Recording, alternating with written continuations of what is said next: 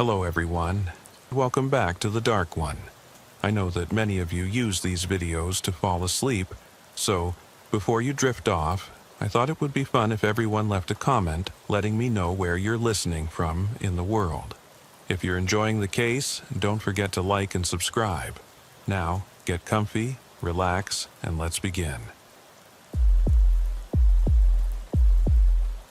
I'm now an old man. Recently, I was diagnosed with an incurable disease, and I've been given less than 6 months to live. I had no children, though my dear wife and I had always wished for them. She was ravaged by cancer before her 25th birthday and had to undergo surgery where all her female organs were removed. They took away the playground, leaving just the slide, so to speak. When I was 23, I enrolled in the police academy in Springfield, Illinois. I graduated with honors at the top of my class and was assigned to a tiny rural town that I'll keep unnamed. I won't disclose the name of the city, the county, or the real names of the suspects mentioned here. For years, I wanted to share these stories with someone but was afraid of the confidentiality agreements I signed when I joined the force. What will they do to me now? Eat me alive? Take my birthday? Damn, I have no hope of seeing my next birthday anyway. I will try to follow the rules of this forum as best as I can, but some of the stories I need to tell aren't long enough to form a complete post, and some are interconnected. So, without further procrastination, here are my tales from patrols in a rural area. My first strange shift was in May 1977. I was parked at a local rest stop, monitoring for speeding and reckless drivers. God, it was hot that day. I was sweating like a sinner in church. I remember that just before the radio crackled to life, things seemed to change. I went from being just hot and sweaty to feeling an overwhelming, primal panic. When the static broke through, I thought I was going to pass out, damn it all. Unit 75, respond. Unit 75, copy that. Unit 75, the dispatch is informing you that you're parked at local name rest area. Is that your current location? Yes, dispatch, that's my position, out. Good. We've just received an anonymous tip that a black semi-truck is speeding down the road toward the old mining facility. The driver is said to have crossed the road entirely and nearly hit a school bus. It's reported that the truck has a large bulldog emblem on the windshield as a distinguishing feature. Can you head to the mine and report back? Understood, dispatch. I drove my patrol to the mining facility, headlights on, speeding yet cautious. I know I can do this, okay? I've never pulled someone over just for speeding before. Anyway, I turned onto Highway 35, which led to the old mine. I was about a mile down that road when I saw the smoke from a truck. It must have been emitting absolutely black exhaust fumes, with 4-meter-high smoke columns billowing from the old Freightliner's tailpipe. I closed the distance between us and turned on the sirens to encourage the driver to slow down and stop. The road was too narrow to pull to the side, so I couldn't force him off the road, and my presence behind him didn't seem to affect his speed. I glanced at the driver's door to identify him, but the windows were as dark as the paint. At one point, we were both racing down a 1.5-lane road at 95 miles per hour, with no possibility for another vehicle to pass. I called dispatch and asked them to block the road at the other end. It took 3 minutes for 2 more patrol cars to take the short detour around town and block the road. We don't know if any other vehicles entered that road during that time.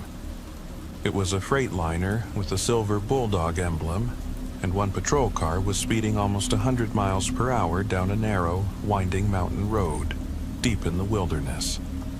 The only damned things on that road were a campground we had already passed and the abandoned mine we were heading toward. At that time, there were thankfully very few houses on that road. During the chase, dispatch informed me that I had permission to immobilize the truck if possible. I drew my service revolver from my holster and aimed it out the window at the far rear left tire. All 6 shots hit the tire. I watched it blow out and distort each time, but it didn't slow the driver at all. I reported to dispatch, and they told me to refrain from further aggression and reduce my speed to the legal limit since the man had no way out. I hated it, but a command is a command. I released the gas pedal and let the truck pull ahead of me. He also slowed down. I shook my head. I remember thinking something like, "Oh, this bastard is getting on my nerves now." As a side note, back then it wasn't uncommon for officers and the good old boys to butt heads during an arrest. It was almost expected with certain suspects. I admit I had intended to teach that jerk a lesson. He could have killed the kids on the bus. He could have taken out every vehicle in the opposite direction on that road. As we both slowed, the black smoke rising from the exhaust pipes took on a different quality. It shimmered like a heat-induced mirage. It was strange. While it shimmered, I felt drawn to the shapes and the smoke. I had to fight to keep control of my vehicle. At one point, about 300 feet from the entrance of the old mine, the truck went around a bend, and for less than a second my view was blocked. When I looked over the hill, it was gone. No smoke, no wreck. It hadn't driven off the road or hidden. It had simply, damn it, vanished. Unit 75, respond out. Unit 75, this is dispatch. Dispatch, the truck from the pursuit on Highway 35 has disappeared. Repeat, the big truck is gone. Unit 75, the units at the end of the road didn't see the truck but heard it drive through the mine. Out. Dispatch, that's impossible. We haven't gone that far yet. Unit 75, check and respond. Out. I sped to the mine entrance. Since the site was abandoned, they had installed one of those swinging iron gates at the entrance. It was dented.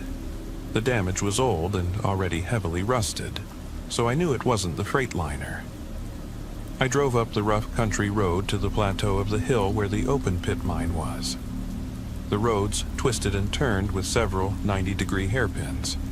No way a truck could accelerate there, and damn it, that was all I could do to avoid having to reset my stubborn Ford and make another attempt. I reached the plateau and saw at the edge of the excavation, where the mining company lost the coal, an old, rusted truck pressed against the rock. It looked like it had rolled down the hill, and someone had dragged it back up and parked it there out of the way. I parked my patrol car and got out to inspect it. As I got closer, I could see the truck was burned. Most of the paint was intact, replaced by a few years of rust. I approached the driver's side of the battered cab and was astonished to find the door open. The door frames hadn't had the paint burned off, and they were as black as the coal dust I was walking on. I stared at the wreck for a moment, and then I saw it. A large silver bulldog emblem hanging from the top of the cab. Dispatch had sent the other two patrol cars to my location when I didn't respond to radio calls. They found me crouched beside the cab, staring at the piece of metal I still had with me. I know I saw it as a bulldog, but when they arrived, it was a distorted mass of crusted aluminum. No one knew what to make of the incident or the situation. We eventually reported that the truck had escaped. Later that year, I learned that the truck driver had one day rolled his rig down the mountainside with 2 full coal bunkers. 8 years before I chased him on that road. I guess he makes the trip once a year. I was called upon again the next year, but I didn't bother to chase him again.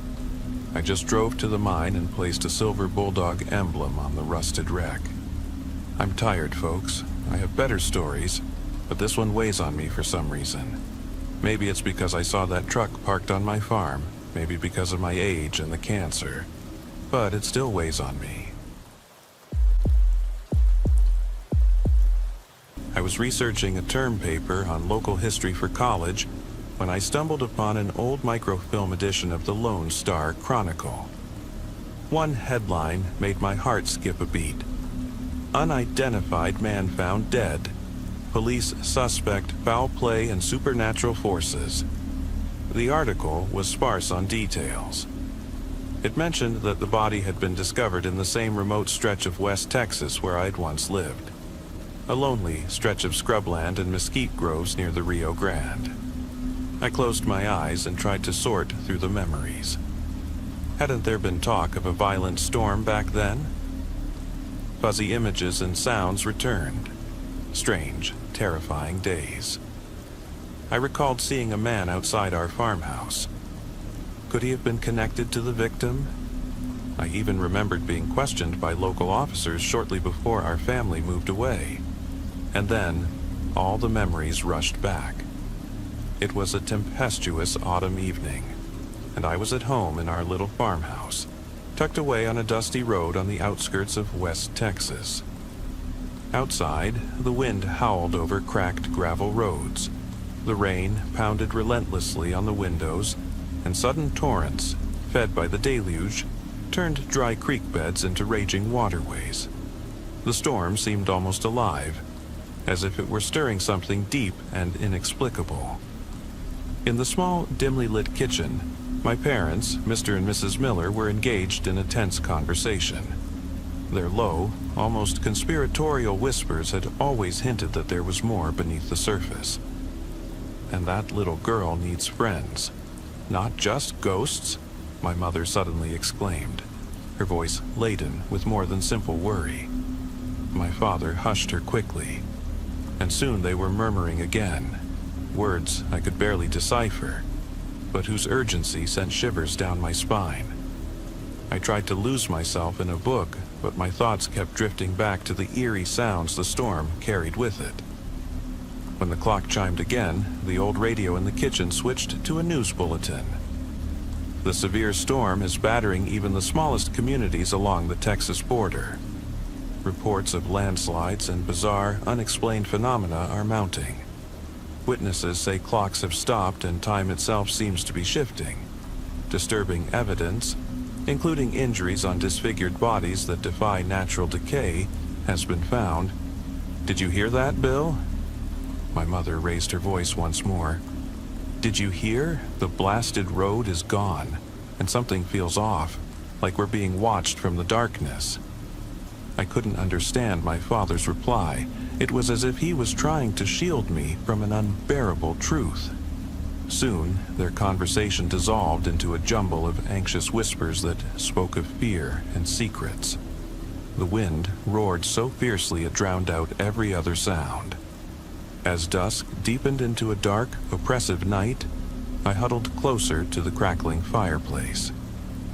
A cool shiver ran down my back as I finished a particularly grim story from my collection of ghost tales, lost in the dance of the flames. Then, a faint, deliberate scratching came from the wall that faced the shadowy mesquite grove. My heart nearly stopped. Something was scratching that wall. Was it an animal, a loose branch, or, worse, a supernatural presence? Thoughts of Texas legends, of ghostly riders and restless spirits flashed through my mind, but I forced myself not to panic. Surely, it was only a branch dislodged by the fierce wind, I told myself. But then I heard a sound, a howl that almost sounded human, a mournful wail that resembled the cry of a lost soul, rather than the simple gust of wind. I set my book aside and struggled to cling to reason, though deep down I knew this storm harbored more than mere rain and wind. A dull, nearly imperceptible thud against the back wall made me freeze. I sat there, paralyzed by the thought that the wind might be carrying not only debris, but even remnants of our past. I debated whether to creep to the small window overlooking the dark brushland to take a look. But the haunting image of a spectral face from an old Texan ghost story held me back. With trembling legs, I retreated, vowing silently never to read such gloomy tales again, and to be more cautious in the future. When the wind began howling again in a near-human tone, layered with a deep, guttural rumble, the tension in the house grew unbearable. It wasn't only the raw force of nature that night. It was as if the very elements had joined in an unholy chorus. Suddenly, the kitchen door creaked open. My father, Mr. Miller, stepped inside and gave me a gentle, knowing smile as he looked at me, wide-eyed. "Honey, these kinds of stories won't let you sleep," he said. before gently instructing me to head to bed. With shaking steps, I made my way through the dark hallway, past the front door. A door with a small frosted window that always reminded me of a ghostly sailor's face from one of those eerie legends. My heart pounded as I drew the curtains tight, ensuring not even a sliver of darkness could sneak in. I jumped into bed and pulled the blanket over me, as though protecting myself from an unseen threat. Soon after, my father returned to give me a goodnight kiss, and the darkness enveloped me. That night, as the storm raged relentlessly and the wind's mournful cries echoed through our home, my sleep was shattered by unsettling sounds. I awoke suddenly in the dark, unsure how long I had slept. The room was thick with a sense of impending doom, and I silently vowed never to read ghost stories again. But the worst was yet to come. In the silence, I began to hear footsteps. Soft, deliberate steps outside, right before the door. I sat there, trembling, unable to tear my eyes away. Footsteps? I tried to dismiss them as the wind. I flicked on the light, and a crashing clap of thunder made the house tremble. In a rash moment, I bolted down the hall toward the front door, the very door that always filled me with an uneasy dread. As I reached the doorway, I forced myself not to look back. But curiosity got the better of me, and I stole a glance. My breath caught in my throat. In the small window, a ghostly face stared back.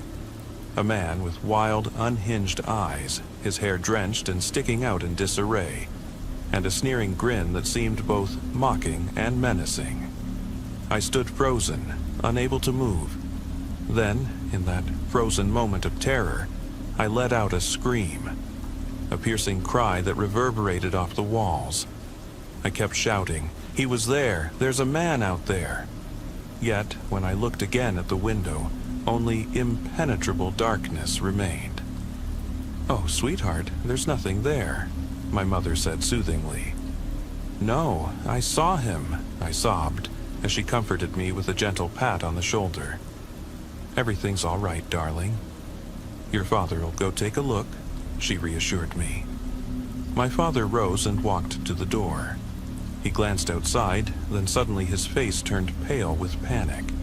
He opened the door, and as he grasped the handle, the door banged open with a deafening crash.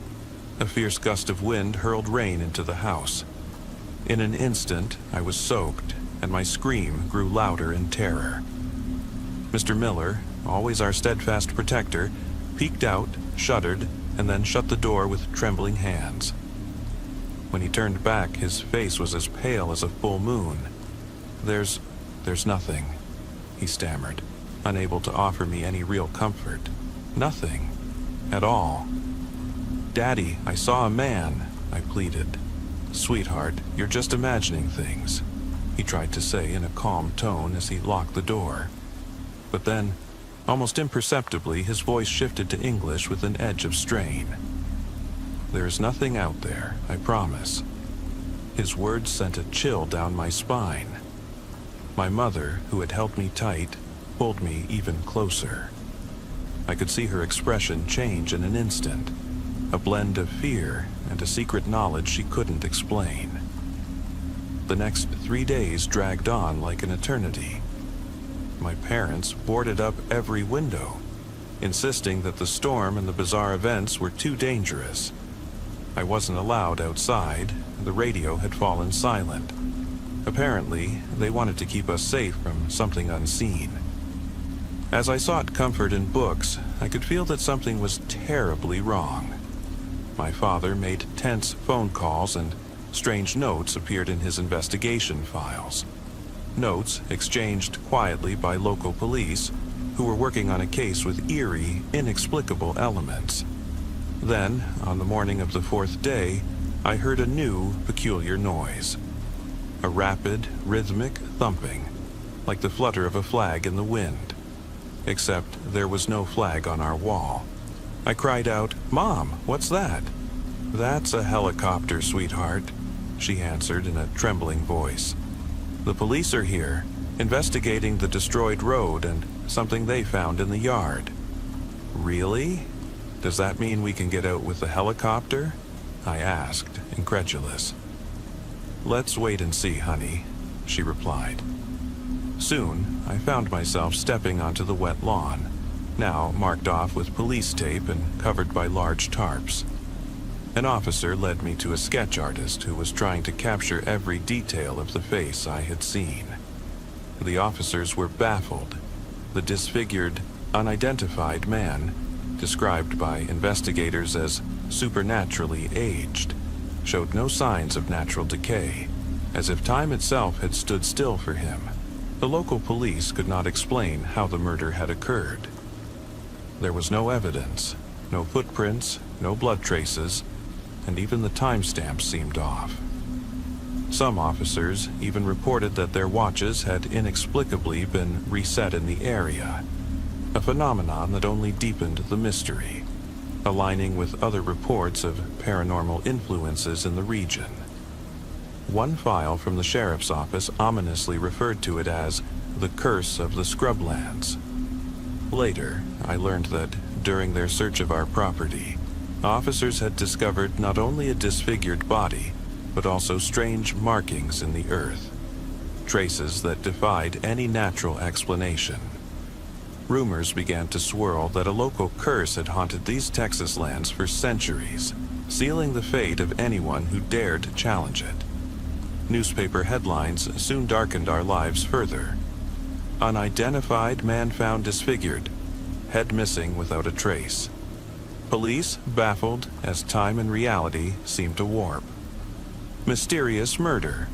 Family trapped for 3 days, supernatural forces at work. My world crumbled piece by piece as I read the final headline. Family trapped for 3 days amid storm. Disfigured body in the yard. Unsolved murder, and the perpetrator vanishes without a trace, despite police investigations suggesting paranormal activity. A cold shiver ran down my spine as I realized the chilling truth. These horrifying events, the mutilated victim, the spectral face in the window, the inexplicable phenomena, had touched my very own family. In a desperate online search, I managed to access records from the local sheriff's office, which listed the case as an unsolved paranormal incident. 2 men had survived the storm, the dark scrubland, and the rugged hills surrounding our home, only for one to decapitate the other near our front door before vanishing without a trace. The investigators were left with more questions than answers. Was the man in the window the murderer or the victim? Why had time refused to follow its natural course? And what did the strange markings in the soil signify? Even now, the questions remain unanswered, and this case is recorded as one of the most mysterious and unsettling incidents in Texas history. I don't know what your shifts were like back in Chicago, but here in Heaven's Grove, the night shifts, well, let's just say they're downright strange, said Detective Anderson as he took a long drag on his cigarette. The briefing room at the Heavens Grove Police Department was dimly lit, with only a single, faded, no smoking poster clinging to one wall. Everyone knew the rules weren't exactly enforced, just glance at the overflowing ashtray in the middle of the table, which told its own story. No problem, I've got it covered, I replied, even though deep down I knew that such assurances usually only drew a half smirk from my seasoned partner. They all say that, kid, Anderson grumbled, shooting me a sidelong look full of affectionate sarcasm. In Chicago, the weird stuff was manageable, but here in this backwater town, it's a whole different ballgame. 2 completely separate worlds. Trust me, the fewer questions you ask, the smoother your night goes. I bristled at his condescending tone. I'd already put in 5 years on the force in Chicago, yet this was my very first shift in Heaven's Grove, a tiny, isolated town tucked away in the hills of Kentucky. I couldn't help but wonder later on if leaving the big city chaos had been a mistake. But when the department sent out a call for new recruits, I craved a fresh start, some open space, and a break from urban mayhem. Even if Anderson sometimes made me feel like a rookie, I was determined that once I earned my stripes, his tone would change. "Just stick to the rules and you'll be fine," he said as he stubbed out his cigarette in an overfilled tray. "It's really that simple." "Yeah, sure," I replied, already mentally running through the departmental handbook. I even looked over the local protocols before I came. "Not those protocols," he interrupted with a dismissive snort. "I mean the rules for your night shift here. Did anyone ever explain them to you?" My confused look must have answered his question, and with a heavy sigh he continued. "Listen, these days they hire just about anyone, but all right, I'll spell it out for you. Long story short, that old church on Cedar Hollow Road has a special agreement with our department. Because of that, there are a few extra rules you need to follow." I frowned. "And what exactly do these rules say?" "Simple," Anderson said. "Rule number 1. Anything in the vicinity of Cedar Hollow Road that seems off, any strange sounds, odd apparitions, weird odors, report it immediately to Detective Norman. And I mean everything, no matter how outlandish it sounds. We don't touch a thing, we just document and pass it along to Norman." "Got it," I said slowly. "But why only him?" "Because Norman's the one who knows how to handle these special cases. He understands how to deal with the otherworldly elements." Rule number 2. Under no circumstances are you to intervene or interact with whatever you see, whether it's an eerie noise, bizarre light, or a shadowy figure. You note it down, and that's it. Leave it all to Norman. I hesitated for a moment before asking, "So I just file everything with him?" "Exactly." Rule number 3. If, anywhere outside the Cedar Hollow Road zone, you come across anyone sporting that peculiar tattoo, a bird's skull on their left arm, don't engage them. Those folks are tied to the church. They're part of the arrangement. Again, document it and pass it on to Norman. I wanted to ask more, but held my tongue. Rule number 4. Under no circumstances do we enter the church without explicit permission. And rule number 5. From 7 p.m. to 1 a.m., steer clear of Cedar Hollow Road. So that means we don't patrol that area at all?" I asked, sounding skeptical. "Exactly. It's all part of the deal. Don't question it." "Trust me, the rules aren't arbitrary. They serve a specific purpose. Don't overthink it. Just follow the instructions. Most nights, you won't even have to worry about the church." If it were true that we rarely had to deal with the church, why all the fuss? Something about the whole arrangement felt off. Maybe it was an outdated ritual, a local prank, or even some sort of initiation test. But I didn't want to seem like I was questioning authority. Perhaps there was a good, simple reason that I'd only understand once I experienced it myself. And so it went. That bitter, frost-bitten evening, my first shift in Heaven's Grove turned out to be unexpectedly quiet.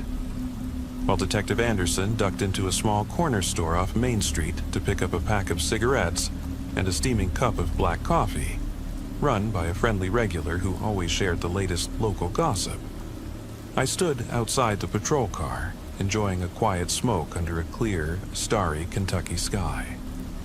The silence of the night felt almost meditative. My boots crunched in the fresh snow, and a cold wind carried a hint of burnt something, a scent both sweet and acrid that set my nerves on edge. It reminded me all too much of a grisly incident back in Chicago. A drunk driver veering off the highway, crashing, and then his car erupting into flames before help arrived. The stench of burning rubber, and worse, had burned itself into my memory. Lost in these thoughts, I suddenly heard my name called softly. "Joe?" I turned and saw Anderson standing beside the patrol car, clutching 2 steaming mugs. "Did you hear that?" I asked, scanning the dark expanse beyond the parking lot. Anderson furrowed his brow, opened the driver's door without a word, and climbed in. He started the engine as I followed, explaining. It came from the west. And that strange, heavy smell, it's hard to describe. "Don't worry about it," he muttered as he set the car in motion. I frowned. But why not worry? I even heard someone screaming. "That's probably part of their ceremony or a ritual of sorts," he replied dryly. "Don't ask for details. I only know they have their own way of worship. Screams, fire, maybe a bit of chaos. You get used to it." "What kind of church does that sound like?" I asked incredulously. "Like I told you, kid, no more questions. Just write everything down and let Norman handle it," he ordered, his tone leaving no room for debate. I couldn't shake the uneasy feeling that clung to me. Why were there such special regulations for dealing with what appeared to be an unremarkable old church? Something wasn't right, but what could I do? Argue? Hardly. Anderson was already driving in the direction of Cedar Hollow Road. About 30 minutes later, we were back in the patrol car, and it seemed as if the screams and that disturbing burnt odor were nothing more than my imagination playing tricks. Yet an unsettling question nagged at me. What was really going on here? I hadn't joined the police force to ignore supernatural occurrences. I needed to clear my head before the next event unfolded. After my shift ended, I trudged back to my modest apartment in Heaven's Grove. Exhausted, I collapsed onto my bed and slept for a few hours. When I awoke around noon, the echoes of those ominous screams and the lingering scent of burning still haunted my thoughts. Although Anderson and I had merely noted in our report that something strange was heard from the direction of Cedar Hollow Road, everything felt incomplete. Was I overthinking it? Anderson, for all his sternness, had always seemed like a solid, no-nonsense guy. If he wasn't worried, why should I be? And yet, the bizarre rules and the uncanny reputation of that church wouldn't leave my mind. I had to know what lay behind it all. On an impulse, I bundled up in my thick jacket, grabbed my wallet, and set out for a walk to clear my thoughts. Without my uniform or badge, just me, alone with my worries, I headed down the snowy streets. My apartment was only a half-hour's walk away, and the soft snowfall, signaling the true onset of winter, gave the night a nearly otherworldly, fairy tale quality. Cedar Hollow Road, where the mysterious church stood, appeared unremarkable during the day. A simple country road at the edge of town, lined by weathered houses and dense, whispering woods. But as soon as I stepped onto the church grounds, an inexplicable sensation washed over me, as if I were trespassing on sacred land, even though the only formal prohibition was against entering the building uninvited. I wandered the neatly kept lawn behind the church without a clear destination, hoping to find some clue or evidence of what lay beneath its veneer of normalcy. Suddenly, my gaze was drawn to an area in the snow that looked distinctly different. A small clearing in the middle of which a circular fire pit had been built. It looked as though a large bonfire had been lit there not long ago. The charred remains of wood were still fresh, and the scent of burnt material mingled with that odd, sweet, spicy aroma. Kneeling down, I carefully sifted through the snow and ash. My fingers brushed against something hard. I pulled it out, a small bone, bleached by fire. My stomach churned as the realization hit me. This wasn't just an animal bone. It could be a remnant of something far more sinister. Just then, I heard a soft, almost mocking voice behind me. "You sure are late for the service, aren't you?"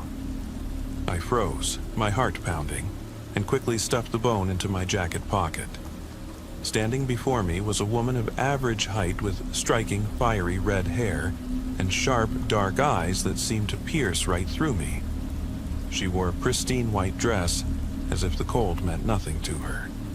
An intricately designed tattoo, a stylized bird skull, glinted on her wrist. Excuse me," I stammered, trying to sound casual. "I was just out for a walk and happened to notice your fire pit. I'm new around here, trying to get a feel for where folks gather." She smiled gently. "That's all right. My name is Harmony. It's nice to meet you." "Joe Carter," I replied, still reeling from the unexpected encounter. "But you're not wearing a coat. Aren't you freezing out here?" "The cold doesn't bother me," she said softly, her gaze intense. "Are you new in Heaven's Grove? I haven't seen you around before." "Yeah, I just moved here a few weeks back.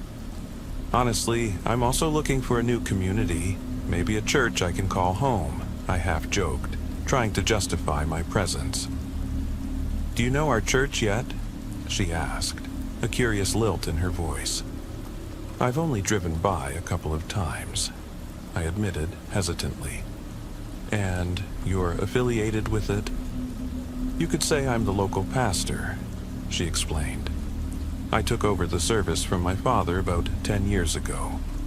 He was a strict, old-fashioned preacher who warned of hellfire and damnation. I gave the whole thing a modern twist." "Family business, then?" I ventured. Her smile turned mysteriously. "In a manner of speaking. My father used to preach about an impending apocalypse, with signs outside the church promising fire and torment. That's not my idea of spirituality. I see our church as a place to bring people together, a way to guide them closer to God, sometimes even with fire ceremonies." "That sounds unusual," I said, trying to grasp the meaning behind her words. "Our gatherings are informal, at least compared to most churches. Some evenings, the congregation meets around a bonfire, to pray, to dance, to experience community. You're welcome to join us anytime, Joe," she said, her invitation warm yet enigmatic. "Maybe I'll drop by sometime," I replied cautiously. "I work nights, but if I can swing it, I'll check it out." "Good," she said softly. "My door is always open, if you have questions or just need to talk." Her gaze lingered on me as I slowly retreated from the fire pit. When I looked back, she still stood there amid the charred wood, watching me intently. A few nights later, during my shift, my mounting curiosity got the better of me, and I finally cornered Anderson about that mysterious church. In the cramped, sparsely equipped break room of our department, I found him on the treadmill, sweat beading on his brow as he worked through his routine. I joined him, and he greeted me with a curt nod. "How's it going, Joe?" he asked offhandedly. "Not too bad. I can't complain," I replied, though the events of the past night still buzzed in my mind. After a brief exchange of small talk, I pressed on with my question. "What exactly is up with that church on Cedar Hollow Road? I've heard of strange congregations before, but this one, it's different." Anderson took a deep breath and slowed the pace on the treadmill. "Look, it's a long, messy story that I can't fully explain. Back in the day, the church was led by an old-school preacher, a guy who'd talk about fire and damnation like it was the end of days. After he passed away a few years back, his daughter, Harmony, took over. She scrapped the old dogmas and steered the church toward New Age spirituality, even dabbling in occult rituals. Rumor has it there are whispers of animal sacrifices." "Animal sacrifices?" I repeated in disbelief. "Yeah, supposedly. The congregation has an arrangement with the local authorities. Our job is to keep the peace, not to meddle in their internal affairs. Everything that happens there is supposedly coordinated with the county office. And that's why they tell you to stay out of it. Anyone who digs too deep ends up in trouble. I don't want you to end up like the others," Anderson warned, his tone growing grave. "Understood," I mumbled, my thoughts drifting back to the bone and that eerie, burnt smell.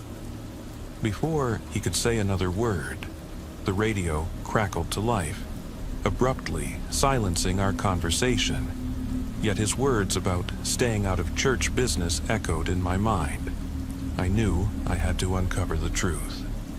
Only a few days later, on a particularly dark and bitterly cold night, something happened that pushed my doubts into stark relief.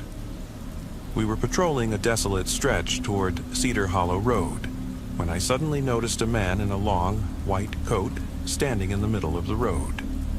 Our headlights illuminated him like a ghostly beacon. He was there, center stage, as if he were part of some eerie ritual.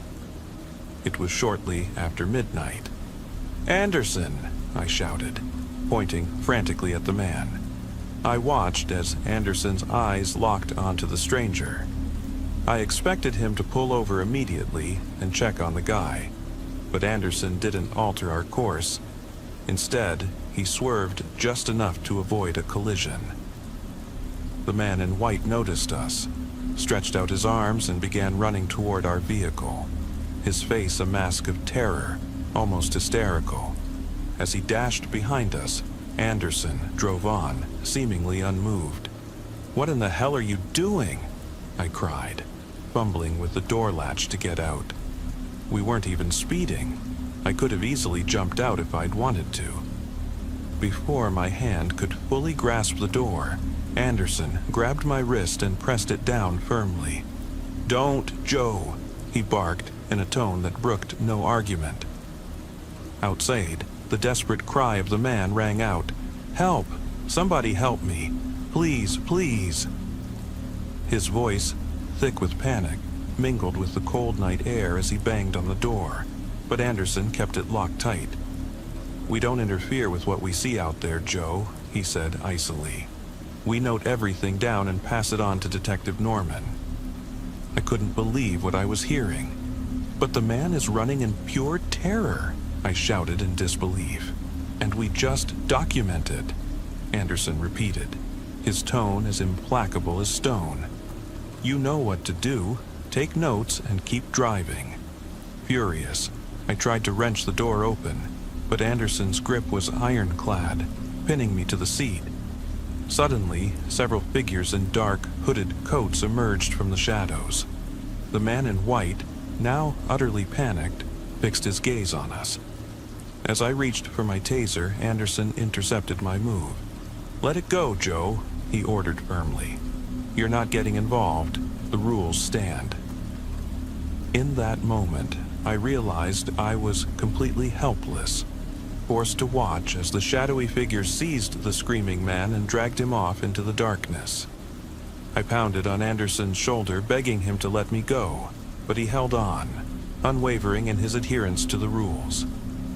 "The rules exist for a reason," he murmured almost mechanically. "But he's in terror," I screamed, desperation lacing my voice. "And we record it," Anderson replied, his voice as unmoved as ever. "Who the hell is this Norman anyway? In all the weeks I've been here, I've never even heard his name," I burst out. "The man's running in sheer panic, and we're supposed to just take notes." I tried once again to push Anderson away, but he wouldn't budge. In a final, desperate act, I jabbed him with my head, and he staggered back a few feet. Seizing the opportunity, I flung open the driver's door and leaped out. I had to escape this nightmare. But the moment I opened the door, a searing jolt of electricity struck me. The taser that Anderson had activated without warning hit me squarely. My entire body convulsed as if smacked by a sledgehammer, and I crumpled onto the icy pavement. As I lay there trembling, Anderson stood over me, the taser still in his hand, not pointed at me, but as a grim warning. "Don't play the hero, Joe," he said, his voice a mix of stern admonition and sorrow. Heroes don't survive here. In Heaven's Grove, the church rules. For over 10 years it's been their domain. Please, just let it be." Exhausted, and with my heart pounding in my ears, I accepted his outstretched hand. He helped me up, and together we returned to the patrol car. Even as pain throbbed through my body, Anderson forced me to pull myself together. "Come on," he said simply. "Let's grab a cup of coffee and try to forget this night." But inside, anger and uncertainty churned. Anderson's relentless adherence to those unyielding rules, the cold, almost robotic insistence that nothing could be done, haunted me. It felt as if we'd made a pact with something dark and beyond our control. No sooner had we settled back into the car than the unthinkable happened. The moment the door closed, I reached instinctively for my pepper spray and, in a blind burst of rage, turned it on Anderson. He cried out, staggered, and I bolted from the vehicle. "Joe!" His desperate shout echoed behind me, but I ran, chasing after the dark figures that were now vanishing down Cedar Hollow Road.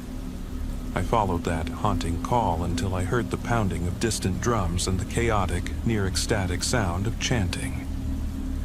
In the flickering light of a roaring bonfire, I saw a clearing where robed figures moved in a ritualistic dance. Their motions were unnervingly mechanical, and their faces were obscured behind ornate masks resembling bird skulls. At the center of it all stood a woman in a pristine white dress, her presence unmistakably calling to mind the enigmatic Pastor Harmony I'd met earlier. Amid the dancing figures, two groups in dark robes had corralled two terrified men in white. One was the very same man I'd seen earlier on the road, and the other was a stranger, frozen in fear. A part of me screamed to intervene, to draw my weapon and put an end to this macabre display, but something held me back. I lingered in the shadows of the trees, watching in incredulous silence. Suddenly, the frenzied dance reached a chilling climax. In unison, the robed figures collapsed and then knelt before the fire. Pastor Harmony raised her arms and began to speak in a deep, almost hypnotic tone. "We now offer up our chosen one in this bitter winter hour. We sacrifice him, O exalted one, O holiness, you who reign with scythe-like talons and a beak of grinding stone, with endless eyes and gnashing teeth. We present to you this humble offering, O holiest of the holy." With a malicious smile, she clapped her hands, and in that instant the captive men were dragged to her. Their desperate screams and frantic struggles merged with the sharp stench of burning flesh, a stench that brought back the memory of the charred bone I'd found. In that heart-stopping moment, I knew every dark premonition I'd had was true. This gathering, this service, was no eccentric, harmless ritual.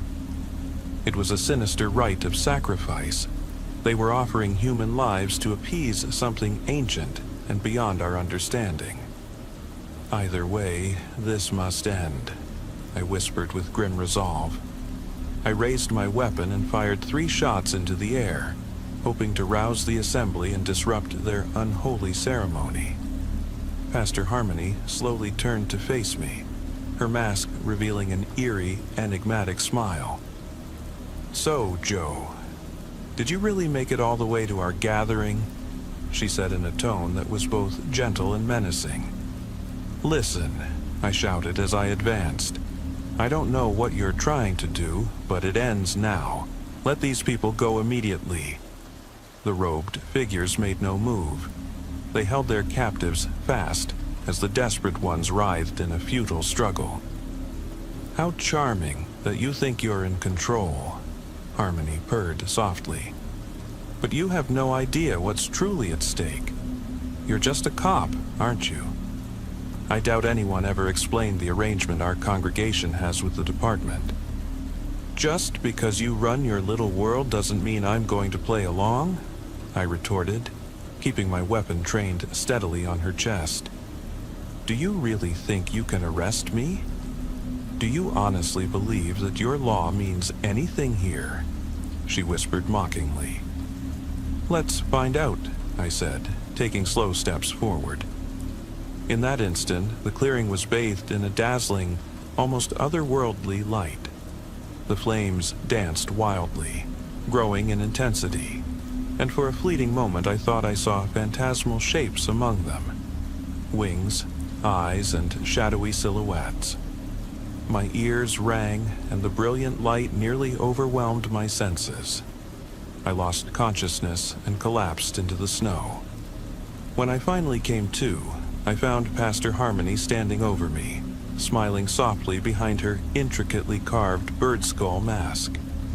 In a gentle, almost caressing tone, she said, "Now you see, Joe, you've stepped onto the path that binds us all."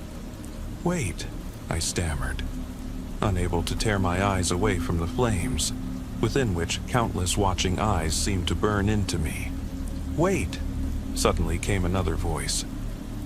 From behind the darkened trees, Detective Anderson emerged, his hands raised in a last desperate plea to halt what was unfolding. "Don't do it, Joe," he panted. This is bigger than the two of us." Harmony turned her gaze to him. "He cost us our sacrifice tonight. Why should he be spared?" "Please," Anderson began, his voice choked with regret. "It's my fault. I should have stopped him. I should have. Should we sacrifice you instead?" "How noble," Harmony interrupted with a cold, bitter laugh. "Give me one good reason why I shouldn't cast both of you into the flames and end it all." "He's seen what lies within the fire, what we are doing here," Anderson cried out desperately. "He's useful while he's alive, just as I once was, just as Norman was." Harmony fixed him with a long, appraising look before replying coolly, "So, the circle closes, doesn't it, Detective Anderson?" I saw hesitation cross his face, then a silent nod. "If that's how you insist, then he will go into the fire," Harmony declared flatly. Anderson said nothing, but his eyes told 1,000 stories of guilt, fear, and a silent plea for mercy directed at me. I met his gaze, lost for words.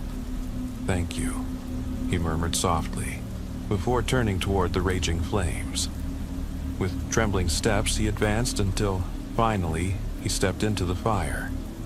His scream, as the fire began to engulf him, echoed in my ears, a tragic final testament that some rules are not meant to be broken. 1 year later, the personnel office at the Heavens Grove PD sent a new recruit from out west, a young, ambitious officer, hopeful for a fresh start in this quiet, rural town. In the cramped break room, as we gathered before our first shift together, I lit another cigarette and eyed him warily. "I don't know what your shifts were like in Chicago," I began in a measured tone, "but the night shifts here in Heavens Grove are, let's just say, extraordinary." "No problem. I'll handle it," the new guy assured me, a confident smile tugging at his lips that made me want to chuckle despite everything. "They all say that, kid. Look, in Chicago, the strange might be just another day on the job, but here in Heavens Grove, it's a whole different world. The best advice I can give you, ask as few questions as possible and follow the rules. It's really that simple." "Rules?" he asked, eyes wide. I sighed inwardly. "You know, these days the department hires just about anyone. But here's the deal. Our precinct has a standing agreement with the church on Cedar Hollow Road. That means a few special rules apply." "What kind of rules?" he pressed, leaning in. "Listen closely. It's really simple," I said. "Rule number 1. Anything unusual in the Cedar Hollow Road area, no matter what it is, gets reported immediately to Detective Norman. And I mean everything. We don't get our hands dirty. We simply document and forward it to Norman. And only him. Detective Norman." I don't think I've ever met him," the recruit said hesitantly. "Don't worry. Odds are you never'll run into him face to face. But he's the guy who handles the church's affairs. Everything you see or hear over there goes straight to him." I saw that he understood, but his eyes still reflected uncertainty, just as I had once felt. "You'll come to see that with time. You learn what's really going on here. You can't fight a god. Sometimes you just have to play by his rules," I concluded, taking a deep drag on my cigarette. And so, in Heaven's Grove, where strange rituals, uncanny pacts, and paranormal happenings blur the line between reality and nightmare, the rules remain sacrosanct. For some of us, following them is the only way to survive in a world where darkness rules the night. I am Detective Hank Lawson of the San Antonio Police Department, and for weeks I've been drawn into an investigation that blurs the line between grim reality and the surreal. We received a search warrant for a modest brick house in a rundown neighborhood of San Antonio's west side, a neighborhood known for its aging structures, stray mesquite trees, and the distant hum of oil rigs on the outskirts. This house belonged to John and Catherine Miller, a couple whose troubled lives mirrored the harsher edges of life in South Texas. While combing through their sparsely furnished home, I found little to suggest criminal activity, until I discovered, hidden in the small room of their 10-year-old daughter, Lisa Miller, a battered diary. Its pages chronicled a story that transcended mere childish scribbles, hinting at a life as neglected and painful as the harsh Texas sun. Almost entirely penned in the third person, the diary's account still echoes with a haunting clarity. On her 10th birthday, Lisa decides to take a walk. It was a cool autumn afternoon in the early 1990s, around 4 p.m., when Lisa Miller, who to everyone around her seemed nearly invisible, decided to set off alone. On that day, no one remembered it was her birthday. Neither her father John, whose shifting jobs in the local oil fields left him adrift, nor her mother Catherine, whose struggle with prescription pills had rendered her a ghost in their troubled home, nor her classmates or even her elementary school teacher Mrs. Johnson, who attempted each day to spark joy with birthday greetings scrawled on chalkboards. Lisa felt unseen by the world, as though she existed only in the periphery. Despite a deep-seated loneliness and inner anguish, she carried herself with a quiet defiance. That same day, upon returning from school, Lisa was once again greeted by the thunder of her parents' bitter arguments, fights fueled by unpaid bills, dwindling wages, and the ceaseless battle for survival in a low-income Texas neighborhood. John, forever unable to hold down a steady job, and Catherine, mired in her self-destructive habits, never spared her a moment's care. Instead, Lisa became a silent witness to the chaos that reigned within those cracked walls. For as long as she could remember, neglect had defined Lisa's existence.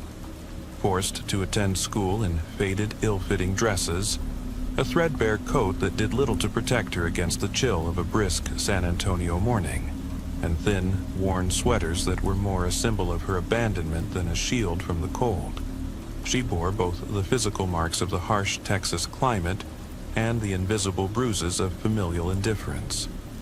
There were days when violent storms knocked out power in their cramped home, yet her parents were too absorbed in their own worries to provide even a warm blanket. Even local authorities and child services had taken note. Time and again, Lisa was sent to a community aid center where she received second-hand coats, socks, and other basic supplies. But these vital items often vanished as if never meant for her, leaving behind not only the scars of bitter cold, but also fresh bruises along her tender arms and legs, a silent testament to a system that failed to protect her. On that fateful day, as Lisa stealthily slipped out of the house, she carefully set her worn school bag, with its bottom marred by a large, ragged hole, on an old wooden kitchen chair. With trembling hands, she grasped a stale cracker that Catherine had prepared the day before and quietly stepped out the front door. Driven by a desperate need to escape a life of neglect, she made her way to the modest, tree-lined backyard that, with its stray yucca and scrub oak, resembled a little urban woodland more than a typical Texas garden. Her path led her to a nearby neglected park, where the rustle of dry leaves and a cool, whispering wind were her only companions. As she nibbled on the dry cracker, so parched that the first bite sent a burning sting through her tongue, a faint, almost imperceptible hissing caught her attention.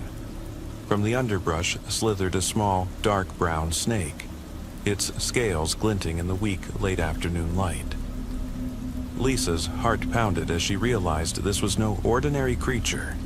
It was a venomous snake. She recalled vague warnings from old library books in the local community center about how such venom could impair blood clotting and even lead to death. Yet, instead of fleeing in terror, something stirred within her.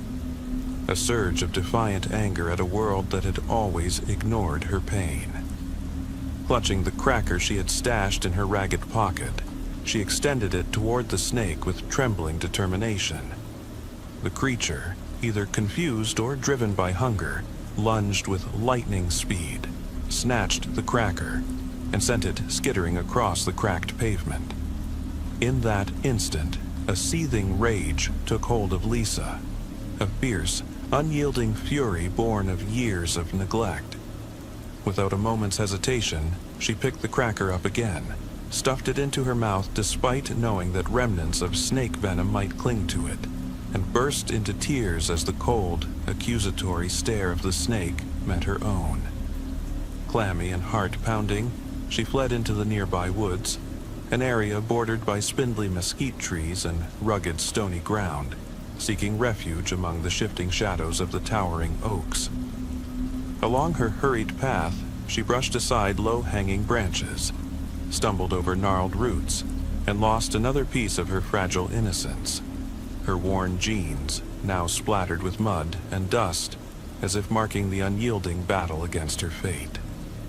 Finally pausing beneath a flickering beam of the setting sun, she wondered if her parents were, at that very moment, once again embroiled in bitter conflict back at the dilapidated house. Then came another hissing sound, even closer this time. A small snake, whom, in a burst of innocent affection, she had named Albert, emerged from a clump of scrub brush and now stood before her, head cocked slightly as if to scrutinize her. With wide, glistening eyes, she observed the creature that seemed to savor her palpable fear and sorrow. Slowly, almost in a ritualistic manner, she reached for the stale cracker hidden in her pocket. Each second stretched out as Albert's gaze remained fixed on her. No sooner had she retrieved the cracker than Albert reacted with uncanny swiftness. With a sharp hiss, he lunged forward, grabbed the morsel, and swallowed it whole before Lisa could register the act. A numb shudder took hold of her, not only from fear, but from the crushing realization that even in this seemingly significant moment, her existence would forever go unnoticed. After that harrowing encounter, Lisa trudged back to the dismal house, burdened by an overwhelming emptiness. There, her father, his eyes bloodshot from sleepless nights and clad in torn work clothes stained by days in the unforgiving Texas heat, awaited her. "Where have you been, Lisa?" he bellowed, his voice echoing off the thin walls, while her mother, adrift in a fog of medication and despair, lingered silently in the background. Rather than explain herself, Lisa retreated into her small room and shut the door, a silent protest against a world that would never understand her. The following days crawled by in a nightmarish haze. Confined to her room by her increasingly harsh parents, and allowed only brief trips for the essentials, Lisa's sole comfort lay in memories of Albert, the one friend who had once offered her solace amidst the desolation. In the long, lonely hours she spent in that dim room, she meticulously planned to meet him again in the woods. She carefully packed a small meal: grapes, a slice of ham and cheese from the local deli, a piece of cheese, another stale cracker, and a few fragments of chocolate bar. And on a subdued Saturday afternoon, under the fading glow of a Texas sunset, she slipped quietly out of the house. Her path led her back to the derelict park she had claimed as her secret refuge. With trembling hands, she laid the carefully rationed food on a moss-clad rock, its surface softened by years of neglect, and softly called out, "Albert." It wasn't long before the little reptile emerged from the scrub, its tongue darting in and out as if tasting the humid air. In a silent, almost sacred ritual, they shared the meager meal. Lisa gently offered a slice of ham and cheese, which Albert accepted in his swift, instinctual way, and vice versa. Yet, when the last crumb lay forgotten on the rock, an oppressive silence fell. Lisa felt a deep, aching incompleteness welling up inside her. Reaching out to gently stroke Albert, she recoiled at the cold, slimy texture of his scales.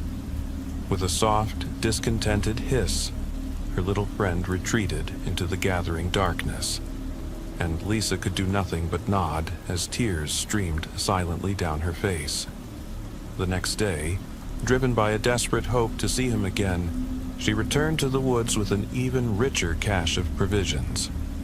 But once more, Albert did not appear, leaving Lisa to confront the bitter truth that her only friend, her solitary beacon of hope, might never return. Growing increasingly suspicious of the missing food from their scant family pantry, her parents' distrust grew. One evening, as her father, his face contorted with rage and desperation, confronted her, he hissed in a trembling voice, "Lisa, you're eating all our food. Where do you get these things?" In a panic, Lisa mumbled an explanation about always being hungry after school, but her words fell on deaf ears. Her parents, hardened by years of struggle in a harsh world, were quick to punish any deviation from the norm. With a pained grimace, her father pointed to her chest and ordered her back to her room. In despair, Lisa withdrew into the bleak solitude of her own space, the heavy closing of the door severing her from the outside world. In the ensuing days, the oppressive confinement grew ever more severe. Lisa was monitored relentlessly, allowed only minimal movement, and served meager portions of food.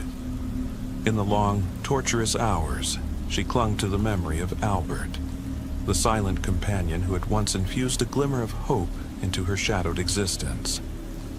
She began to record her thoughts in her diary, each entry written in the third person as if some unseen observer was chronicling her tragic fate.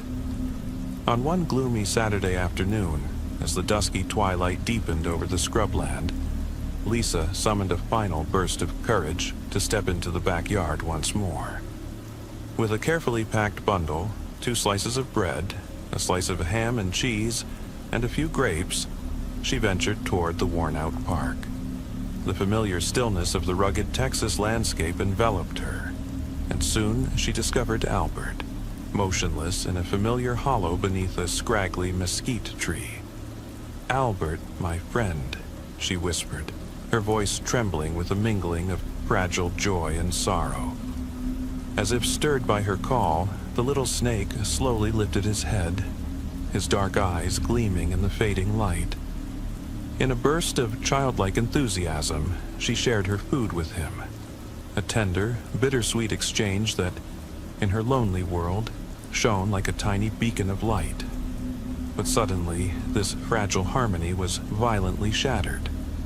From the dense thicket emerged John, her father, his face ashen and twisted in rage. In his calloused hand, an old rusted machete glinted in the dim, dying light of the Texas evening. "What do you think you're doing, Lisa?" he roared as he charged forward. In a moment of panic, she tried to break free, but his massive hand clamped around her delicate arm. In a desperate, instinctive bid to protect her, Albert lunged forward one final time, only to be struck by a savage swing of John's machete. With a single, brutal blow, Albert's small head was severed, and his tiny body convulsed for several agonizing seconds before collapsing lifelessly to the parched ground. Lisa stared in utter horror at the still form of her only friend. A crushing emptiness and a sense of betrayal overwhelmed her as her father roughly dragged her from the woods. "This ends now," he growled, hauling her back into the suffocating confines of the house. The harsh cold of loss melded with the icy grip of domestic violence, and Lisa sank into a deep, hopeless despair. The following days blurred into an endless nightmare. Locked away in her dim room, Lisa was treated like a prisoner. Her physical suffering, wrought by hunger and abuse, merged with the searing agony of losing her only friend. In the few moments when she attempted to write, it felt as if Albert's spirit seeped into every word, forging an eerie bond that threatened to engulf her entirely. With each passing day, as her condition deteriorated, she could feel the toxic residue from that stale cracker, possibly contaminated with traces of snake venom, slowly draining her life force. It was as though every bite plunged her deeper into a mystical connection with Albert. Her body, already scarred by neglect and maltreatment, began to literally fall apart. Her pallid face, sunken cheeks, and a form that seemed to dissolve with every labored breath. On one particularly dismal morning, barely capable of lifting her eyes, Lisa weakly knocked on her room's door and whispered, "Dad, I need a doctor." But her plea vanished into the cold, empty corridors of the house. Instead of offering help, her father dragged her down once more into the dark, damp basement, leaving her isolated for hours with nothing more than cold water and scant food.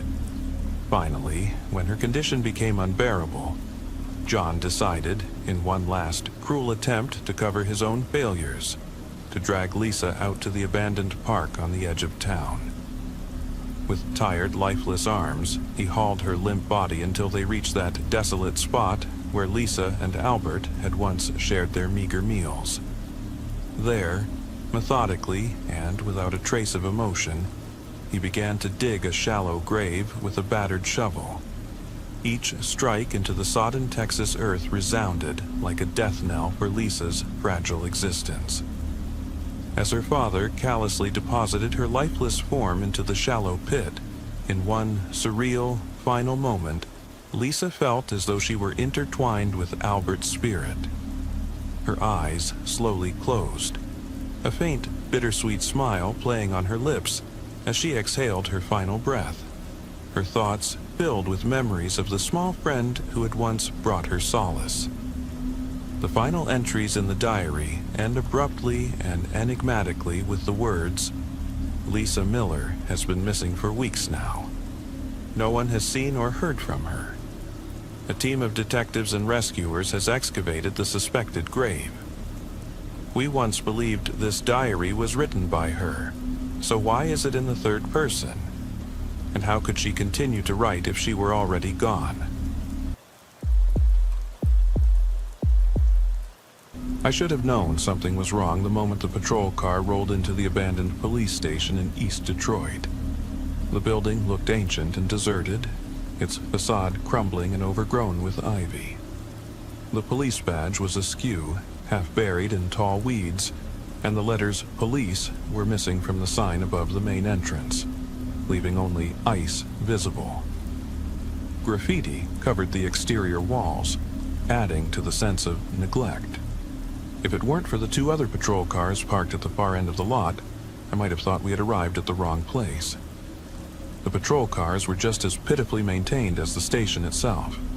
Their badges and mottos, "Serve and Protect," were faded and dirt-streaked. The tires were flat, and one of the taillights was shattered. Yes, all the warning signs should have been ringing in my head, but when you can't trust the police, who can you trust? I chalked up the building's poor condition to budget cuts. Since the officers couldn't strike, they often protested the city's tight finances by wearing mismatched socks and an assortment of odd pants, from camouflage patterns to clown stripes. 2 officers escorted me inside. If the main lobby was a hint, the interior was just as poorly maintained as the exterior. I waited at the reception desk on an old wooden chair. The green, cracked backrest didn't match the colors of the 2 officers beside me. As the officers exchanged a few words with the woman behind the desk, I couldn't help but notice how alike they all looked. It wasn't just their uniforms.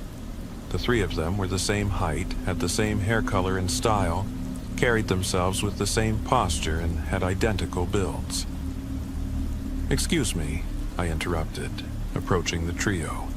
One of the officers who had brought me turned to face me. "Yes?" he asked.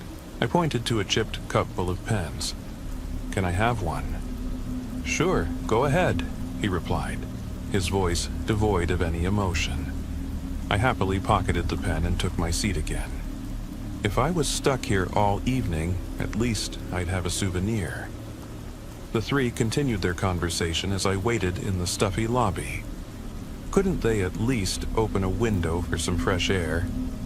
The air was so thick and tasted so bitter that I could barely breathe.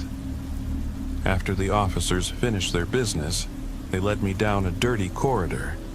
Dry leaves crunched under my feet as I walked. Surely they could find some budget for a janitor. As we moved through the station, more details caught my eye. Missing doors, broken windows, and even a hole in the ceiling. Honestly, I almost expected to see a family of raccoons rummaging around. There were surprisingly few officers on duty. Wherever we went, we almost always encountered the same 2 men.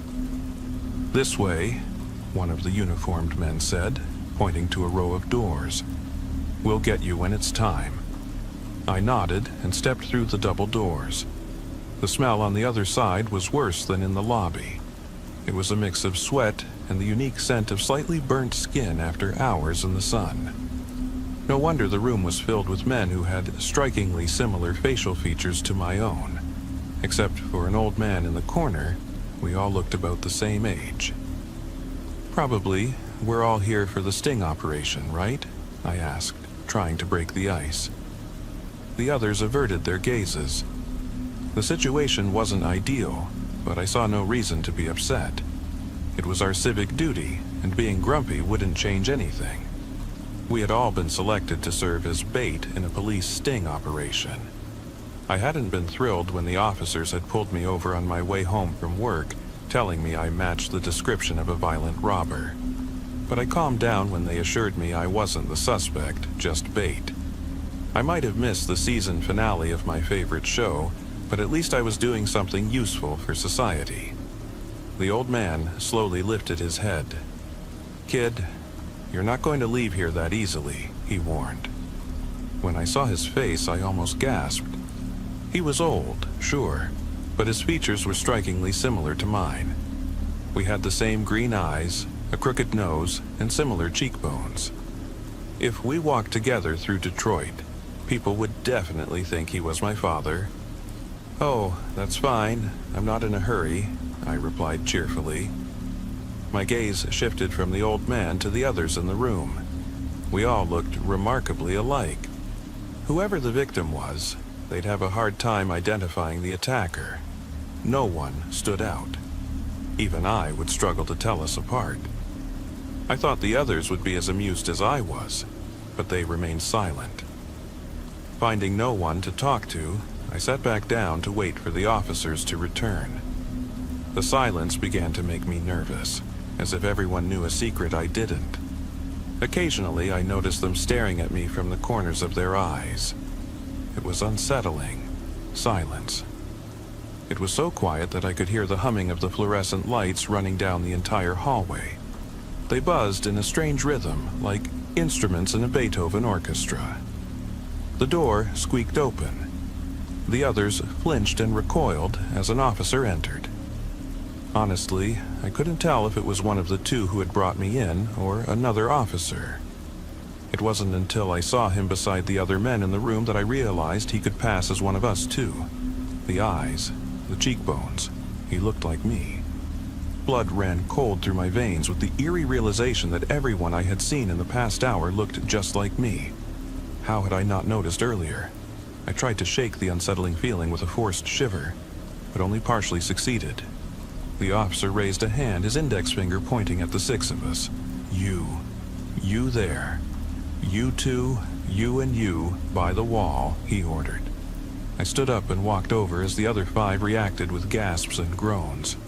They approached reluctantly.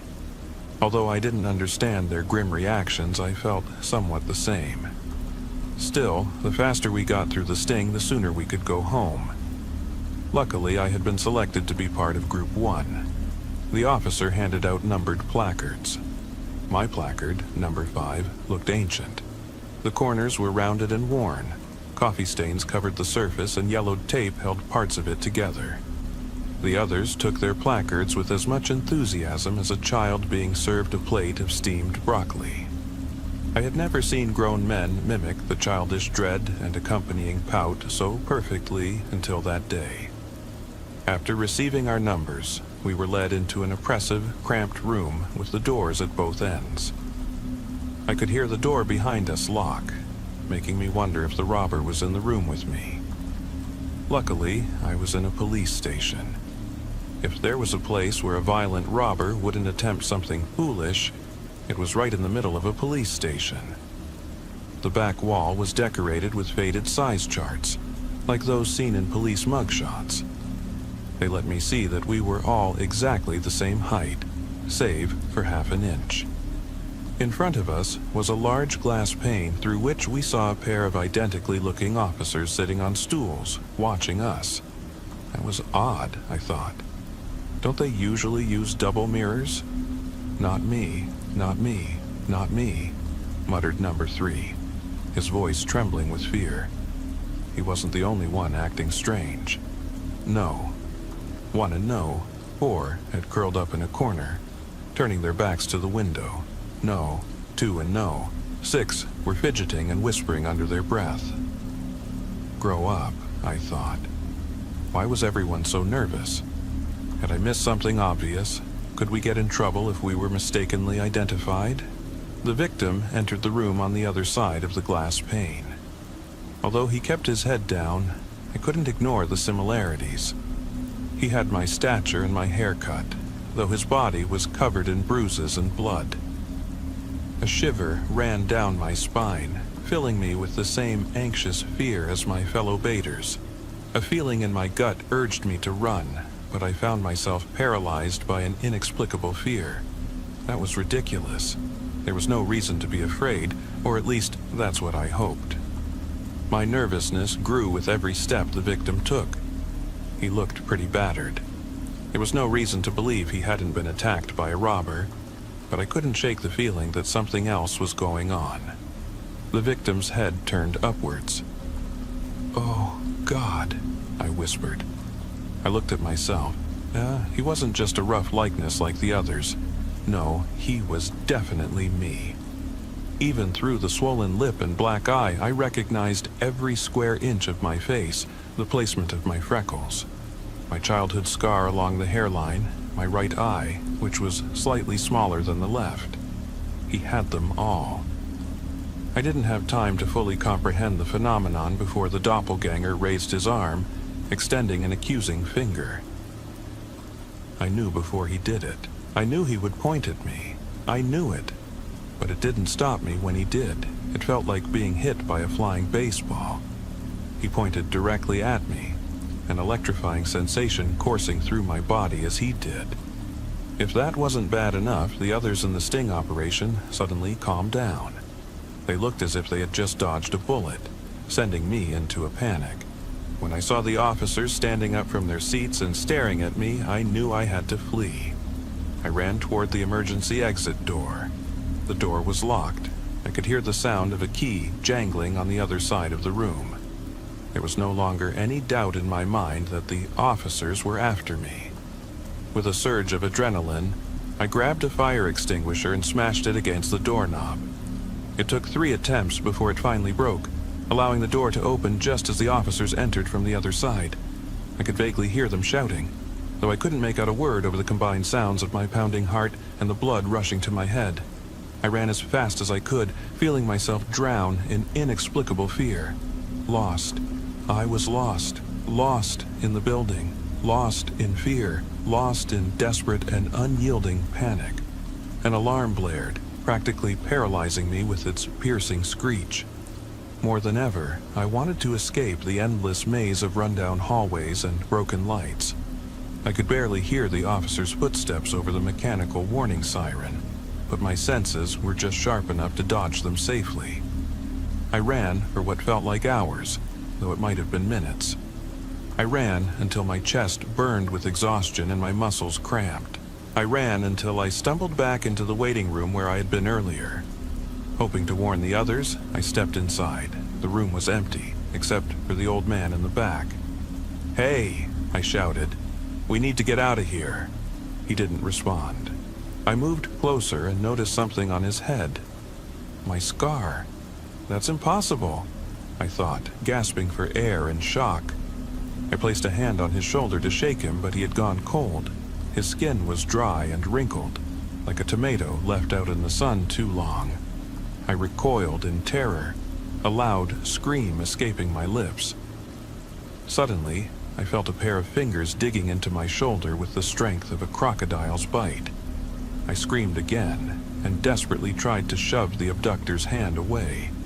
By awkwardly twisting my shoulder, I managed to break free from the vice-like grip and turned around, only to face my bloodied doppelganger. A look of bitter contempt was permanently etched into his face. I had never realized how unsettling that expression was when I gave it to others. My double was deliberately blocking the exit, ensuring that escape wouldn't be easy. As he moved toward me, I acted instinctively, feeling my arm fly toward his face.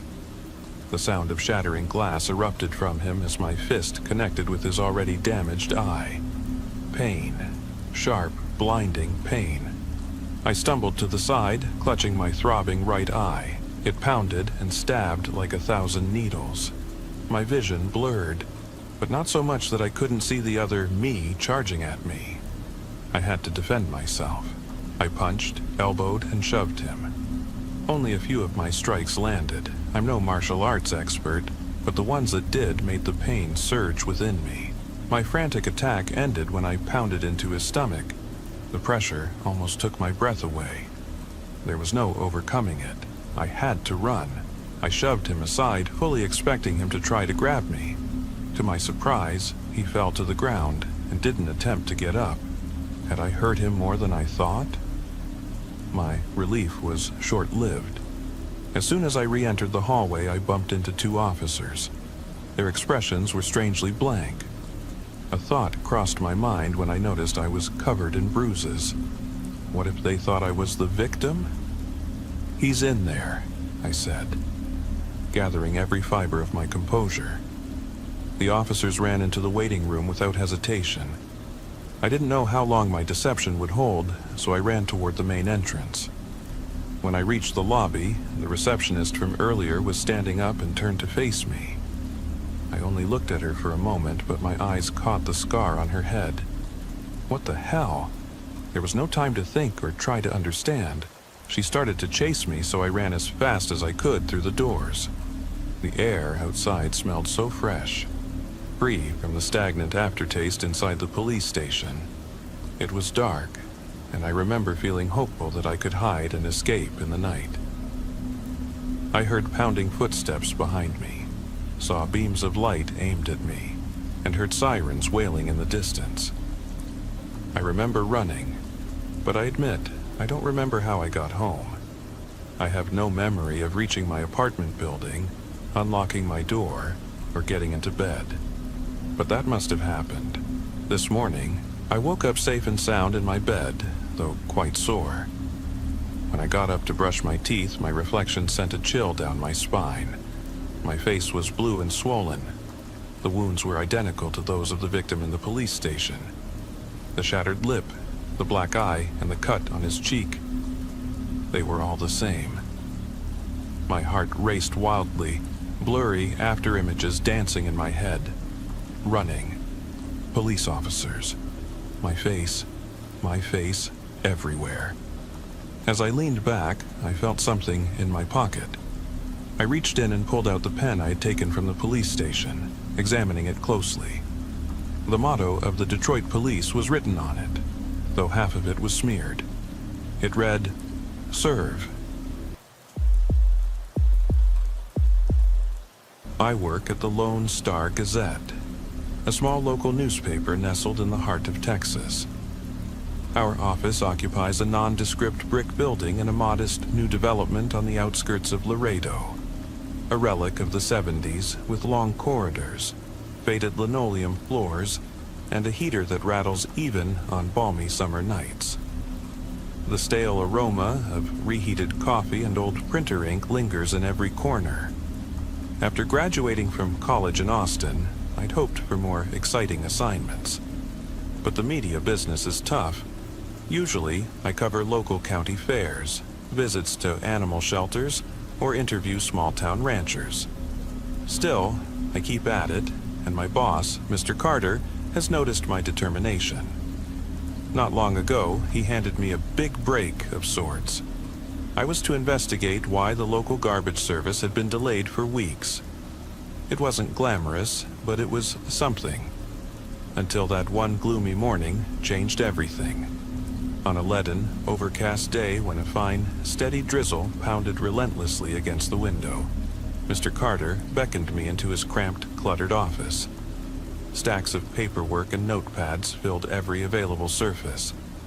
Lowering his voice, he confided that he'd got me a real doozy. I was to drive out to a small town called Lone Oak, an unremarkable dot on the map, despite its proud name, and dig into the mystery of a stranger who had been cuffed and hauled into the police station in broad daylight, his clothes stained with blood. No one seemed to know who he was. The police wouldn't say a word. This was exactly the story I needed to break free from my routine provincial assignments. I stared at him in disbelief. A blood-soaked stranger with no clear identity, like something out of a hard-boiled crime novel. With a mix of excitement and trepidation, I grabbed my notepad and set off in our battered newsroom car, a beat-up Ford Mustang from the early 90s that had seen better days. The town of Lone Oak turned out to be every bit as nondescript as its name implied. A sleepy settlement tucked between endless mesquite groves and vast open fields. The rain fell even harder here. I parked in front of a modern, surprisingly well-kept police station that jutted out among a few old storefronts, and a small town square dominated by a worn memorial, honoring local heroes of World War II. It was odd to see such a contemporary building in a town that otherwise seemed stuck in time. From a distance, I could see uniformed officers milling about. The station's front yard was cordoned off, and a patrol car sat askew near the entrance. I turned off the engine and sat for a moment in silence, the steady drumming of rain on the Mustang's roof echoing in my ears. My mind raced. What if this guy was dangerous? Should I barge right in and demand an interview? Taking a deep breath, I clutched my notepad tighter and stepped out. The chilly, driving rain lashed my face. A stark reminder that even though summer should have been warm, something about today felt oddly autumnal. Inside, the police station was nearly sterile. Bright white walls lit by cold LED lights that cast everything in a faint blue hue. To my left was a small bench, and to my right a reception desk manned by a stocky officer whose cheeks were flushed as he flipped through some paperwork. As I approached, he looked up, frowned for a moment, and then broke into a surprised smile. "Hey, aren't you Tommy Carter's kid?" "Well, I'll be," he exclaimed. I recognized him immediately. This was Officer Jackson, an old friend of my father from his days with the Texas Highway Patrol. I recalled him vaguely from a backyard barbecue years ago, though the memory was hazy. I nodded. brushed rain droplets from my worn denim jacket, and flashed my press badge. Yeah, that's right. I'm with the Lone Star Gazette now. I heard you guys brought in a fella in blood-soaked clothes. I'd like to speak with him if possible. I'm officially on the case. Instantly, Officer Jackson's expression hardened. If you ask me, you'd do better not talking to him.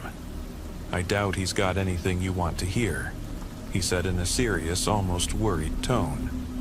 But I have a job to do, I replied. And isn't he allowed to have a visitor until he's formally charged? Jackson merely shrugged, then gestured toward a side door leading down a narrow corridor. The hallways twisted unexpectedly as we made our way through a maze of back rooms until we reached a secluded area where a row of temporary holding cells awaited. A heavy steel gate barred the passage. Jackson produced a hefty key with a loud clank as the metal gate swung open. He's in the last cell, cell number 4, Jackson explained. The man calls himself Grayson, or at least that's what he says his name is. I'm going to stick around here. If anything happens, you give me a shout, all right? I nodded silently, my heart pounding. Grayson, such a plain name, yet he carried an aura of mystery. I moved slowly past the empty cells until I reached the back, where in the dim light sat a man in a blood-stained shirt. He barely lifted his gaze as I approached. Grayson wore what had once been a crisp white shirt, now marred by deep, rusty stains of blood. Over it, a rumpled blazer that looked out of place in today's world. A relic, perhaps, of an old business meeting. Tall and lean, with thinning, almost pale hair, his tired eyes held a calm intensity. Noticing my press credentials and notepad, he spoke softly, almost inaudibly. So you're here to hear my story, huh? I suppose you're a reporter. Swallowing hard, I responded, yes. I'd like to find out what happened. Folks around here are rattled by the way you were picked up, completely covered in blood. He offered a vague nod. I understand their concern, but I'm afraid they won't believe what really went down. He paused, then gestured toward my notepad. Write it all down. Maybe you'll be the one who believes me, or at least give someone out there a chance to know what cursed Lone Oak has witnessed. Cursed Lone Oak? I echoed as I flipped open a fresh page. My curiosity was piqued, though a part of me feared that what I was about to hear might be more than I bargained for. He began slowly, his voice rough and haunted.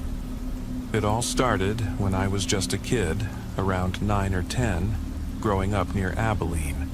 For months, I was tormented by nightmares, visions of a strange, deserted town where the residents twisted into monstrous forms, where buildings rotted away under a sky that bled red. At the center of it all, I saw a split in the earth, from which flames and noxious smoke erupted. He shuddered as if the memories burned. My parents took me to doctors, counselors, even our local pastor. Eventually, the nightmares subsided for reasons I never could explain. I chalked it up to an overactive imagination, until just before my high school graduation, when they vanished completely. I thought maybe it was just a phase, a child's fancy. I scribbled frantically. His words, laden with an eerie authenticity, made it difficult to interrupt. Years passed. I grew up, went to college, worked a steady job in administration, got married, and then divorced. Just as ordinary as anyone else's life. Then came the fateful business trip with my partner, a man named Schmidt. We were driving across West Texas to review some contracts, mostly sticking to country roads to avoid the gridlock on the highways. One evening, we ended up in a backwater town called Hayneville, a forgotten dot on the map boasting barely 45 residents. It looked like a ghost town, as if it could vanish at any moment. Still, we noticed a small diner named Groceries and Grinds and decided to grab a beer. We were exhausted from the drive, you know. He paused to emphasize the ordinariness of the moment. Just two men on a business trip looking for a cold drink on a hot night. But the moment I stepped into that diner, he continued, voice trembling, it hit me like a bolt of lightning. The layout of the tables, the worn counter, even the faded poster for some local brew.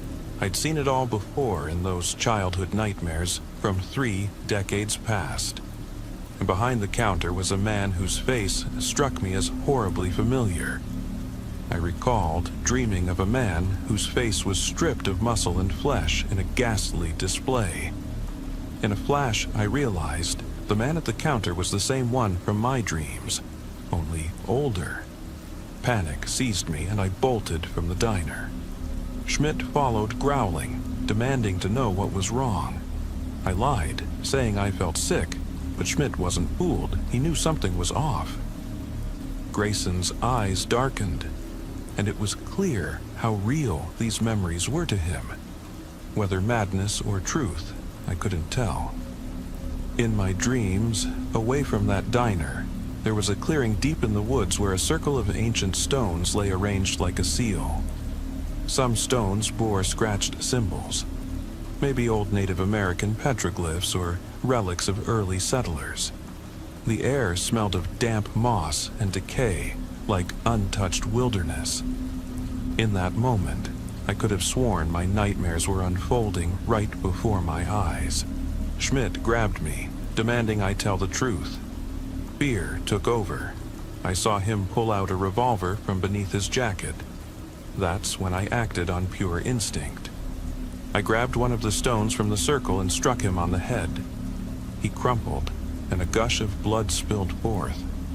Blood that didn't behave naturally, as if the earth itself was hungrily absorbing it through a crack among the stones.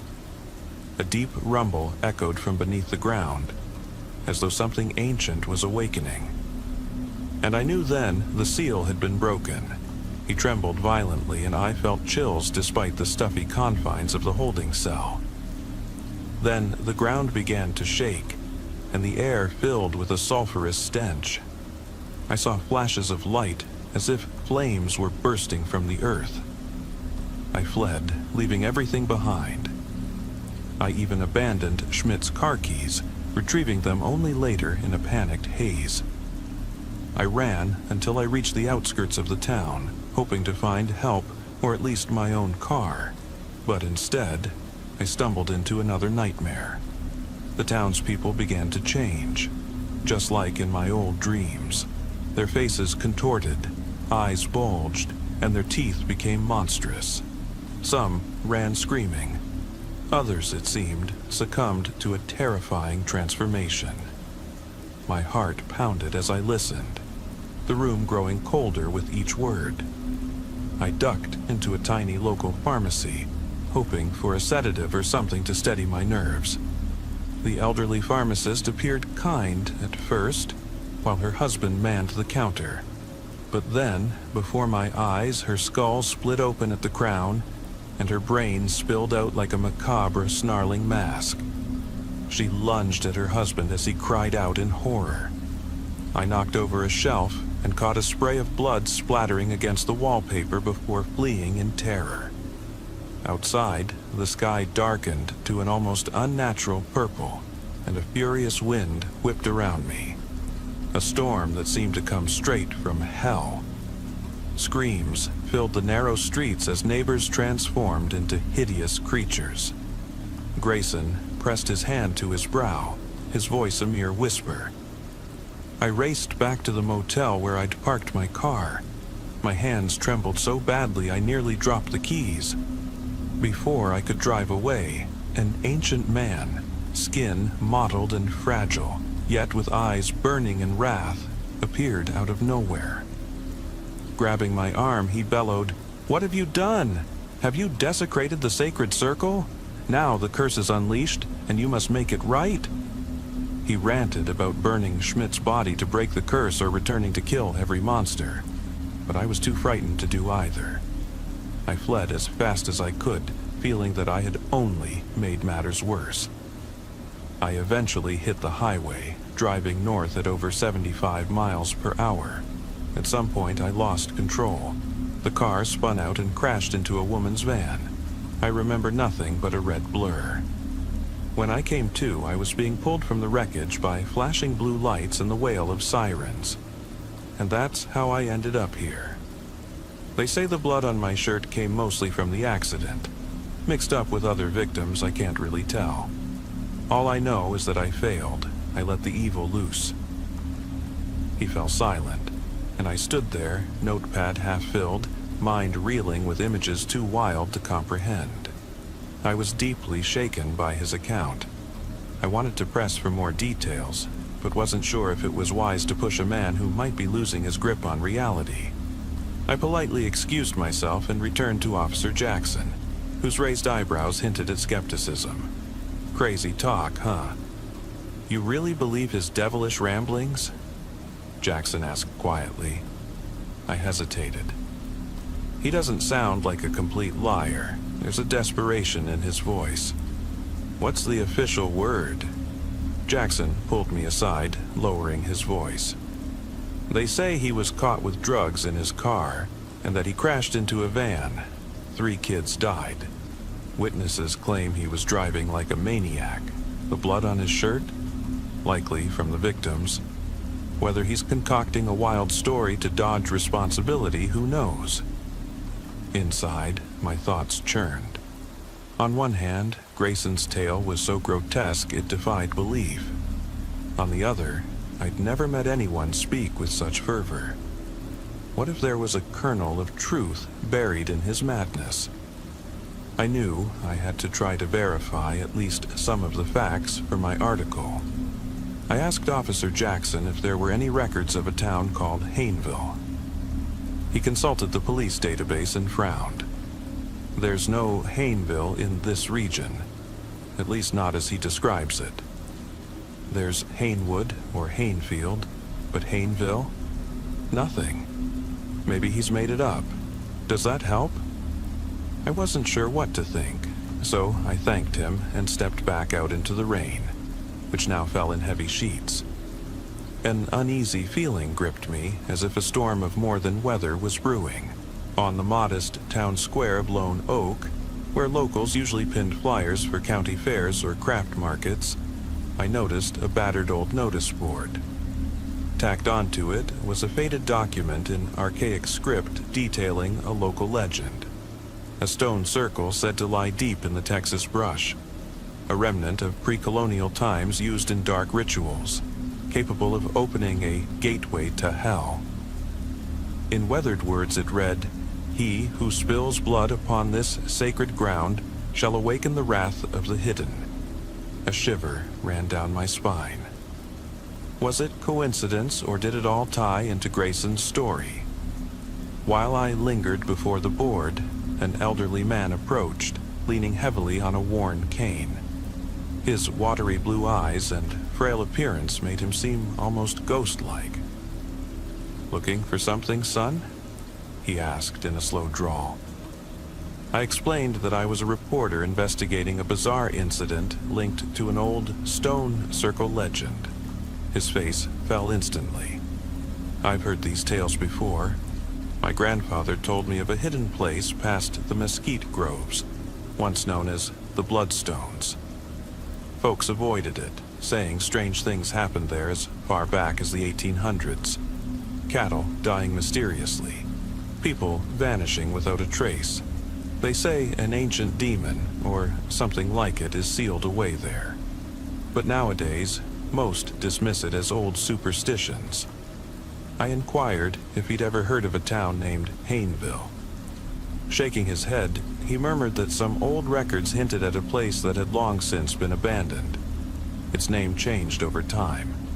He didn't know more, but his fear was palpable. Feeling unsettled, I returned to the station where I'd left my car. The rain had eased briefly, but was now coming down in torrents again. In the lobby, the atmosphere was quieter. Some officers were off on another call. I felt compelled to speak with Grayson once more. Perhaps I'd missed a crucial question that might either debunk his wild tale or confirm its eerie truth. Officer Jackson, surprised to see me heading back, said, "Back again? Fine, but be quick. They're transferring him soon. To the county jail over in San Angelo, I hear." I approached the cell again. Grayson was slumped against the back wall, head bowed. When I mentioned my name, he lifted his eyes slowly. "You're back. Found the truth?" he asked softly. Clearing my throat, I said, "I found hints, old legends of a stone circle and a forgotten town. What if you really discovered something there? What if this town, as you describe, isn't even on any official map?" He regarded me with tired eyes. "Maybe it lies off the beaten path, a place that's been known by many names over the years. In my nightmares there was always a fog, a sense of something lost. I can't explain it, only that something supernatural happened, and I was the one holding the key to stop it. Instead, I unleashed it." My hands trembled as I scribbled down every word. It was all too much for a young reporter accustomed to writing about county fairs. Yet here were ancient powers and demonic apparitions in a tiny Texan town. Should I dig deeper? Or was Grayson merely a desperate man trying to dodge responsibility? I left without another word. His final whisper, a mix of bitterness and fragile hope, reached me. "Write the truth, if you can find it." That story would haunt me for days. Instead of heading straight back to the newsroom, I detoured to the county archives in San Angelo. An elderly archivist, Mrs. Roberts, welcomed my inquiry about old legends, specifically any mention of stone circles or vanished towns in this region. She rifled through dusty files dating back to the 19th century and eventually found a reference to Hainestead, a settlement reportedly abandoned around 1700 after unclean rituals or a mysterious illness drove its residents away. Some accounts even hinted at demonic occurrences. Mrs. Roberts frowned and murmured, "It could all be just folklore." Yet Hainstead sounded disturbingly close to Hainville. In an old church record, I found a note about a devil's ring, a place where witches supposedly met under the cover of night. "They say, if the blood of sinners is spilled here, a rift to the underworld opens," I read aloud, feeling the chill of its implications. Mrs. Roberts looked at me in astonishment. "Where did you hear that?" she asked. But that's just how folks used to explain misfortune back then. Armed with these scraps of history, I slowly drove back to the office as late afternoon turned the overcast sky a deep, bruised violet. An eerie weight seemed to hang over Lone Oak, as if an unseen force hovered in the air. Was it all in my head, or was it the echo of Grayson's harrowing account? At the newsroom that next morning, as I sat before my laptop, Mr. Carter burst in. "Got anything solid?" he demanded. I recounted Grayson's story and showed him my notes. He frowned deeply, lighting cigarette after cigarette, despite the no-smoking policy, and finally said, "That all sounds like straight-up horror. Do you really believe it? We're a local newspaper, not a paranormal blog. People will laugh us out of town." I shrugged. "That's all I have. I can either spin it as satire or report it as a mysterious incident and hope someone out there takes notice. After all, there are folks online who believe in the paranormal." Mr. Carter stroked his chin. "All right, publish it under your byline on our blog. Just don't make us look completely foolish." So I typed, word for word, Grayson's account in sprawling detail, recounting the ancient legend, the stone circle, and the town that might not even officially exist. I left it ambiguous whether his story was real or the ramblings of a man trying to excuse his crimes. I even added the archival tidbits. Then I published it under the headline, The Devil's Circle of Lone Oak, a Texan legend or a brutal reality. The article drew its share of attention. Commenters ranged from skeptics to conspiracy theorists. Some demanded the precise location of this cursed site, while others mocked the idea that I'd bought into such a tall tale. Weeks later, the frenzy began to die down, but I couldn't forget it. Night after night, I'd wake in a cold sweat. Images of that ancient stone circle, flames licking the earth, desperate screams echoing, haunting my dreams. Had I been too deeply influenced by Grayson's tale? Eventually, I decided to check in with Officer Jackson once more to learn what had become of Grayson. Jackson told me that Grayson had been transferred to a forensic psychiatric facility after his lawyer pleaded not guilty by reason of insanity. He didn't have any more details, and the records were sealed from public view. Should I return to the archives for further clues? I did, a few times, only to uncover more fragments of old lore that offered little in the way of concrete evidence. No one could definitively say where Hainstede, or Hainville as Grayson might have called it, was ever located. Some spoke of a ghost town deep in the brush. Others dismissed it as pure legend. Yet, on certain stormy nights, when the rain hammered my window and the sky shimmered with an eerie red glow, I'd find myself rereading my blog post. The words of Grayson about the gaping fissure, the blood, the unspeakable creatures. And wonder, what if there really is something out there? An ancient curse, a broken seal, a long-forgotten evil waiting to break free. I have no solid proof. But my heart races every time a violent storm rolls in, or a low, ominous rumble echoes across the plains. Perhaps I think we've already lost the battle, choosing flight over facing down the darkness. And maybe, just maybe, the gates of hell have been unlocked right here in Texas. I haven't told my girlfriend all of this yet. I know she worries about me constantly. After all, I'm a police officer, and one day I'll have to confess everything before I completely lose my mind and even more sleep. I've been on the force for over 5 years now in Maplewood, a quiet suburb nestled in the heart of the American South.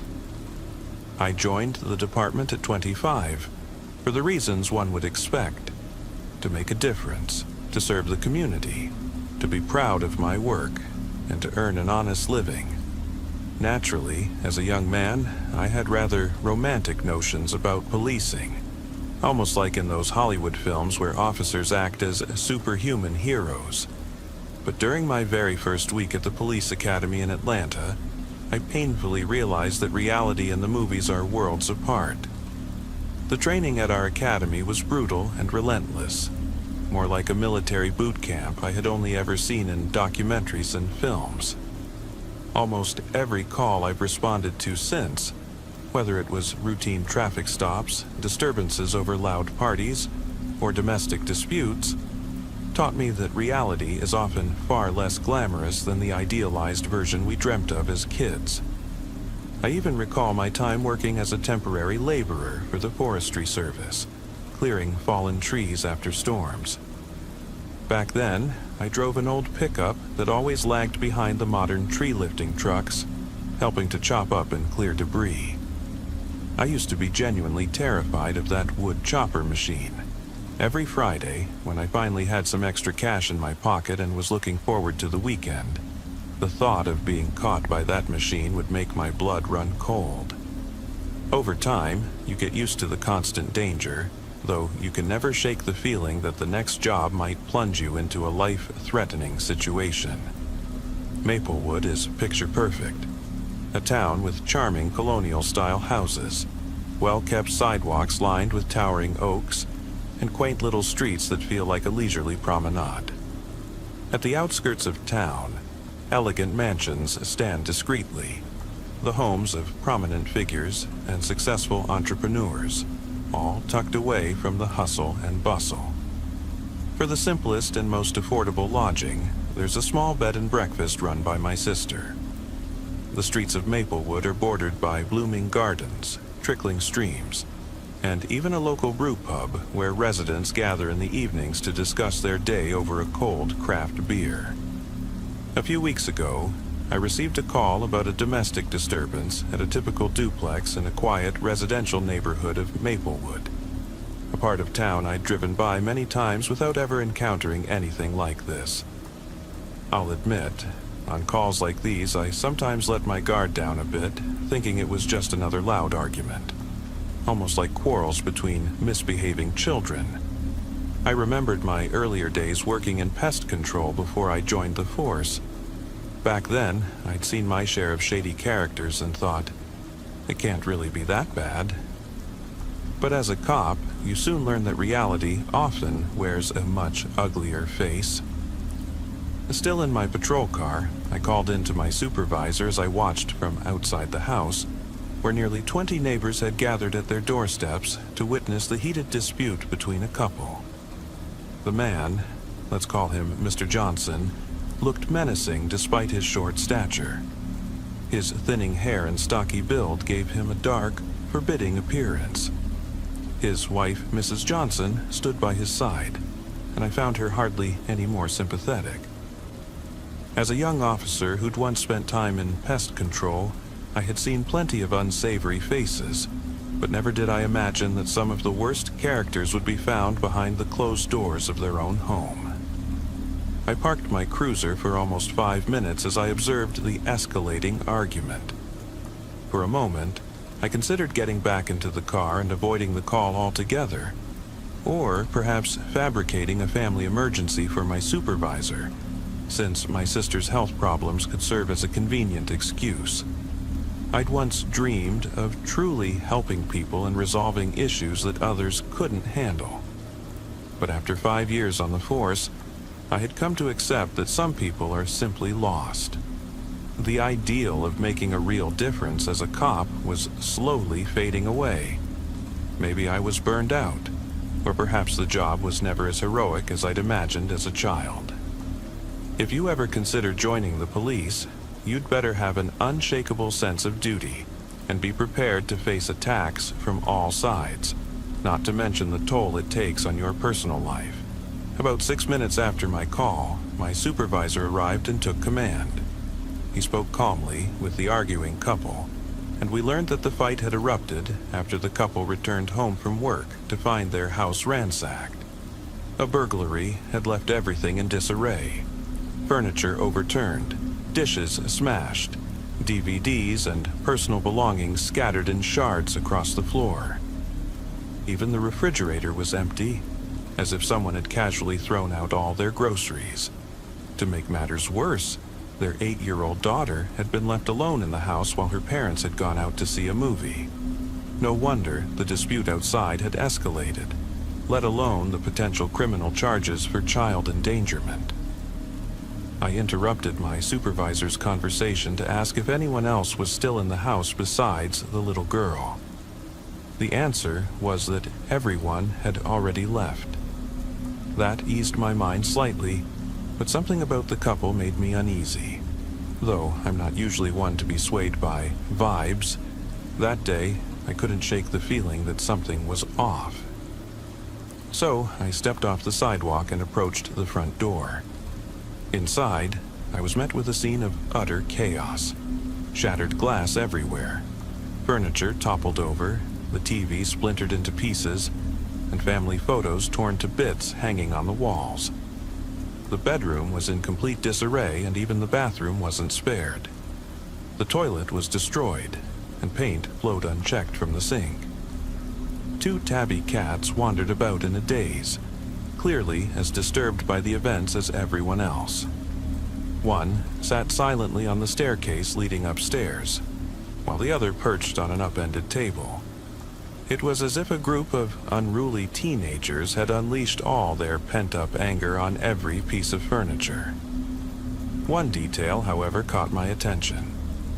Greasy, bizarre stains marred the walls, about a foot above the floor, not on it. I drew my service weapon, because in unfamiliar homes, I never feel secure enough to holster it, and picked up my flashlight. As I slowly ascended the stairs, I heard a soft voice coming from one of the upper rooms. I opened the door cautiously and found a small blonde girl sitting on her bed, deeply engrossed in a conversation with her worn-out stuffed animals. It appeared that she had been trying to process the horror of the break-in her own way. Before I could say anything, she asked in a serious tone, "Are you a bad man?" "No, I'm a police officer. I'm here to help," I replied, keeping my voice calm. "My daddy says cops are bad. They take people's lives," she murmured. Wanting to steer the conversation away from police violence with an 8-year-old, I asked, "Is that your daddy standing downstairs with your mama?" But she fell silent. "Who were you talking to?" I pressed gently. "I was talking to my friends. They protect me," she explained, swinging what looked like an old hairbrush through the air and motioning toward the scattered stuffed animals. She paid me little attention, as if completely absorbed in her own conversation. These weren't the ordinary plush toys you'd find in a children's store or on TV shows like those with friendly cartoon bears. They were strange, almost eerie creatures with oversized eyes, odd proportions and shapes that took your breath away. One particularly striking figure lay between her knees, a bizarre, monstrous animal with long, almost wing-like ears, stubby arms, and a swollen belly. I asked if she was scared and if she wanted to be taken somewhere safe, but her response was eerily calm. "My friends protect me. I tell them if someone's bad, and then they help me." At that point, my interest in her nearly faded. I couldn't tell if she was hurt or scared, and her words made little sense. I slowly crossed the room, glancing at the window and the closet, until I entered a side room where the stench of mold and damp air hit me. A smell as if someone had left an old, wet pet behind. I checked the closet and the bed, where the odor was strongest, wondering what on earth had happened here. In the midst of it all, I heard the soft giggling of the girl, and for a moment I felt that I wasn't alone in the room. Over the low hum of my patrol radio, a creeping sense of dread took hold of me. My supervisor, who was already downstairs taking statements from the Johnsons, finished gathering the necessary details. When the call finally ended, he excused me. My shift was nearly over. I stopped worrying about potential charges. I just wanted to go home. That night, I managed barely an hour of sleep. Lying in bed next to my half-awake girlfriend, her presence offering a small measure of comfort, I kept recalling the unsettling feeling left by that little girl's room. 2 nights later, while on the night shift, I received another call, this time again at the same duplex. When the address came over the radio, a sense of foreboding gripped me. I desperately hoped something had changed, that maybe new tenants had moved in. But when I arrived, the porch light was on and nobody was at the door. I knocked and waited as the uneasy feeling inside me grew. After what felt like an eternity, a small, older man opened the door and ushered me inside. In the interior, I was met by a nearly pristine living area. New furniture, fresh carpeting, and an almost sterile cleanliness that stood in stark contrast to the previous scene. The man, who introduced himself as Mr. Kruger, apologized almost meekly, explaining that although everyone was home, a strong impact had shattered a kitchen window. As he led me into the kitchen, I discovered, to my horror, the 2 tabby cats lying motionless on the floor. Both were dead. Dried blood was caked around their noses, and a musty, indescribable odor filled the air, making me feel nauseous. With disposable gloves on, I began to document the disturbing scene, unaware of what other horrors might be unfolding in the house. My thoughts drifted back to my childhood in North Carolina, when my sister and I had countless pets, dogs, cats, birds. Even then, We often encountered sudden, tragic deaths. But these cats, there was something grotesquely unnatural about them. They looked as though they had been eviscerated from the inside out, their bodies almost gelatinous, as if they'd lost all internal structure. I remembered old tales of Egyptian mummification techniques. This was something just as unnerving. After noting the incident, there wasn't much time to ponder the fate of the little girl, whom I assumed was still somewhere upstairs. Shortly afterward, my supervisor informed me that further investigations would follow. Anyone who had ever seen such grotesque animal remains should come forward with information. The next day, on what was supposed to be a calm morning, I finally had a brief moment to retreat to my supervisor's office, a room that always felt cool and detached. As I sat in my plain yet functional uniform, typical American duty gear with dark tactical pants and a simple shirt, I reviewed my personnel file. My supervisor, a large and imposing man with zero tolerance for mistakes, began lecturing me in a sharp tone. He chastised me for not following protocol and for failing to notify the proper animal control authorities about the cat's deaths. Instead of treating the situation as mere vandalism, I should have reported it. I sheepishly admitted that my own thoughts had distracted me, and I took full responsibility. His words echoed in my mind. If you keep this up, you're going to get yourself fired. For now, I escaped any formal punishment. Instead, he ordered that I return to the house later that day with an animal control officer, someone from the local health department, to properly collect the disturbing remains. Despite my initial hesitation, knowing I wouldn't be alone gave me a small measure of courage. On my day off, a rare moment when I hoped for some peace, I found myself once again standing outside that very house. Alongside an official from Animal Control, I faced the building that now looked entirely different in the daylight. The facade was classic Maplewood, a well-kept colonial home with a small covered back patio where a modern brew pub had set up shop. Behind the house, a narrow, rocky drainage ditch snaked along, reminiscent of an old, weathered canal. I stowed my service weapon, in case, and donned protective overshoes to avoid the mud as I carefully stepped down into the drainage ditch. With gloves on and a sturdy trash bag provided by the animal control officer, I methodically retrieved the two lifeless cats one by one. It was an eerie feeling, holding these silent creatures in my hands, much like the shiver you get when you inadvertently disturb a spider's web. When I climbed back up, I saw Mr. Kruger and his wife, she now dressed in an oddly elegant yet unsettling style, waiting in the covered back area. Mr. Kruger, with his bald head and stocky build reminiscent of a short, hard-edged movie character from the 1970s, regarded me with a mix of relief and worry. His wife, always in casually chic outfits, wore an expression that was hard to read, both friendly and strangely distant.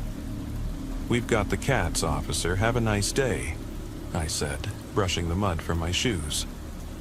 "Do you have a minute to come inside? It's much cooler in there," he replied in a flat tone. I hesitated briefly. There was something unnervingly calm about him, but I followed him into the house. Inside, I was greeted by an almost otherworldly chill. Despite the mild spring weather outside, the interior felt frigid and ominously quiet. I removed my muddy shoes and stepped into the heated yet eerily silent space. At a small kitchen table, Mr. and Mrs. Kruger sat down as the animal control officer began sorting out the paperwork. That's when I noticed. A copy of my incident report along with my business card was taped to the refrigerator, a meticulous hint that someone intended to publicize the case.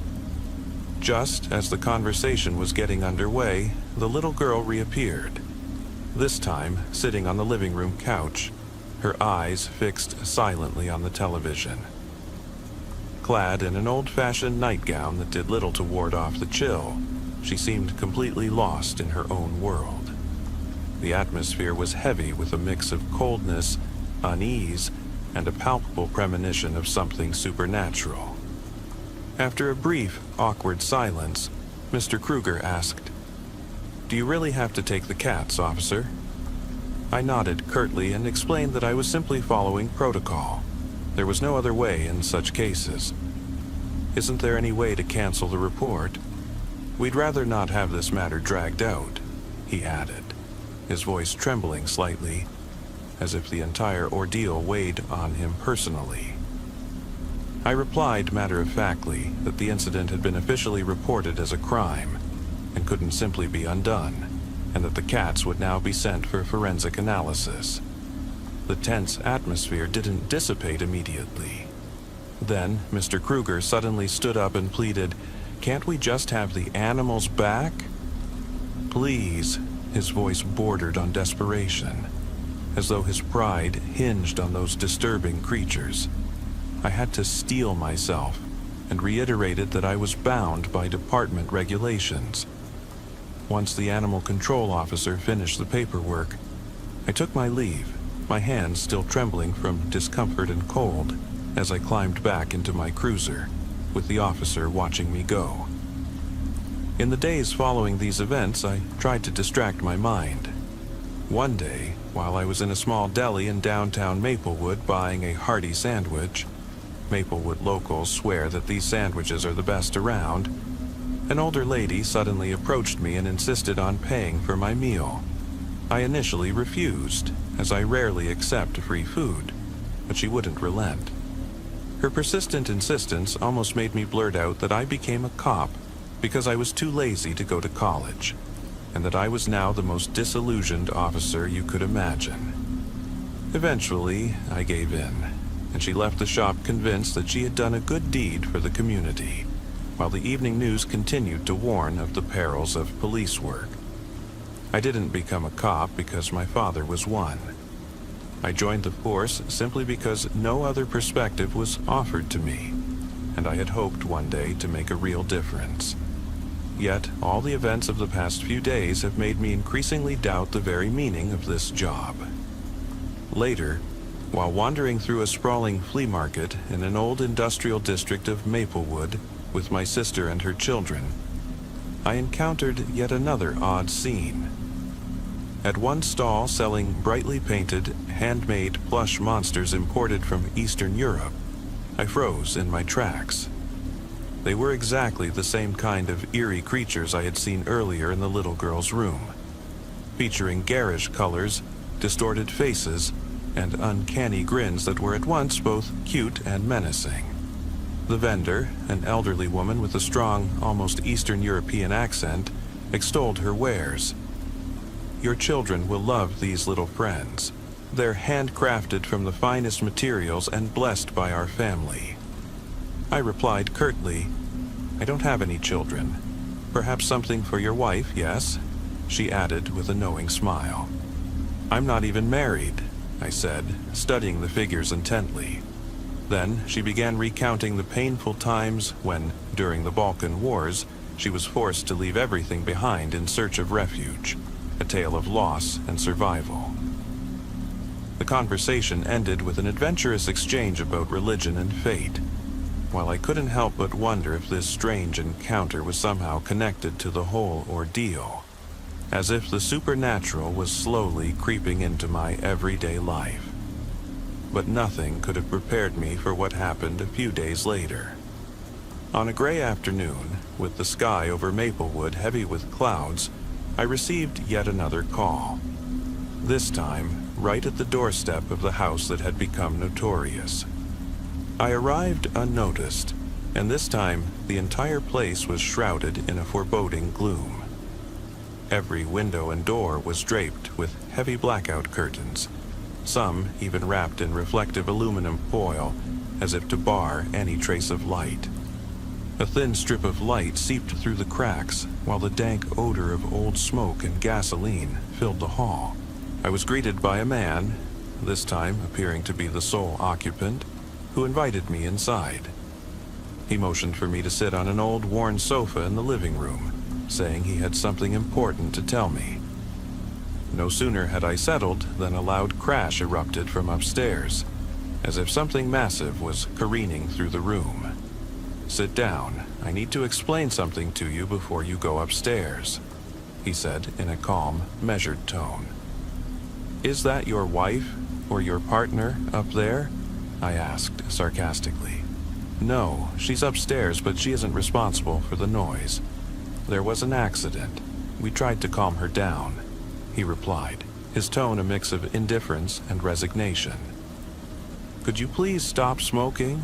I have asthma," I interjected, even though I didn't suffer from it myself, but I couldn't stand the smell of cigarette smoke. He stubbed out his cigarette forcefully and carelessly set his pack on the coffee table. "What kind of accident? Is your daughter all right?" I asked hesitantly. "It's not our daughter," he said in a lowered voice. "She's my niece. We took her in after her mother died of an overdose. I checked your records. There's no adoption paperwork, nothing official," I shot back. "She wasn't adopted. She's almost like a ghost, not found in any official registry. I found her one evening when I was on my way. She was lying motionless in a parked car outside a fast food joint. I couldn't just turn her over to the state," he explained in desperation. "You asked me to keep an eye on things. I'm here because I believe someone in this house is in danger, whether it's you or your niece," I stated firmly. Suddenly, he stood up, leaning on his knees as he came toward me in a menacing manner. "We're all in danger. You'd better call for backup," he warned. Then, without further ado, he added, "Come with me if you want." In that moment, I should have activated my radio, but neither my cell phone nor my radio seemed to work inside this house. Reluctantly, I followed him up the creaking stairs. Barely had I reached the second floor when the smell of gasoline hit me, and my worn shoes slipped on the damp floor. He led me to a narrow door, opened it just a crack, and stepped aside as if inviting me in. I stepped into the room and froze. In the bathroom, I found his partner kneeling with her head bowed over the toilet, lifeless. For a moment, time seemed to stand still. Instinctively, I almost drew my service weapon, but before I could react, muffled screams echoed from behind me. I pushed open the adjoining door and was confronted with a scene of unspeakable horror. A small girl lay bound to a bed, her 4 limbs roughly tied with coarse rope, her mouth gagged with a cloth, and her eyes hidden behind a blindfold. Her blonde hair was messy and cut in haphazard wild strokes. Bloodied bruises marred her arms and legs, evidence of a desperate struggle for freedom. Without thinking, I pulled out my pocket knife to cut through the ropes, but as soon as I freed the first binding, the unthinkable happened. A tremendous force seized me, as if the girl herself, in a burst of supernatural strength, hurled me across the room. Furniture and objects flew everywhere as I slumped to the floor, dazed. I saw the little girl methodically undo every remaining restraint with an expression that was at once childlike and deeply eerie. The previously desperate man rushed in, pleading with her to stop, but as he approached, she stamped so violently that the entire room shook. He fell backward with a pained cry, and I felt my heart pounding in my chest. I wanted to run, but my limbs wouldn't obey, and the pain nearly overwhelmed me. Suddenly, the girl knelt over him, pressed a tiny hand over his mouth, and pinched his nose with the other, while screaming in a warped voice, as if she were sucking the life from him. I crouched, hoping to remain unnoticed, but then she began thrusting her small fingers into his eyes, eliciting screams of agony and terror from him. In that moment, I frantically searched for my service weapon, but it was nowhere to be found. Probably lost under a pile of broken dishes in a corner because I hadn't secured my holster properly.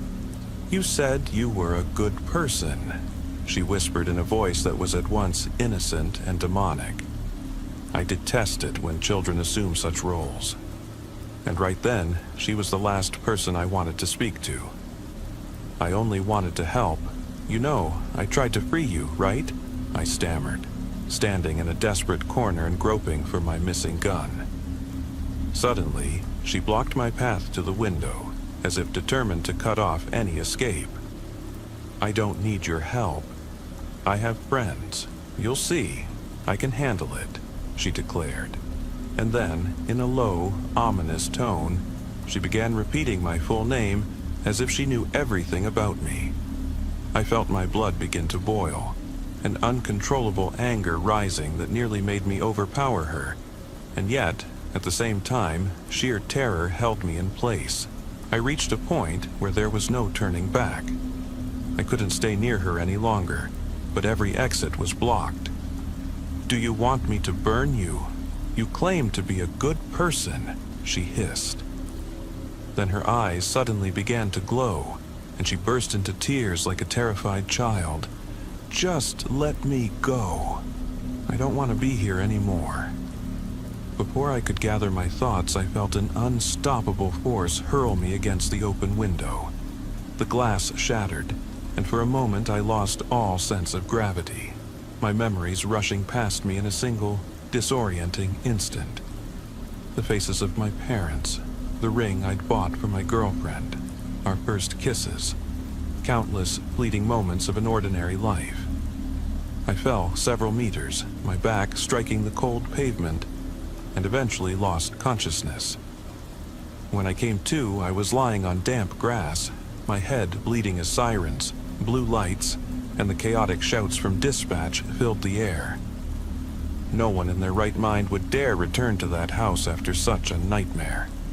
I managed to make my way back to the ground floor, collapsed onto a sofa, and tried to piece together the shattered remnants of my reality. Soon after, the incident was officially ruled a murder-suicide, a convoluted case that was to be buried as a tragic accident. I don't know if my report will ever convey the whole truth. Too many consequences would follow. Sometimes it seems easier to live a lie than to face the brutal reality. Today, I lie here in the hospital with broken ribs, a severe concussion, and a sore back, while my girlfriend shows me the latest news updates on her phone. I know I must tell her everything soon, for these events, as horrifying as they were, mark the end of an era for me as a police officer in Maplewood. What began as a dream of making a difference has turned into a nightmare that has pushed me to the limits of my mental and physical endurance. I often wonder how I managed all these years in a job that delves so deeply into the darkest corners of human nature. Every day, every call, every moment, witnessing such unimaginable events chips away at me a little more. And yet I know I'm not alone. In the faces of my fellow officers, in the quiet moments after a call, I sense an unbreakable bond that holds us together, despite the pervasive darkness that sometimes surrounds us. Perhaps this case, no matter how ominously it ended, will one day mark a turning point. A moment when I finally draw a line under the past and try to escape my inner demons. Until then, all I can do is write it all down, hoping that the truth, even in its fragmented, painful form, will eventually be heard. I know one thing for sure. The ghosts of Maplewood will haunt me for a long time. And as I lie here in my hospital bed, reflecting on everything, I quietly wonder if it's still possible to believe in goodness in a world where the supernatural and the horrors of life walk hand in hand.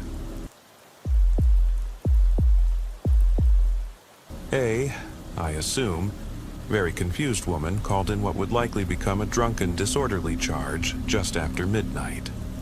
She told the county police department that a freak in a BDSM suit had staggered out of the wooded area behind her suburban home in rural Georgia and collapsed by her front gate.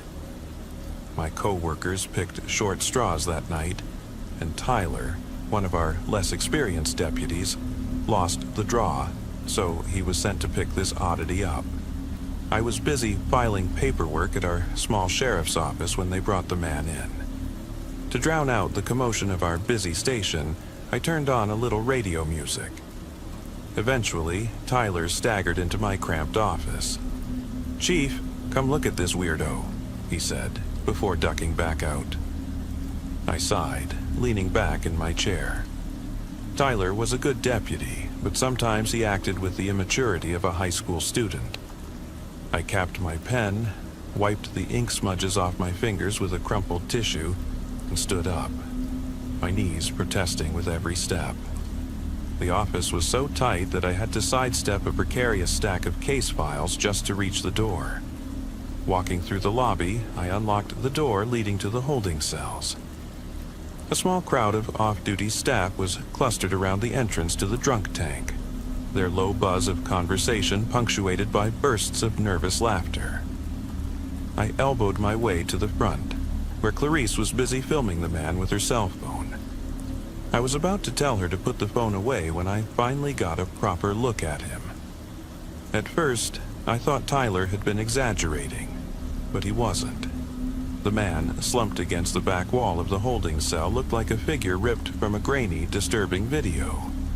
His outfit, if you could call it that, was a skin-tight jet-black suit that covered him completely. There were no zippers, no seams, no clues as to how on earth he had managed to get into it. Under the flickering fluorescent lights of our aging facility, the suit had an odd sheen that made me suspect it was made of latex. And his arms? They ended in mere stumps. Affixed to the front of the suit, roughly where a mouth should be, was a polished metal circle. At first, I thought 2 eye holes had been cut out of the material, but on closer inspection I realized they were spaced too far apart, the left one even slightly higher than the right. "Tyler," I said to my deputy, "did you get a good look at his eyes? Dilated pupils?" "Actually, those aren't his eyes. No, they're fake. Old prosthetics, I think. Enamel," Tyler replied. Clarice kept recording every moment. I rubbed the bridge of my nose in exasperation. "Clarice, put the damn phone away." She huffed, but complied. The rest of the staff murmured among themselves, shifting uncomfortably. No one looked more out of place than Jack. Old Jack spent more nights in that drunk tank than in his own home, probably by design. That night, he had been reported howling at women half his age while staggering down Main Street, his empty bottle of homemade moonshine rattling against lampposts. Now, he was curled up in a ball in the corner of the cell, sitting in a puddle of his own piss while cursing in Spanish at the latex-clad man. I turned to Tyler. "Where'd you find this guy?"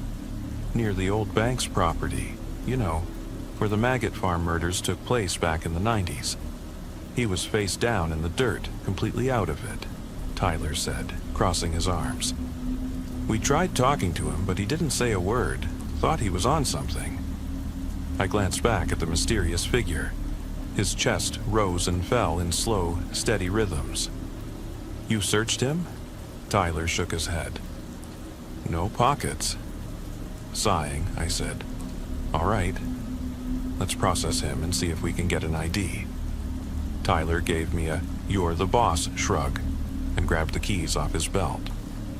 As he stepped toward the cell, the man moved, if only slightly. A mere twitch, a slight tilt of the head. When I looked again, his porcelain eyes were fixed on me. Old Jack whimpered, and Tyler looked back. I nodded for him to continue. Then, unexpectedly, the man stood up. He appeared disoriented, barely managing to find his footing as he scanned the room. First at us, then at Jack, and back to us.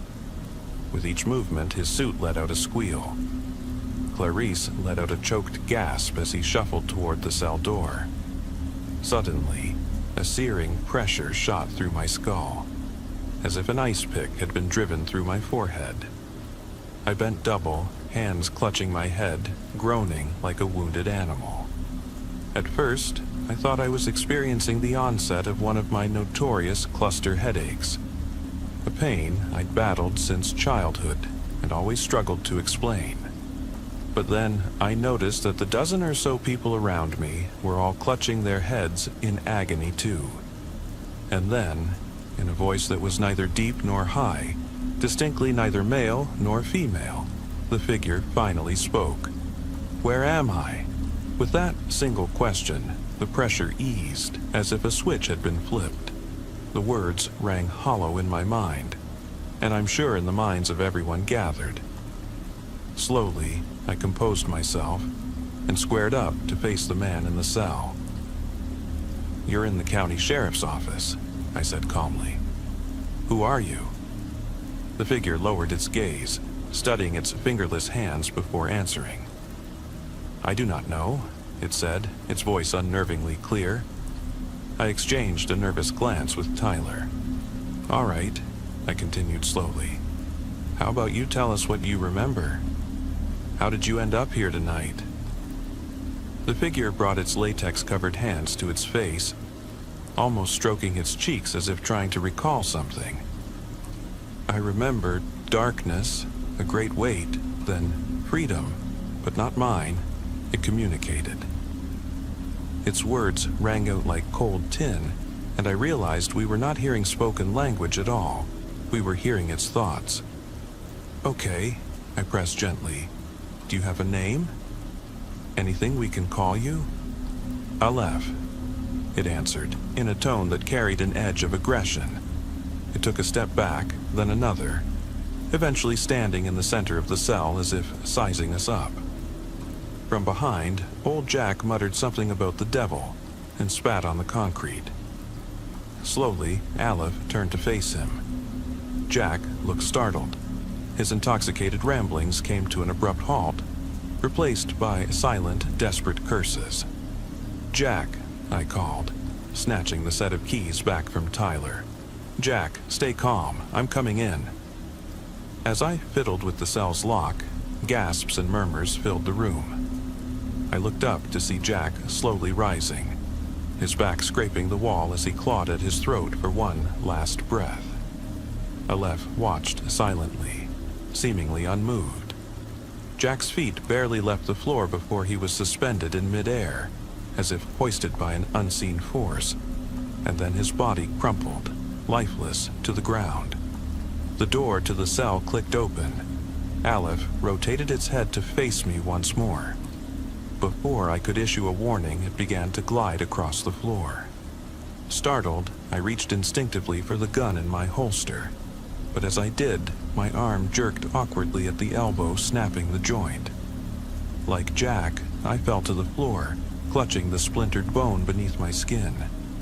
In a moment of pathetic despair, I began to cry as I watched the latex man float past through the open door. My longtime friend and deputy, Tyler, drew his pistol and leveled it at the creature's head. I watched helplessly as his hands trembled, the barrel pressing against his forehead in a desperate bid to fight something he couldn't control.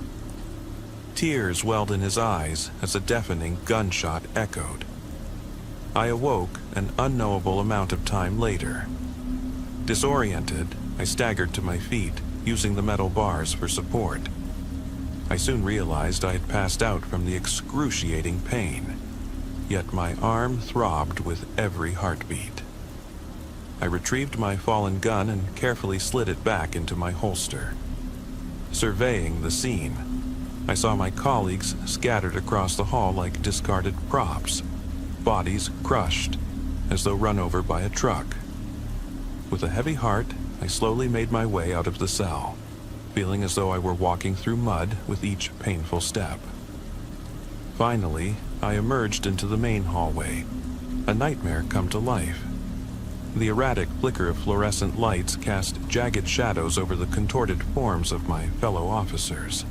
The air reeked of blood and burnt gunpowder. My shattered arm hung uselessly by my side, every movement accompanied by a fresh wave of nauseating pain. I clenched my teeth and forced myself onward. I had to get help. As I staggered toward the lobby, something felt off. The station was eerily silent. There were no radios crackling, no phones ringing, no casual chatter among colleagues. Just the faint hum of dying lights and the occasional drip of blood splattering on the floor. "Hello?" I called out, my voice trembling. "Is anyone there?" Only silence answered. Pushing through the door into the lobby, my heart sank further. The front desk had been overturned, papers and broken equipment scattered everywhere. The windows were intact, yet the world outside seemed wrong. The streetlights glowed dimly, their light muted and hazy, as if being swallowed by the encroaching darkness. The trees beyond the parking lot swayed unnaturally, their silhouettes bleeding into the night like a watercolor fading into shadow. And then I saw it. Aleph was standing in the middle of the parking lot, its back turned. The glossy suit reflected the faint light in distorted patterns. I froze, my hand instinctively moving to my holster, but I stopped myself. I couldn't risk another tragedy like what had just happened to Tyler. "What are you?" I asked, trying to steady my voice. I limped closer to Aleph, just yards away. When I spoke, it slowly turned around. I saw it desperately trying to open the metal hatch covering its mouth. Defeated, it lowered its arms back to its sides. "I'm dreaming," it said, the words slithering into my skull like a wet, oily snake. In my peripheral vision, I noticed the night sky drooping lower, the darkness spreading like a sandstorm. Suddenly, a sharp pain stabbed through my heart. My knees buckled and I fell to the ground, clutching my chest. When I looked up again, there was nothing. Only an endless void stretching in every direction. In that abyss, it felt as though only two things existed, me and Aleph. "What?" I gasped between broken breaths. "What is this?" "It is me," Aleph replied. After a long, silent pause, it added, "I need to find the other dreamers." The silence of that void wasn't silent at all. It pulsed with a low, insectile hum that vibrated in my molars and the marrow of my shattered arm. Aleph stood before me, its porcelain eyes reflecting both emptiness and an unfathomable depth. Its latex-gloved hand hovered inches from my face, gleaming like the carapace of some deep-sea creature. I tried to scream, but my tongue refused to cooperate. Then, without warning, sirens erupted, not from outside, but all around us. A shrill, electronic wail sliced through the darkness, as if reality itself was being torn apart. Aleph's head jerked upward, its metal mouthpiece emitting a sound reminiscent of a detuned radio.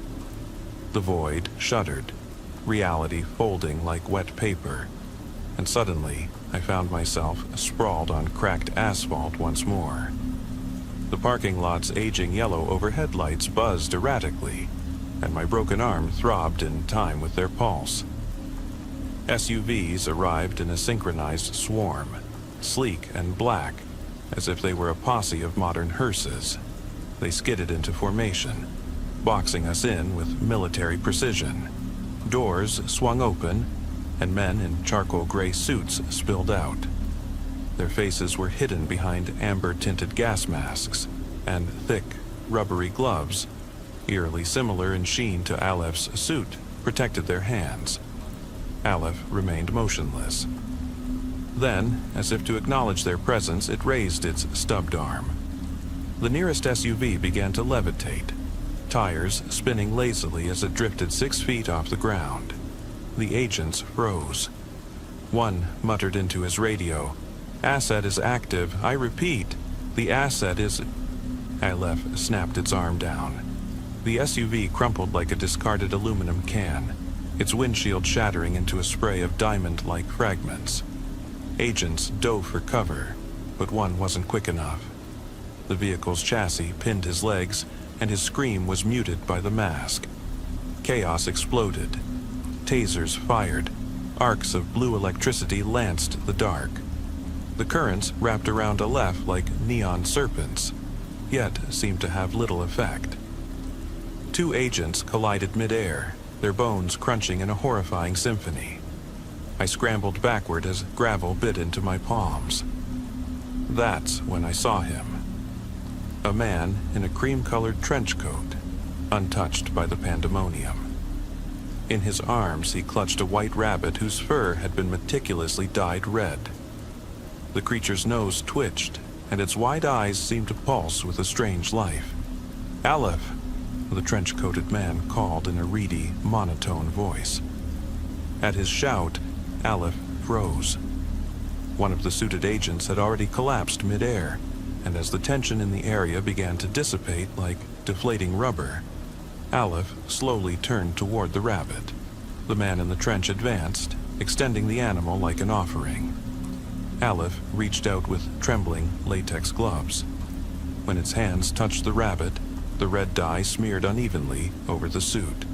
The rabbit made no move to struggle. It simply stared, its breathing rapid yet steady. "Good," the trench-coated man murmured, his eyes inscrutable. "Back to the garden, little king." Then he drew a modern handgun from his coat, approached Aleph, and gently placed a consoling hand on its shoulder. Flicking off the safety, he pressed the gun against the back of Aleph's head as it cradled the rabbit like a precious newborn. The ensuing gunshot was deafening. Aleph didn't collapse dramatically. It simply slumped like a marionette whose strings had been cut. Its suit lost its luster, turning dull and lifeless. The porcelain eyes stared blankly, void of emotion or life. No blood seeped from the wound. The trench-coated man knelt, carefully retrieving the rabbit, then caressed Aleph's face in a hushed whisper. Soon after, medics rushed to my side. Their cold, gloved hands strapped me to a stretcher as I continued to watch Aleph. Its body lay inert, the latex suit now a bizarre, empty shell. The trench-coated man stood aside as federal agents began loading Aleph into a black body bag. He glanced at me one last time, his expression unreadable. Not long after, I passed out from exhaustion. The last thing I remember was being carried into the back of an unmarked van. When I finally awoke, I was lying on my own living room sofa in my own home, a quiet suburban house far removed from the horror of that night. I sat up, disoriented, nearly having a heart attack when I heard a voice behind me. Turning, I saw the trench-coated man seated across the room. We exchanged a few words before he leaned across my coffee table and handed me a pen and clipboard. Attached was a lengthy non-disclosure agreement. When I asked what would happen if I refused, he stared silently. Reluctantly, I signed. The man cracked a faint smile, patted me on the shoulder, and calmly walked out, never to be seen or heard from again. In the following days, the federal agents swarmed the ruined police station like flies on a carcass. I was, of course, the last to be briefed on their actions. Local news later reported that a gang had shot up the station, a convenient cover story for yet another tragic casualty in the war on drugs. At the time, I had a teenage daughter and a loving wife, and all I ever wanted was to keep a low profile. I took early retirement and did my best to avoid the press. Eventually, the story faded from public memory. This all took place in 2009. Since then, my daughter has grown up to follow in my footsteps and is now the town's sheriff. I've kept quiet about that dreadful night, living a modest life in retirement. But a few weeks ago, I began having dreams. Not since I was a young boy had I remembered my dreams so vividly. They'd always been mere fragments, a tiny sliver of memory. Yet, at the start of this year, my dreams became painfully clear. A recurring vision of a red rabbit leading me deep into a foreboding forest. Tonight, I think I'll finally follow it. I was recently promoted from patrol officer to detective. Although my new desk assignment hardly affords me any quiet time, the contrast to my days on patrol is stark. There's far more downtime now. One evening, after closing a case, I found myself with roughly 45 minutes left on my shift. Normally, we wouldn't be dispatched unless there was at least an hour remaining on duty, except in the gravest cases like homicide or a bank heist.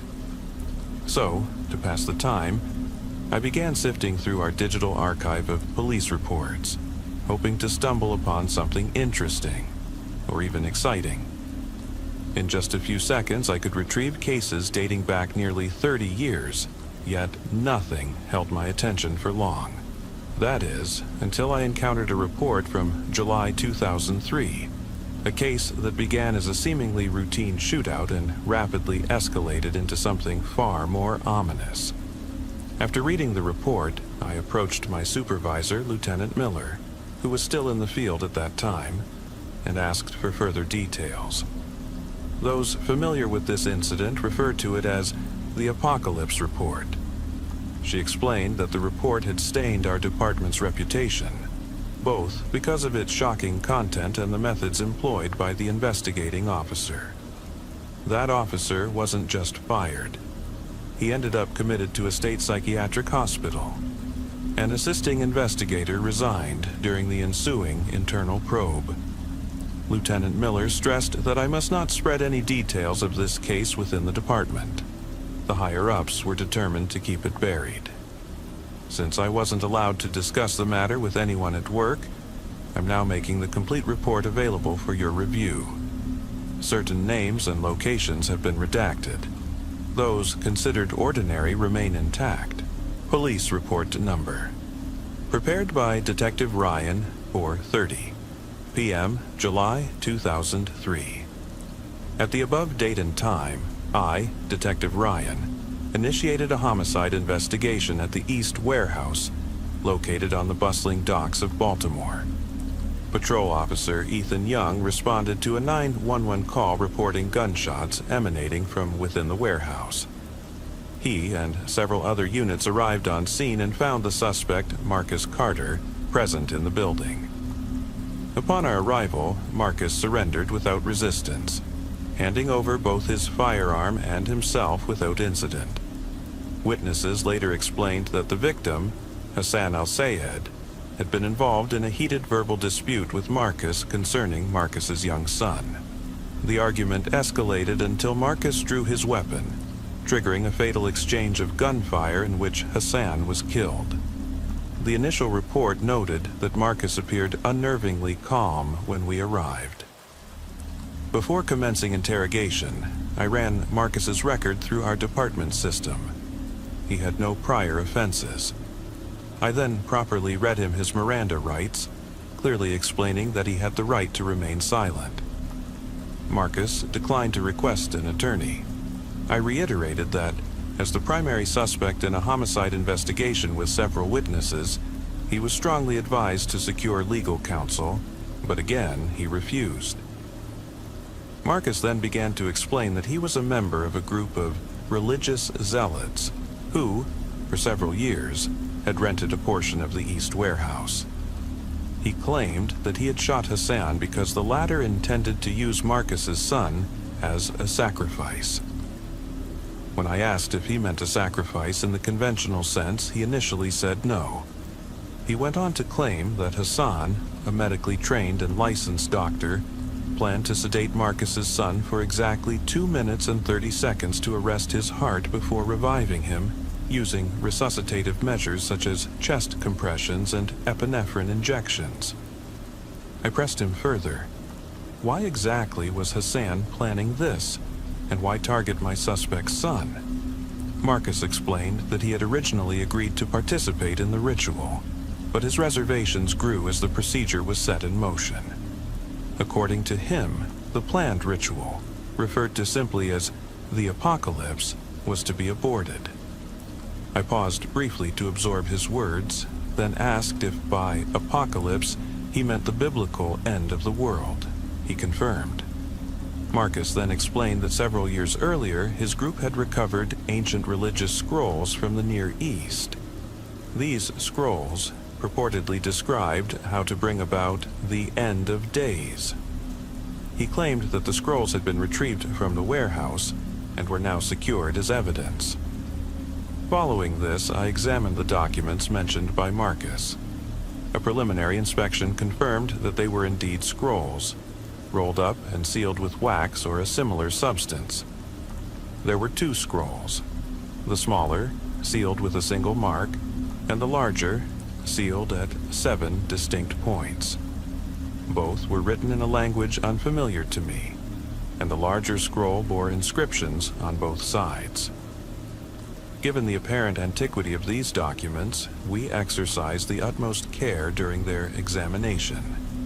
After this initial review, I contacted the Foreign Languages Department at the local university and was connected with Dr. Jonathan Price, an expert in theology and ancient Near Eastern languages. I explained the situation, and given the scroll's origin, he agreed to examine them thoroughly to determine the language. Dr. Price arrived the next morning, July 2nd, at 8 a.m. at our precinct. Following his first examination, he stated that he recognized the language. It was Aramaic, an ancient tongue in which he was fluent. After a detailed review, he reported that the content of the scrolls was extraordinarily fascinating. He inquired about the scroll's recovery, and I explained that I intended to re-interview Marcus. Dr. Price then requested that his colleague, Dr. Edward Abrams, the head curator at a local museum and an expert in ancient documents, be brought in. Dr. Abrams was to assess the age and verify the authenticity of the documents based on the parchment, ink, and overall appearance, in order to determine whether these were genuine ancient religious texts or merely elaborate forgeries. Dr. Abrams was officially consulted at 8:30 a.m. Dr. Abrams arrived about 25 minutes later, his morning schedule free of other engagements. I then arranged with the patrol division for an officer to accompany the 2 experts during their review of the documents, as our standard protocol requires a law enforcement presence whenever civilians examine evidence. Later, I re-interviewed Marcus regarding the precise location where the scrolls had been found. He claimed that the larger scroll had been discovered in a hidden vault deep beneath the sewers of Jerusalem, although he couldn't say which member of his group had made the discovery or how exactly the vault had been accessed. According to him, the scroll had been stored in a chest, carefully packaged to protect it from decay. The smaller scroll, he said, had been found in a chest on the seabed of the Dead Sea in the Middle East. Again, he was unable to specify who had made these discoveries or how the chests remained hermetically sealed despite the scroll's evident age. I returned to Dr. Price and Dr. Abrams, who were now engaged in a lively discussion. When I inquired further, Dr. Abrams stated that, based on the quality of the parchment, the type of ink used, and the overall appearance, his estimate was that the documents were between 1,800 and 2,000 years old. Dr. Price then explained the contents of the larger scroll. It dealt primarily with God's wrath and the Last Judgment.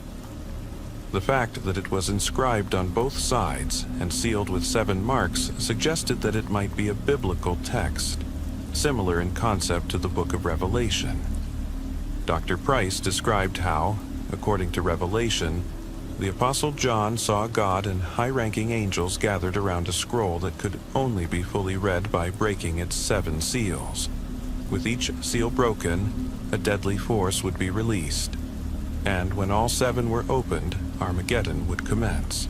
He pointed to the large scroll and noted that it, too, had 7 seals that would all need to be broken to reveal its full content. I asked if this might indeed be the biblical scroll described in Scripture. Dr. Price explained that, while further investigation was needed to confirm such a revolutionary discovery, there was a very real possibility that it was the biblical scroll, the one containing God's wrath and judgment on the unfaithful and sinners, systematically unsealed by Jesus Christ through the breaking of the 7 seals, culminating in his second coming. I then suggested that perhaps I was hinting at a dangerous supposition, and asked whether Marcus's group of zealots was attempting to trigger Armageddon by resealing and reopening the scroll. Dr. Price firmly denied this, stating that the original seals, set by God, could not simply be undone by human hands. Even if they attempted it, the desired effect would fail, as only someone deemed worthy could open them. When I pressed him on what worthy meant, Dr. Price explained that only Jesus Christ was truly worthy, because he sacrificed himself for humanity's sins and was divinely resurrected. This reminded me of Marcus's earlier assertion that a sacrifice would be made and then revived. I informed Dr. Price of that point.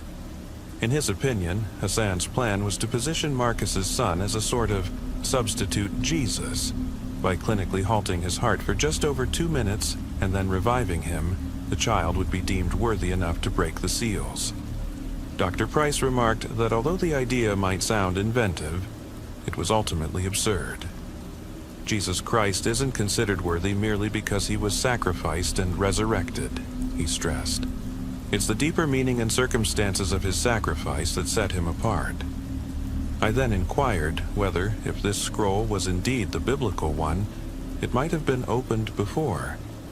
Dr. Price agreed that many theologians believed the events of Revelation had already transpired. He then detailed the seals. The first 4 had unleashed the 4 horsemen of the apocalypse, symbols of conquest, war, famine, and death. A glance through our history reveals that these events have recurred countless times. The final 3 seals, however, pertained to tribulation and devastation, many of which could be attributed to natural disasters or cosmic phenomena such as solar eclipses. Turning his attention to the smaller scroll, Dr. Price explained that it too was written in Aramaic and dealt with the Last Judgment, but it referenced only the 4 horsemen, omitting any additional disasters. When I asked for specifics, he explained that the text was meant to stand on its own, rather than rely solely on biblical references.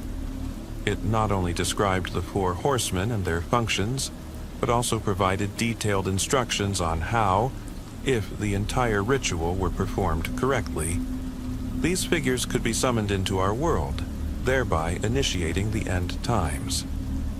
Dr. Price emphasized that he saw the text not as an authentic religious document, but rather as a symbolic work. He explained that the horsemen were not to be taken as literal beings, but rather as metaphors for the ways in which humanity might bring about its own downfall. For the sake of completeness, I asked Dr.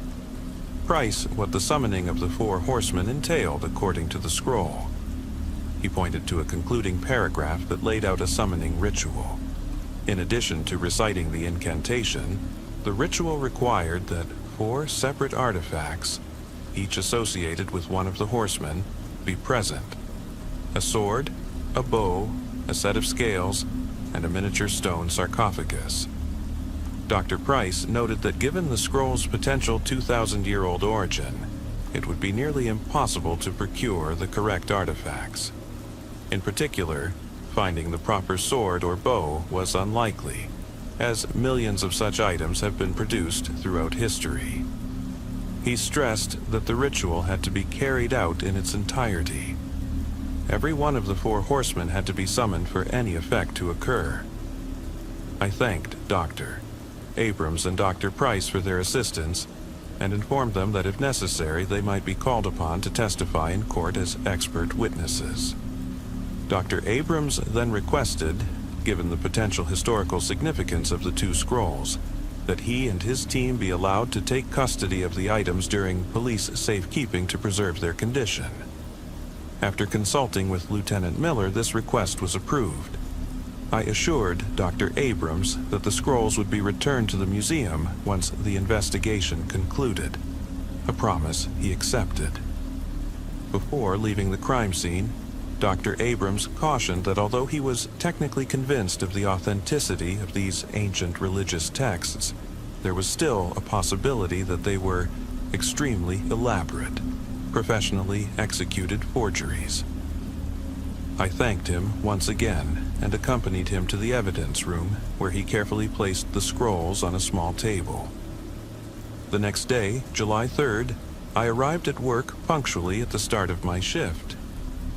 Around 10:30 a.m., a man named Carl from Dr. Abrams' office appeared at my desk and informed me that Dr. Abrams had ordered a re-examination of the scrolls.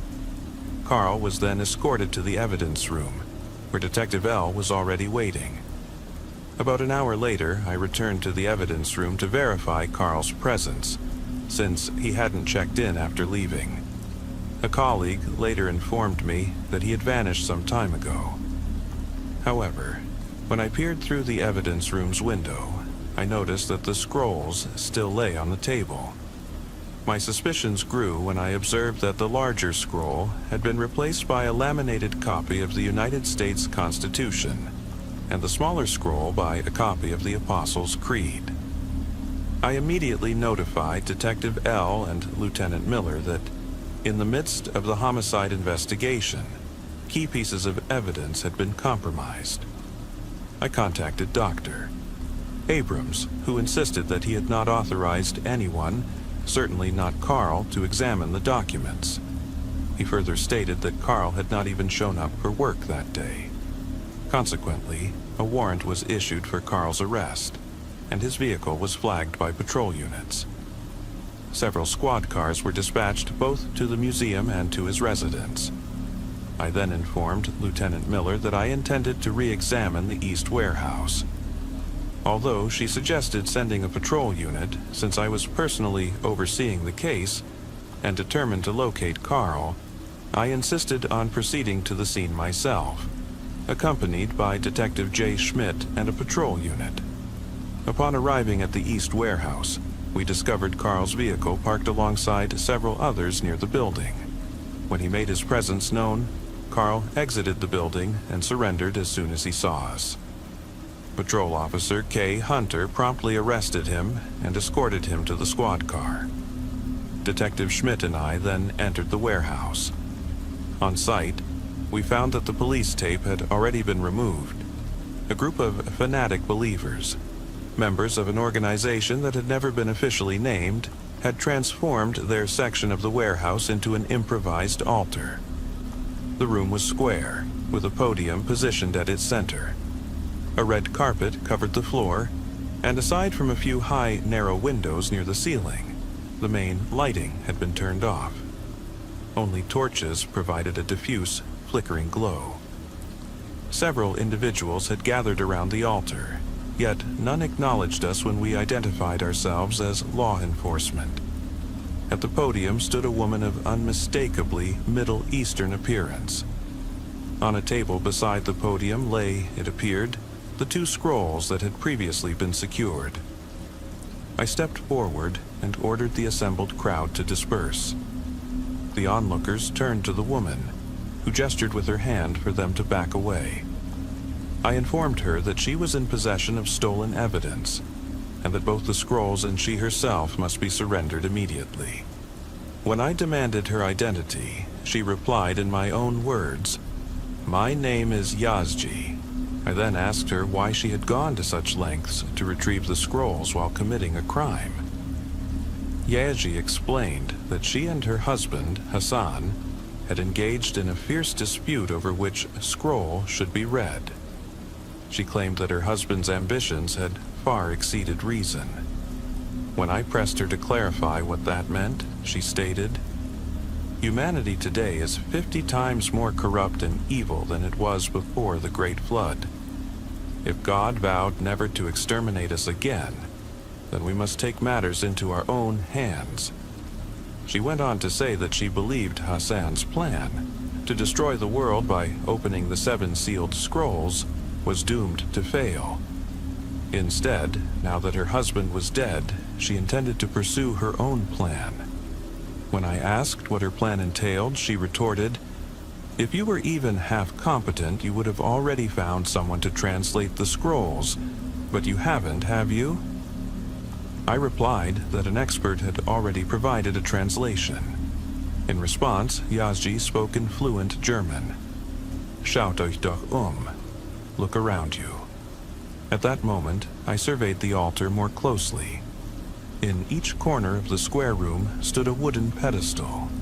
On the northwest pedestal lay a short Roman gladius. On the northeast, an ancient, almost petrified longbow. On the southwest, a battered metal balance scale with two pans reminiscent of traditional scales. And on the southeast pedestal, a small stone sarcophagus roughly the size of a modern soccer ball. Yazji resumed reading from the smaller scroll, her voice steadily growing louder. Soon, I sensed a slight breeze in the room, even though no windows were open.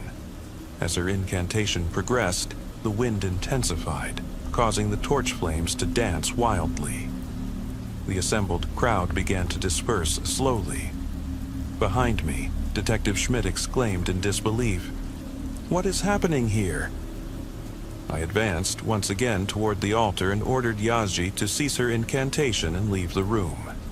My command, however, was ignored. I drew my weapon, not with the intention of immediately using it, but simply to assert control, and ordered her to surrender. Yet, she continued her fervent chanting. With the situation escalating rapidly and in the interest of my own safety as well as Detective Schmidt's, I decided to use force. As I stepped toward the altar, I distinctly heard a sound resembling the neighing of a horse. It was impossible for a horse to be hidden in such a confined space. I heard the sound again, a neigh, followed by what unmistakably sounded like multiple hoofbeats approaching from different directions. I issued one final command for Yazji to end her ritual, but she remained unresponsive. Fearing for our lives, I fired 2 shots. One round struck her in the upper left chest, and she collapsed backward. At that precise moment, as she ceased her incantation, the eerie wind subsided, and the phantom hoofbeats abruptly vanished. Detective Schmidt rushed to administer first aid while I radioed for immediate medical support. Unfortunately, Yazji was pronounced dead at the scene. Shortly thereafter, forensic technicians and our evidence team arrived. I explicitly instructed the officer responsible for securing the artifacts to handle both the scrolls and the objects on the pedestals with the utmost care. Not knowing the officer's identity, I demanded, given the potential for further evidence tampering, that he present his official badge. After verifying it with Detective Schmidt, I was reassured. Later, however, I learned that neither the scrolls nor the artifacts were returned to departmental custody. The officer in question vanished without a trace, and his identity remains unconfirmed to this day, just as the whereabouts of the stolen evidence continue to be a mystery. I then returned to the precinct, where an official protocol regarding police gunfire was immediately initiated.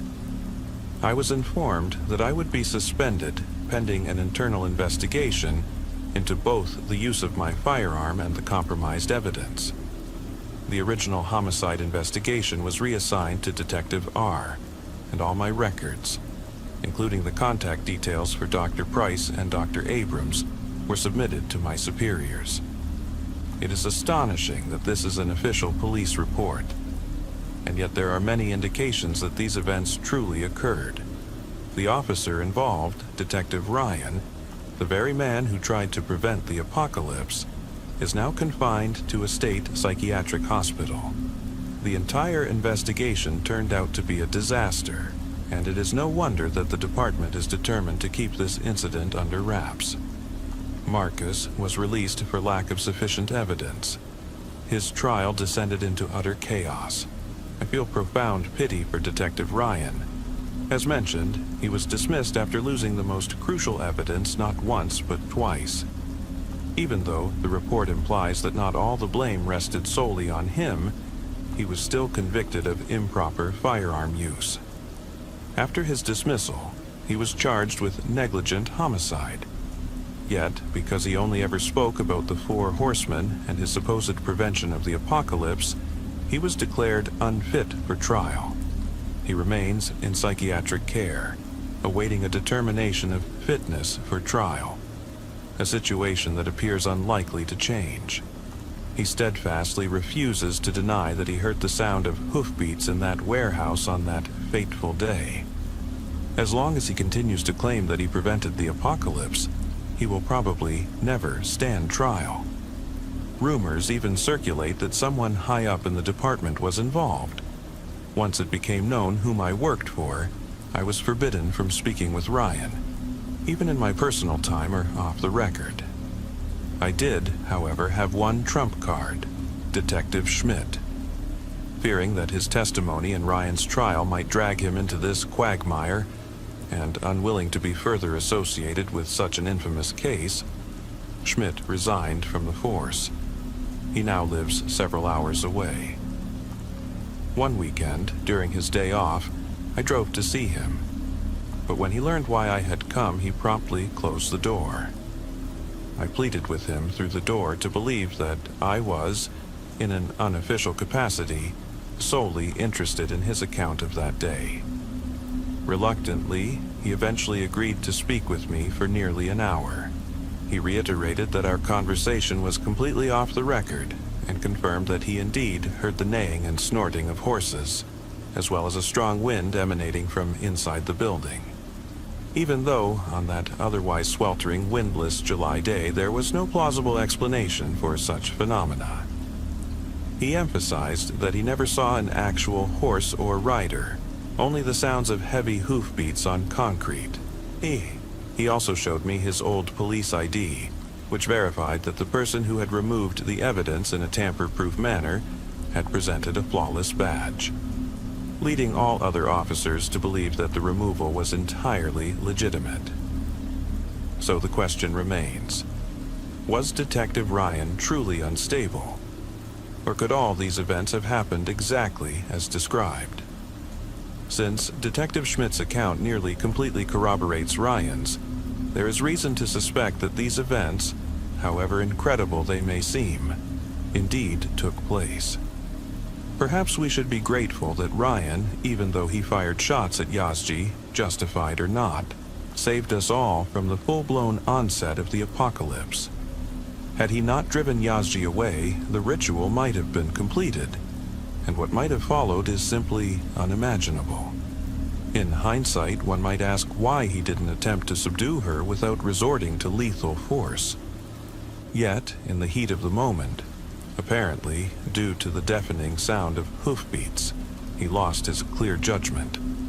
His decision to fire was likely the only means to protect both himself and Detective Schmidt.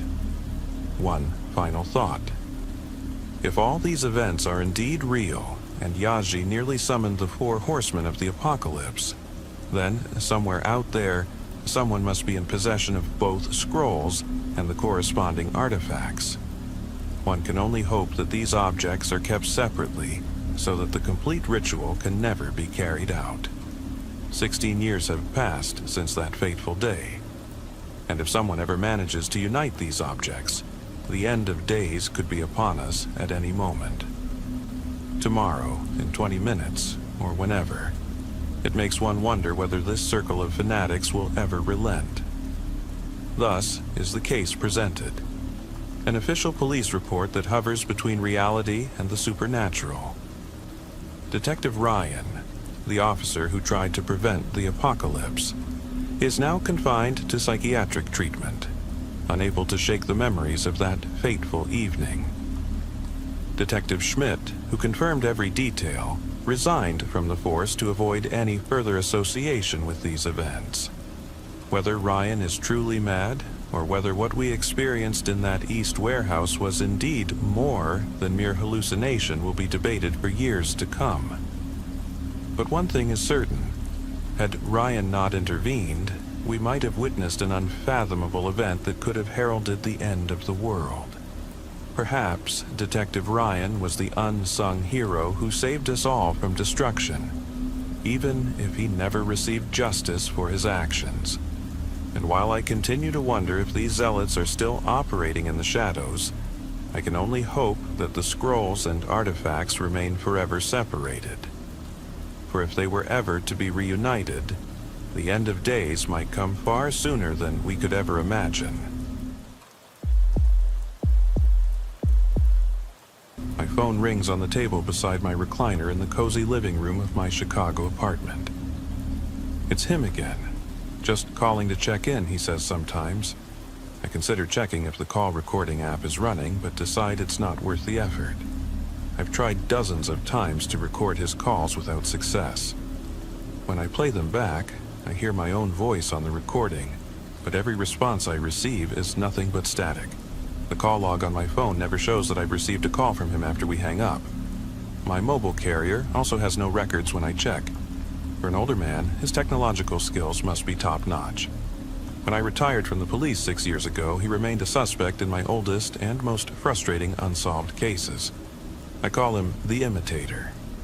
He kills 3 victims, once a month for 3 months, using the methods of some of history's most infamous serial killers. Once his cycle is complete, he disappears for 9 months. The cycle would restart in a new city in Illinois. Sometimes he vanishes for a year or 2, but he always comes back. He never stops calling either. Tension builds at my temples as I answer the call and hold the phone to my ear. Hello. Happy holidays, Detective Bauer, says the calm voice on the other end of the line. He calls several times a year, and I fear each and every call. His tone always sounds like that of an old friend. How are you? Is retirement treating you well? I'm about the same as the last time you called, I reply. Talking is better than nothing. Otherwise, he'll call back dozens of times anyway. Retirement isn't very restful when you know you're still out there. Maybe I can change that someday. 6 prisons would gladly offer you a cozy little cell and 3 warm meals a day. I'll bring you myself. Just tell me where you are, Alan. The voice on the other end breaks into cheerful laughter. His name is Alan Lehman, I believe, though I'm not sure. A bookseller by that name disappeared in 1986, the same year the Imitator claimed his first victims. Alan liquidated his assets, emptied his bank accounts, and vanished without warning. How did I make the connection? I hate to admit it, but he told me himself. I was 2 years into my career and still had the new car scent of a rookie on my uniform. Detective Dennis Garrison, an experienced officer, had involved me in the investigation. During my first week, Alan called and unexpectedly identified himself to me. Until then, he had been active for over 5 years, and we were no closer to catching him than during his first cycle. Boredom, he told me, was his motive for identifying himself. He thought that if we knew who he was, we might present him with a greater challenge. Bartholomew, he purrs through the phone line. I told you 2 years ago where I am, and I've tried my best to meet you. All I asked was that you don't call the police, but you didn't listen. Instead of discussing our connection face to face, I had to deal with the 2 officers you sent to that place. Why should I trust you again? You'd just end up with more blood on your hands. A sour knot tightens in my stomach at the mention of the fallen officers. 2 years earlier, Alan had called and offered to meet me. He said he wanted to meet the man who had spent so many years chasing him, and maybe he would allow me to arrest him. I shouldn't call the police or he wouldn't show up. 4 years into my retirement, my training still lingered at the back of my mind like tar on a roof. Of course, I wanted to catch Alan. The monster had avoided capture for most of 4 decades, but approaching a self-confessed serial killer was madness. I knew I wasn't in shape anymore. Even if I managed to apprehend him, I had no authority. The arrest wouldn't hold. What if after all these years of hunting, I messed it up and let the beast go free? I decided to call the state police and inform them of the time and place. Better for the young officers to handle the operation. The officer who took the call was an old friend, Walter Dempsey, a tough detective himself, who was preparing for retirement at the end of the year. Walter tried to reassure me that someone was just playing a cruel prank on me, but I insisted that our main suspect would be waiting there. Everyone at my old precinct knew about my calls. The lack of call logs or recordings made them skeptical, and I understood why. Some police officers don't handle retirement well. They can't let go of the work. They try to find ways to stay relevant with their old colleagues. Walter, on the other hand, thought it might be a troubled teenager messing with me. A handful of younger officers at the precinct thought my mind was playing tricks on me. Maybe they were right, but not regarding the calls. Still, Walter agreed to bring a young patrol officer named Vincent Haas to the location to conduct a search. It was a courtesy gesture, he said, for my years of service. Later, I learned he hadn't even noted the tip in the patrol log for the day. He didn't consider the tip important enough to make the search official. No one knew where the two had gone. Hours after he was supposed to take my call, I had heard nothing from him. My relentless calls and texts went unanswered. In a panic, I called the police station, but no one had heard from Dempsey or Haas in hours. Their shift had ended, but their patrol cars never checked back in. All attempts to reach them via the radio remained unanswered. After speaking with the station chief and reporting my conversation with Dempsey, he sent 5 units to the dilapidated warehouse on the outskirts of Chicago, where Alan Lehman had requested to meet me.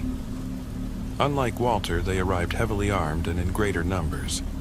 I still don't believe the captain thought I was telling the truth, but he was smart enough not to take the risk. They found the patrol car in front of the building. Inside, they discovered a bloodbath. Both men were found kneeling in the middle of a filthy room with execution-style gunshot wounds to the back of their heads. They had been slit post-mortem.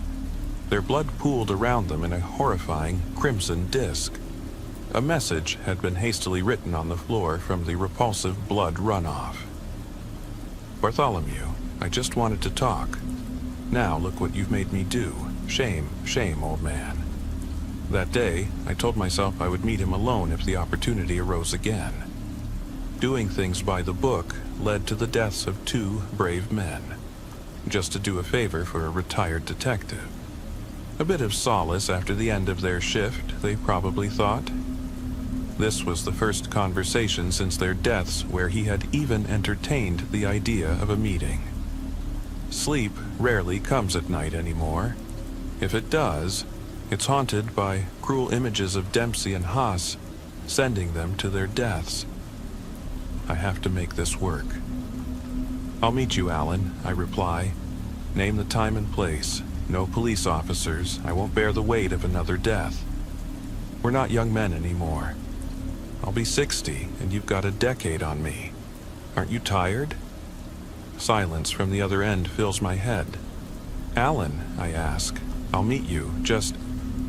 Good, Bartholomew, he says. Meet me at this address, and we'll have a little conversation. Do you have pen and paper? I park my car at the site of a long-abandoned gas station 4 miles outside Chicago. A sign flaps in the wind, advertising gasoline prices that haven't been seen in 20 years. A relic of bygone days, I think to myself. It's almost poetic of him to choose this place. It used to be useful, but now it's decaying, taking up space just like me. The gas pumps crumbled to rust flakes. 2 large storefront windows are so dusty and grimy that my bright headlights can't penetrate the darkness within. Everything here has been left to decay, a place that embodies the ravages of time. The bright sheet of yellow legal paper attached to the window stands out like a lighthouse against the ruin. Carefully, I step out of the car and brush off the side. My P-08 is buried in the holster under my jacket. The slim body of the gun comforts me for a moment. I know I shouldn't be here, but finding a solution is all I have left. By the end of the night, I'll have my man, or my man will have me. Either way, the calls will stop. As soon as I see the bastard, I'll put a bullet in his head and one in his heart. one for Dempsey, the other for Haas. If I'm successful, I'll place the empty shell casings on their gravestones. I pull the P-08 from its holder and disengage the safety. Every step I take across the debris-strewn parking lot fills the calm night air. I scan my surroundings as I approach the note, seeing no sign of anyone or anything. The ghostly gas station is deserted, aside from an old police officer and this fluttering yellow note. My blood runs cold as I pull the note from the window. Flowing calligraphy fills the page. I can't help but think what a steady hand he has as an older man. Bartholomew, if you're reading this, then you've shown up just like the good detective I always hoped for. My apologies if you're disappointed not to find me here. I haven't backed out of our deal, but I wanted to see you from a safe distance to ensure you're alone this time. While it wouldn't bother me at all to send a few more of your old friends, I'd much rather speak face to face. As you read this, I'm watching you from afar down the street. Night vision technology has come a long way over the decades. Don't worry, I wouldn't shoot you. What a cowardly and anticlimactic ending to our cat and mouse game. Get back in your car and flash your high beams 3 times so I know you've read this note. Wait until you see 3 flashes in response, then drive down the gravel road toward the light. If you pass the light 3 miles further, you'll see a hunting cabin. Come inside. You can bring your weapon. I know you have one. It won't keep you safe. Your friend, Alan Lehman. The smooth paper becomes stiff and rough as I roll it into a ball. I sit behind the wheel, turn the key, and the car purrs back to life. I turn the light switch 3 times, briefly illuminating the field behind the dilapidated gas station. Dry grass sways in the evening breeze, and the yellow eyes of nocturnal creatures reflect the unexpected flashes. Then nothing. Darkness swallows my world again. The dull neon dashboard lights glow faintly against the twilight inside the vehicle. Sweat drips down my neck. The night isn't overly warm, but I feel the sick bastard staring at me through his night vision device. A brilliant beam of light shoots into the sky from the distant car and disappears. Then a second, before darkness returns. Now a third. He's here. I shift gears, pull my car back onto the gravel road, and drive toward the signal. Gravel beads the lower part of my car like half-hearted shotgun pellets as I creep along the winding path. The swaying grass and yellow eyes return to my field of vision as I slowly roll forward. Too many yellow eyes are watching me. The hairs on my arms stand up as I look around and perceive the penetrating stares. It's almost as if this evil man has drawn every dark thing around him on this eerie night. Howling and yelping fill the air. At first, they sound menacing, but slowly they begin to sound plaintive, like warnings in the darkness. Turn around. It's not too late. Death awaits you on this road. I slam my hands against the car horn, and the high-pitched screech causes the yellow eyes to break and disperse. The field is dark again. Tall grass sways lazily. No further warnings. My car tires crunch on the gravel as I park at the spot where the light came from. On the ground lies a floodlight, a night vision device without a rifle, and a tattered paperback. I roll it with my foot and see a deep red horse on the cover and bold yellow words hanging above. The Catcher in the Rye. As I slowly crept through the darkness, replaying my life and contemplating my precarious future, Alan Lehman had read a book at this spot. I laughed aloud. From the moment I left the house tonight until now, I felt like I was on a collision course with my ultimate fate, while a murderous old man sat in the dark with a paperback.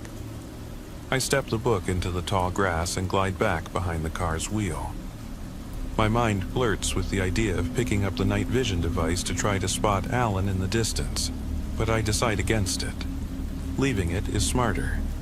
If he manages to either kill me or escape, this will be the first physical evidence he's left behind in half a decade. No point in leaving my fingerprints all over it. I feel my heart pounding against my chest as the car continues to roll. It's still a long way, but as my headlights flicker back and forth, they catch the distant silhouette of a cabin. Alone on a small hill, it stands there like a little castle in the pitch-black darkness. An evil man sits inside, I think, waiting for a meeting with me. My mind races with an anxious survival instinct. Turn the car around. No, I'm too close. He would never agree to meet if I turned back now. This isn't a time for cowardice. He will kill you. Is that what you want? You're not a martyr, Bart Bauer. Maybe, but I'll try to kill him first. And what if he does? This is a trap. Do you really think he'll let you bring him to the police? No, I really don't believe that. It's too late anyway. My car creeps up a slight incline from the gravel road onto a packed dirt driveway. I'm here. The cabin is just 50 yards up the small hill. The shutters have collapsed into the yard and are dry rotted in the sunlight. All windows are broken, leaving jagged glass shards in the warped frames. Holes puncture the roof in a dozen places, and the roughly hewn wooden beams hang down. The front door is closed. Through one of the broken windows, I see a silhouette. I turn off the ignition and step out of the car. Dry autumn air fills my nostrils, mixed with the scent of old wood from the cabin. The night is cool, but a chill pierces deep into my bones. Decades of work end in a rundown cabin on a hill.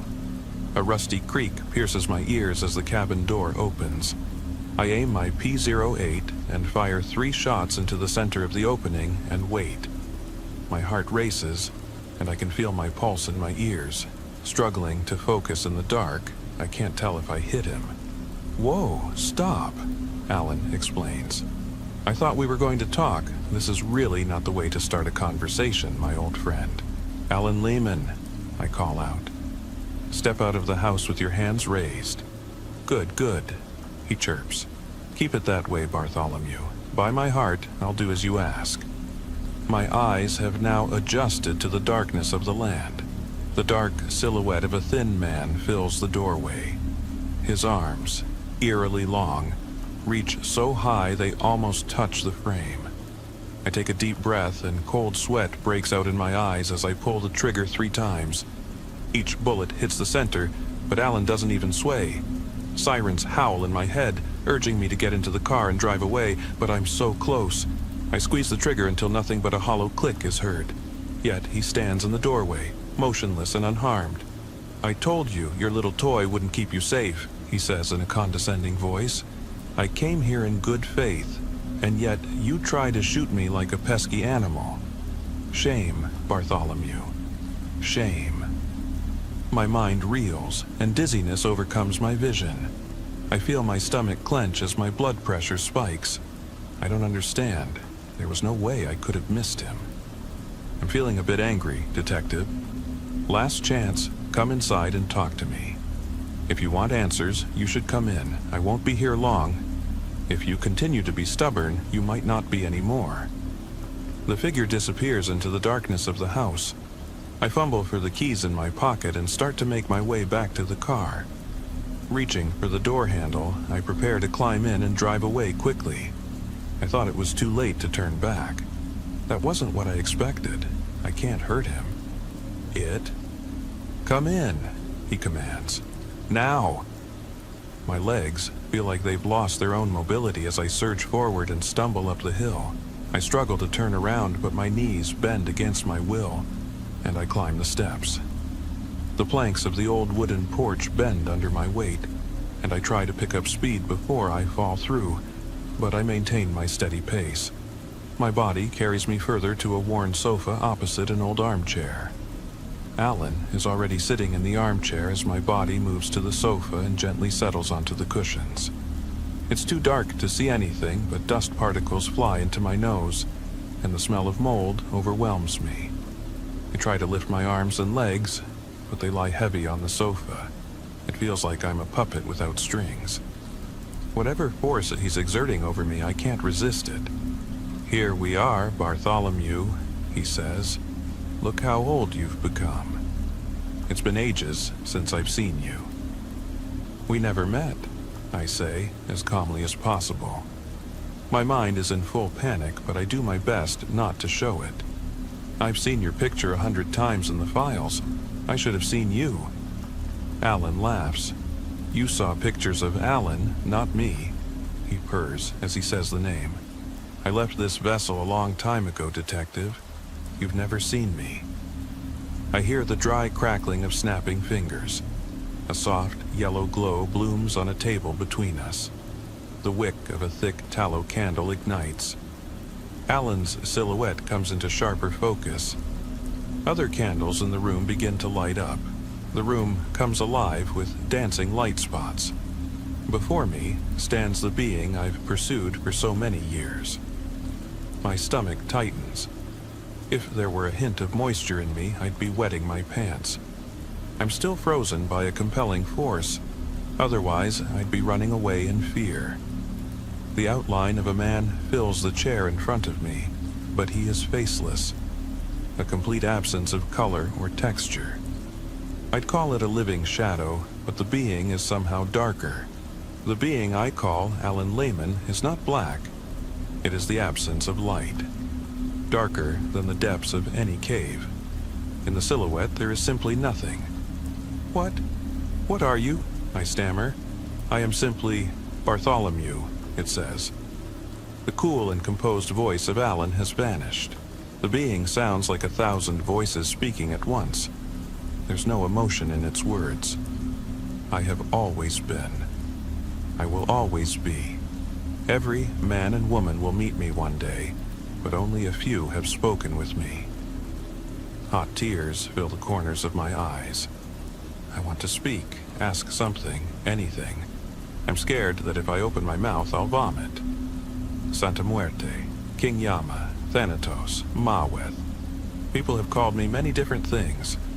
The list is long but tedious. I am Death, Detective Bauer.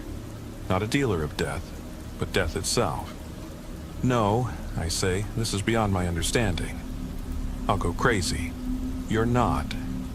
But I am, old friend, says the chorus of voices. I'm tired of my duties. Your kind has glorified the darkest among you. Bundy, Dahmer, Gacy, Gain. Their artistic embellishments of my work have fascinated me for some time. I've even replicated their efforts for my own pleasure, but I want to be free of it. It stands up from the sofa and begins to approach me. The light of life begins to flicker within you, Bartholomew. Your days are numbered. Its hand reaches out to me, extending a finger. Slowly, it presses the tip against my forehead.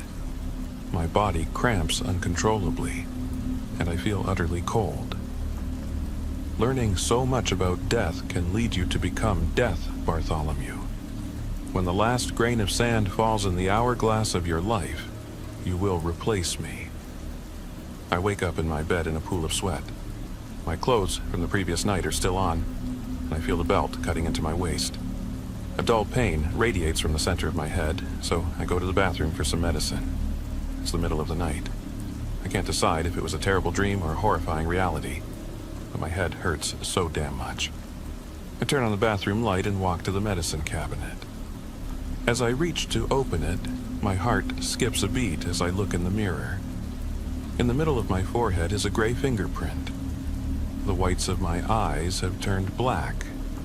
No, not black. No light, like a living shadow.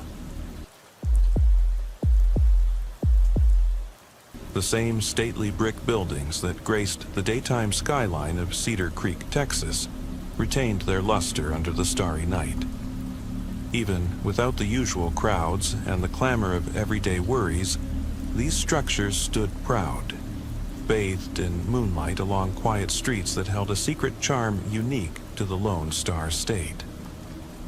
I had long nurtured an odd, nearly obsessive affection for the darkness, a passion that blossomed on weekends when no early appointments forced me from sleep.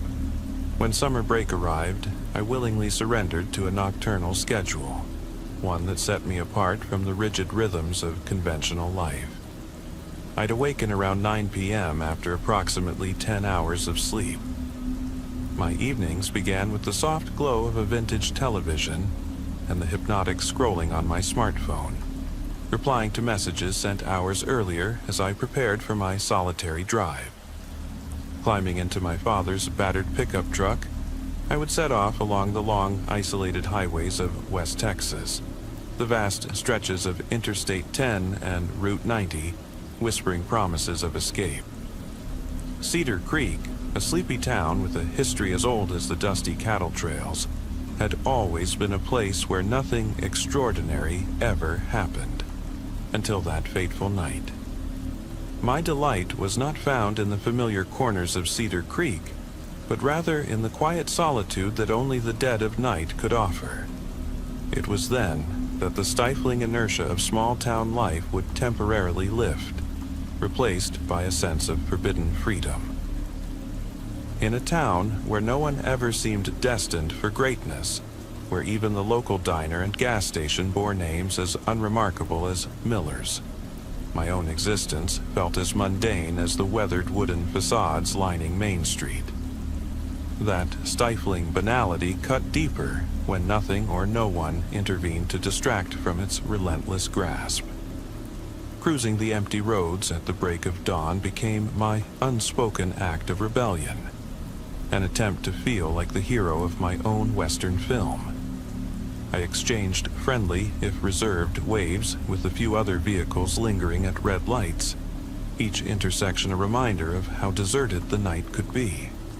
There was an inexplicable thrill when a patrol car from the Texas Rangers or the local sheriff's office rolled by, its red and blue lights slicing through the darkness as officers with stoic expressions and southern drawls offered me cautious nods. Several times I was pulled over on these lonely highways, each encounter punctuated by stern advice to return home. I would feign attentiveness before easing back onto the road, my heart pounding as if I were a wanted outlaw on the run. In retrospect, I wish I had heeded their warnings more seriously.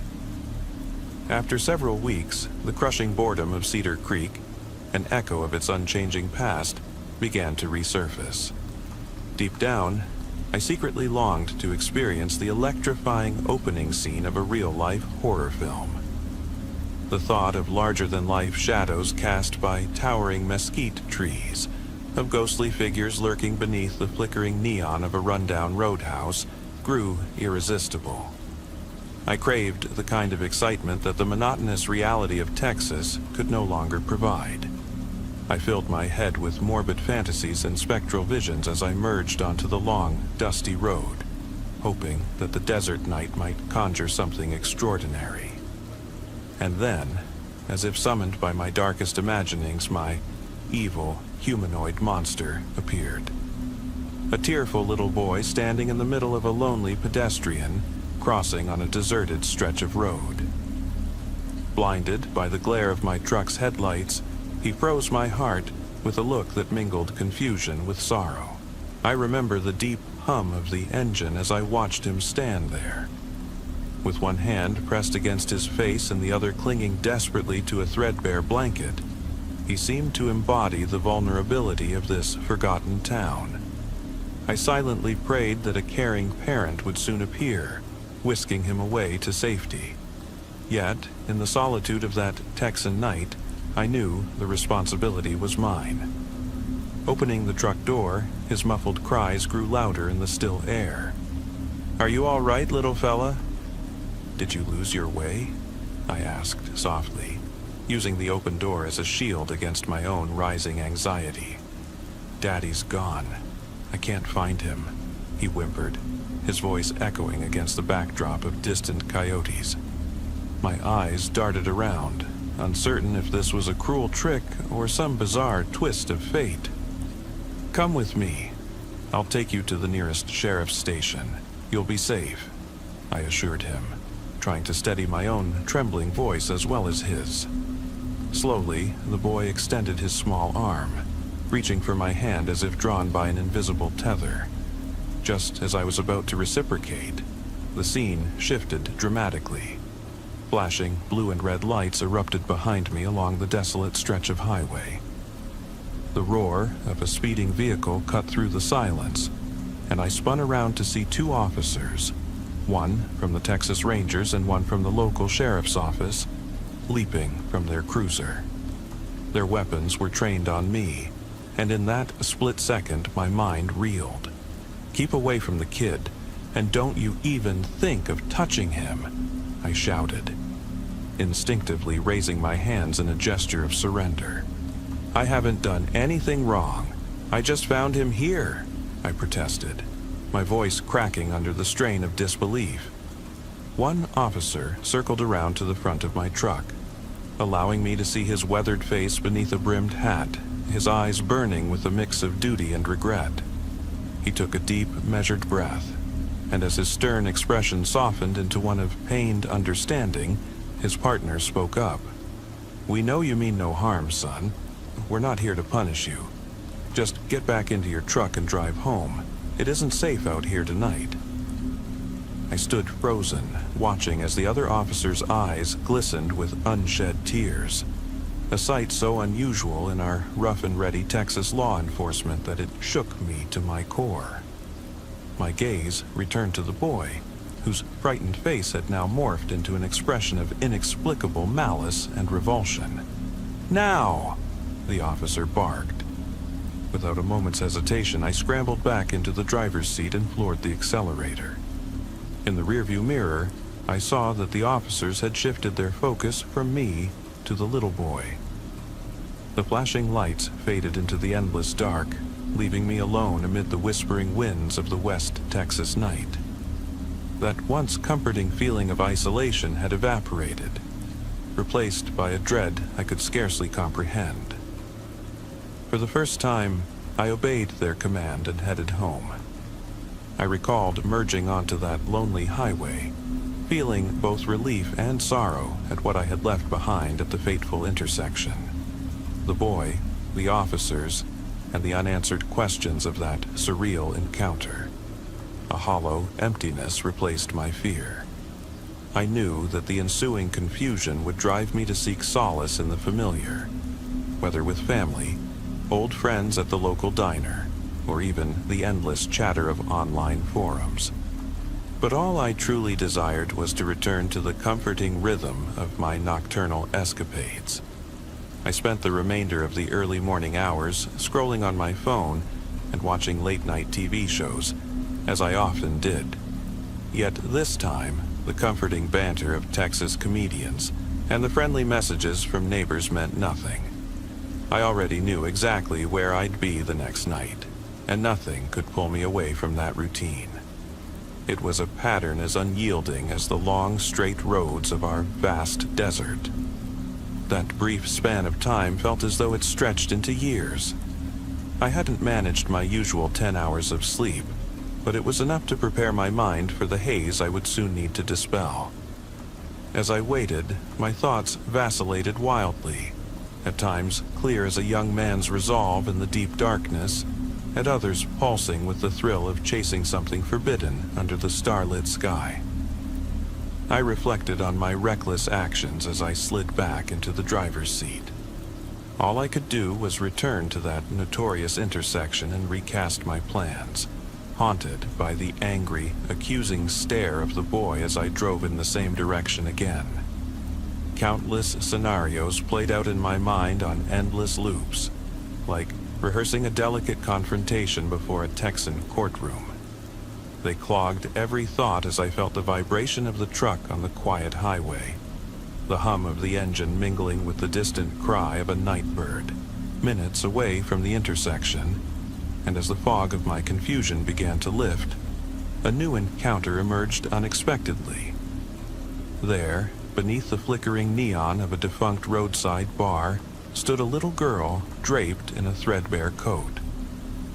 My seatbelt tightened as I slammed on the brakes, coming to an abrupt halt on a gravelly stretch near an old cattle trail.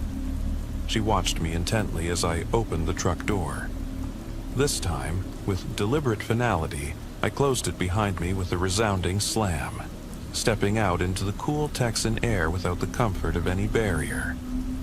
I paused a few steps away, waiting in silence for her to speak. There was something uncannily strange about her presence. "Mommy's gone," I can't find her," she repeated in a flat, emotionless tone, the words echoing as though in a vast, empty canyon. "What's your name?" I asked, my voice a cautious murmur. "Mommy's gone. I can't find her," she intoned once more, her voice unnervingly identical to the little boy's earlier cry. I knelt down slowly, careful to maintain a respectful distance so our eyes could meet on the same level. "Where did you last see her? Why are you out here at this hour?" I pressed gently, but she remained silent, her tears flowing unceasingly like a broken spring. I stared, transfixed, as her sobs gradually gave way to a chilling change in expression. Just as I hesitated on my next words, she lifted her tiny arm and reached out, as though imploring me to take her hand. A desperate yearning surged within me to close the distance and help her, yet something in her vacant, almost inhuman gaze made me hesitate. The sorrow etched on her face was drowned out by an emerging, unsettling emptiness in her eyes. "Please stay right here, okay? I'm going back to the truck to call someone who can help." I tried to reassure her in a calm, measured tone. "I promise I'll be right back." In that moment, her expression shifted violently. The helpless fear melted into a fierce anger that turned to raw aggression. Her eyebrows knitted tightly, and the corners of her mouth contorted into a venomous snarl. "Mommy's gone. I can't find her." Her voice, now warped and guttural, sounded less like a child's plea and more like the low, menacing growl of a beast. Her entire appearance transformed into something out of a Texas ghost story, a monstrous figure emerging from the desert shadows. I straightened up and began backing away toward my truck, but she followed every step, matching my pace with an unnerving precision. I nearly stumbled as I quickened my pace, desperately reaching for the truck door while keeping a wary eye on her relentless approach. Just as I reached the cold metal frame of my pickup, I managed to clamber inside and lock the doors, my heart pounding like a runaway stallion. Then, without warning, she appeared at the window. Her face distorted further with each passing second as she clawed at the glass, her voice rising in a frenzied, haunting refrain. "Mommy's gone. I can't find her." By now, her tone had shifted from a child's cry to the unearthly roar of a creature born of nightmares. I watched in horror as her delicate features contorted.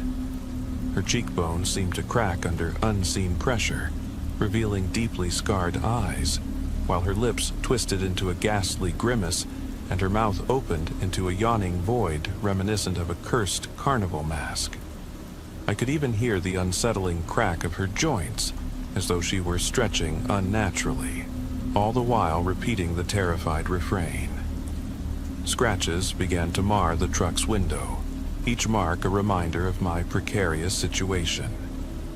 Just as the thought of heading home began to seem like a distant, fading dream, the dull glow of roadside lamps emerged, punctuated by the echo of gunshots reverberating through the Texas night.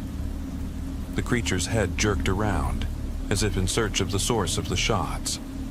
As the staccato reports of gunfire continued, the familiar blue glow of an emergency vehicle appeared, briefly illuminating one side of her grotesquely deformed face, before she bolted down the street, across manicured lawns and forgotten homesteads, and vanished into the consuming darkness.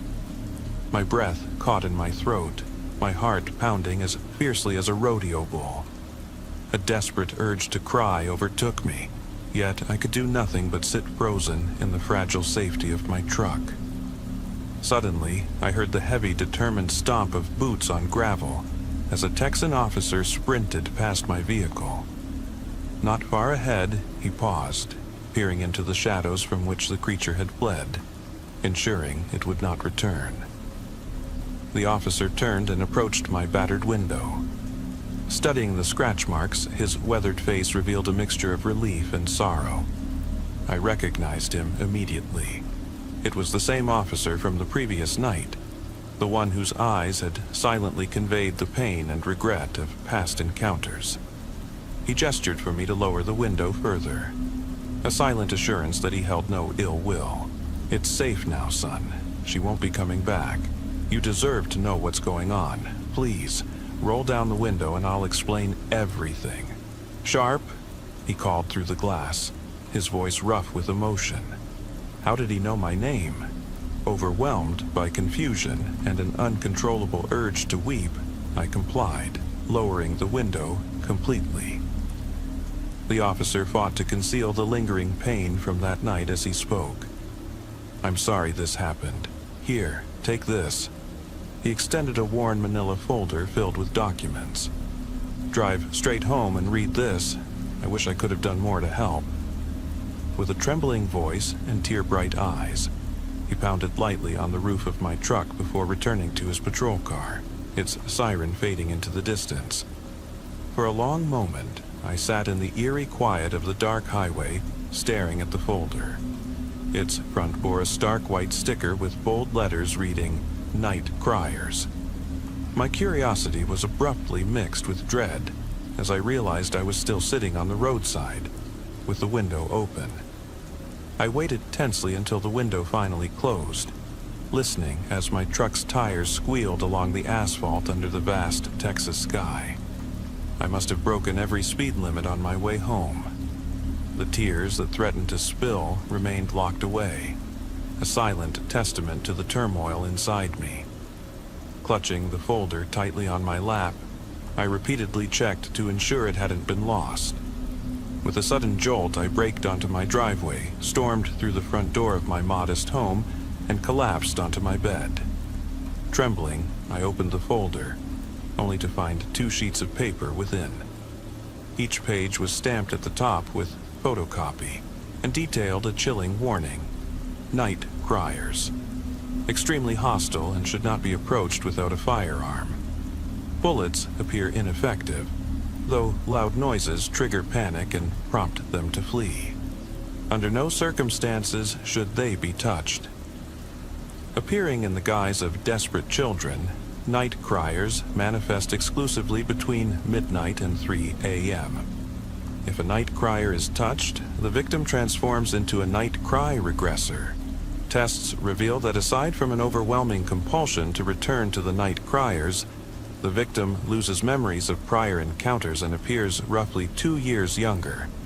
A vicious cycle of regression that goes unnoticed. When an adult regresses to the state of an infant, they transition from a regressor into a night crier. Only then does the full circle become painfully clear.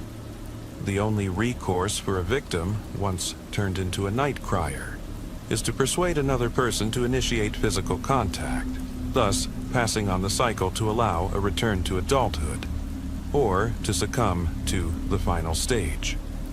Details about the final stage, including its vulnerabilities, destiny, and even the life expectancy of those afflicted, remain shrouded in mystery. On the next page was printed the name of my hometown, Cedar Creek, home to both night criers and regressors. Its 95,362 inhabitants are all regressors. Since 1995, a system has been in place here to control the cycle and shield the unaware public from night criers. Since 2005, only law enforcement officers who encountered night criers during their night shifts have been mutated into regressors, to contain the cycle as much as possible. Civilians and officers who have experienced the cycle 10 times are subsequently detained and reported as either killed in action or missing, in order to conceal the visible regression of their childlike traits from family and friends. Revealing one's regressive state to another regressor is known to cause severe psychological damage and often leads to madness. An attack by the final stage appears to mitigate the risk of such mental deterioration. I looked around my nearly empty room. Most family photos had vanished, and I could barely recall my parents' first names. I wasn't even certain if I had siblings anymore. On the following sheet of paper, my last name appeared alongside an unfamiliar title. Officer Sharp. Current status, regressor. My head spun, and my mouth felt parched. Officer Sharp encountered a night crier during his night shift on February 4th, 2015.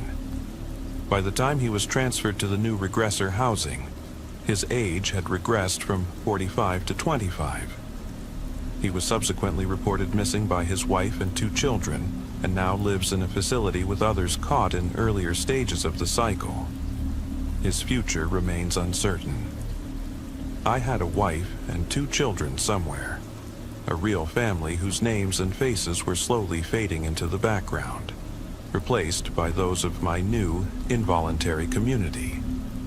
I was overwhelmed with anger, confusion, devastation, and disbelief. Cedar Creek wasn't merely dull, it was fundamentally wrong. What I had witnessed, the guttural, animalistic growling outside my window, was my fate. My only choice was to continue living as if I were insane, forever dismissed by the outside world and unable to share my story without plunging others into madness. I spent the entire night and the following day on my bed, clutching that folder as I grappled with the weight of my destiny. I knew what had to be done, even if it meant sacrificing my old life as the price for forging a new path. That officer had known me too well.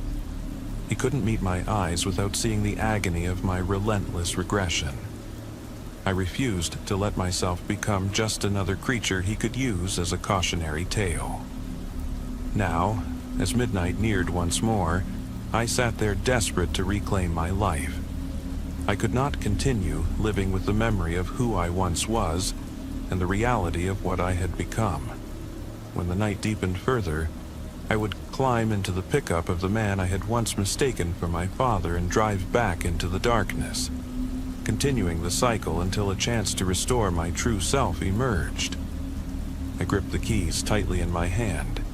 It was a pattern I had followed 1,000 times before, on those endless, lonely Texan highways. I live on an island. This island lies off the northeastern coast of Louisiana, nestled deep within the sprawling bayous of the Gulf Coast, and is relatively unknown to most people, except for those who saw the one movie that was filmed here. Sure, in the summer, when the weather is warm and the mosquitoes are relentless, we receive a steady influx of tourists eager to experience a genuine Louisiana bayou and the charming small-town lifestyle in America. But mostly, about 800 people reside on this tiny island year-round. At least that's how many people you actively see around. There are probably more, but the rest consist of reclusive, simple hermits who spend a total of 15 minutes per year in direct sunlight. Maybe you've heard of this island before. If you've ever vacationed somewhere in the Louisiana Bayou region, there's a good chance you know exactly which island I'm talking about. Please, for the sake of all readers' sanity and mine as the author, keep it to yourself. If you don't know which island I'm referring to, perfect, just stay away. There are many reasons why I say this, but the 3 most important are: this place is boring. After the summer crowds disappear, all we have left is a movie theater, a bowling alley where people like to unwind, and a few pizzerias of varying quality. You'll almost certainly get seasick on the ferry ride to my island. Most of the ferry company's staff are grumpy people who have little to no interest in your comfort and live by the unofficial slogan, "We're not happy until you're not happy either." If you're not an experienced islander, or not exceptionally well-trained, armed, and smart, there's a pretty good chance you'll survive here for about 3 days before you disappear. I've been working here as a police officer for a few years now. I'm by no means an expert, nor am I that old, but I like to think I know my job, and I can't even begin to count all the missing person reports we receive here. It's truly astonishing. I don't mean that we have a few more missing people than the national average.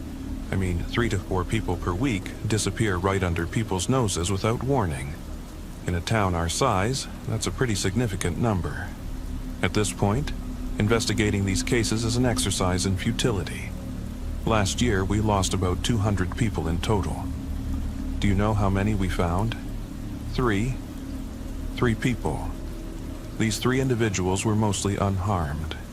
They were reintegrated into society, the only real issue being the fact that none of them had any fingers. It was really quite interesting to see. I don't mean they had their fingers cut off or anything, but they looked like these people were born without fingers. I knew one of them. He used to have fingers. He still denies it, and I've stopped trying to convince him otherwise. That's just one of the many strange things that happen here, to be honest. Working as a police officer isn't exactly easy when in half of all break-in cases, the victim claims the intruder was a lizard-dog hybrid person. I'm not exactly sure what they mean by that, but the number of cases with this similarity is too high to ignore. At least it makes writing the reports entertaining. My partner and I have seen some pretty crazy things, so strange animal-human hybrids don't sound quite as out of the realm of possibility to us as they might to others. Anyway, I wanted to start documenting some of the things that go on here. Last week, one of my usual suspects, John, told me that people who aren't from here might enjoy the things we do daily. I thought this would be the perfect place for that. I've seen how open-minded most of you are, but whether you believe any of this or not doesn't make much of a difference. Hopefully, you can still enjoy it. I'm not entirely sure where to begin a story. I could tell you about the time we got a call from one of our local cemeteries where every single grave had been dug up and all 432 bodies had mysteriously disappeared. We found them all a little later in the grocery store when the manager came in to open for the day. They appeared as if they had been staged, as if they were shopping. That happened between 7 and 7:30 in the morning when the on-site janitor was taking his daughter to school, which was somewhat unusually quick for most teenage pranksters. I could also talk about the time when every spoon on the island disappeared, including my own set. These, unlike the 432 bodies, were never found again, and this case is technically still open. Honestly, these are just everyday occurrences for us. Normality here is a relative term. However, one of the strangest events occurred during my last night shift. My partner Kyle and I are usually on duty from 10 p.m. to 6 a.m., so we're often around when something happens at night. A few days ago, we got a call about such a noise. At 3:33 a.m., we heard, "Unit 700 to dispatch, over." "Unit 700, go ahead," I responded over the radio in our patrol car. "We have a report of an intruder. I've removed the address to respect the owner's privacy." The caller says they've heard multiple unexplained noises in their basement. I sighed and looked at Kyle before replying. "Unit 700, copy that. En route." We turned on our lights and sirens, slowly pulled our patrol car from the curb, and headed towards the house in downtown. We arrived in less than 10 minutes and got out of the vehicle. "You want to take the lead?" Kyle asked. He looked like a corpse. I suspected he hadn't slept since the night before, so I said, "Sure, buddy," and knocked on the door. I had barely touched the door with my knuckles when it swung open, and I almost punched the young woman in the nose. "Thank God you're here," she exclaimed. I had never seen her before, which was strange to me because I had met most people on this island at least once. She was short and plump, with dark brown hair, and introduced herself as Kathy, spelled with 2 Ks. She was wearing Star Wars pajamas and looked a bit older than me. After introductions, she invited Kyle and me into her house.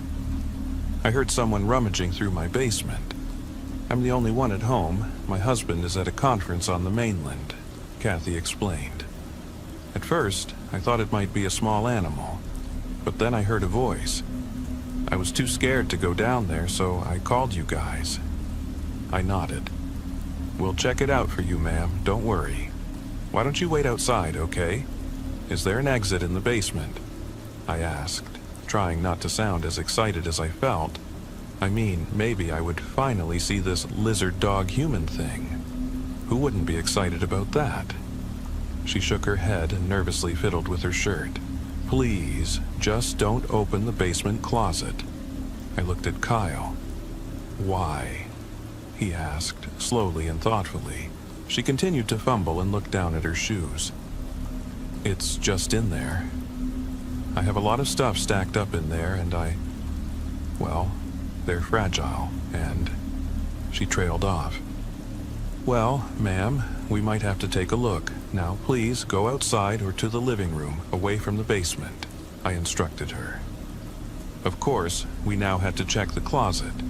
We drew our weapons and turned on the basement light. Police!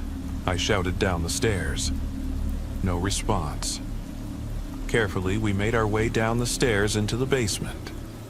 Basement was a strong word.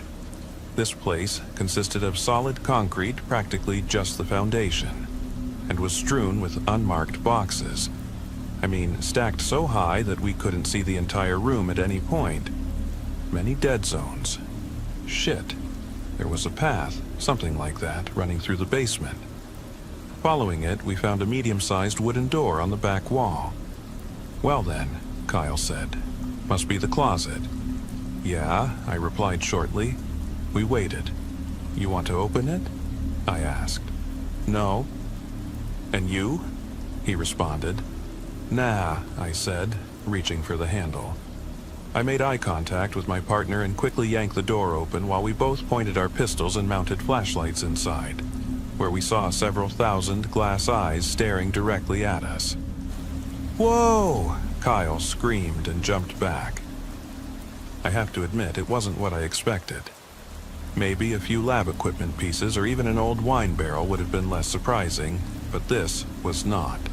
They were eyes. Huh. I muttered more to myself. We kept our lights on the oversized room and looked at the many, many shelves where the eyes were placed. This has to go further into the floor. Kyle thought out loud. I nodded and slowly directed my light down to the floor. Right at the lower end of the back wall, it landed on a small hole. I paused. Damn, I said to Kyle.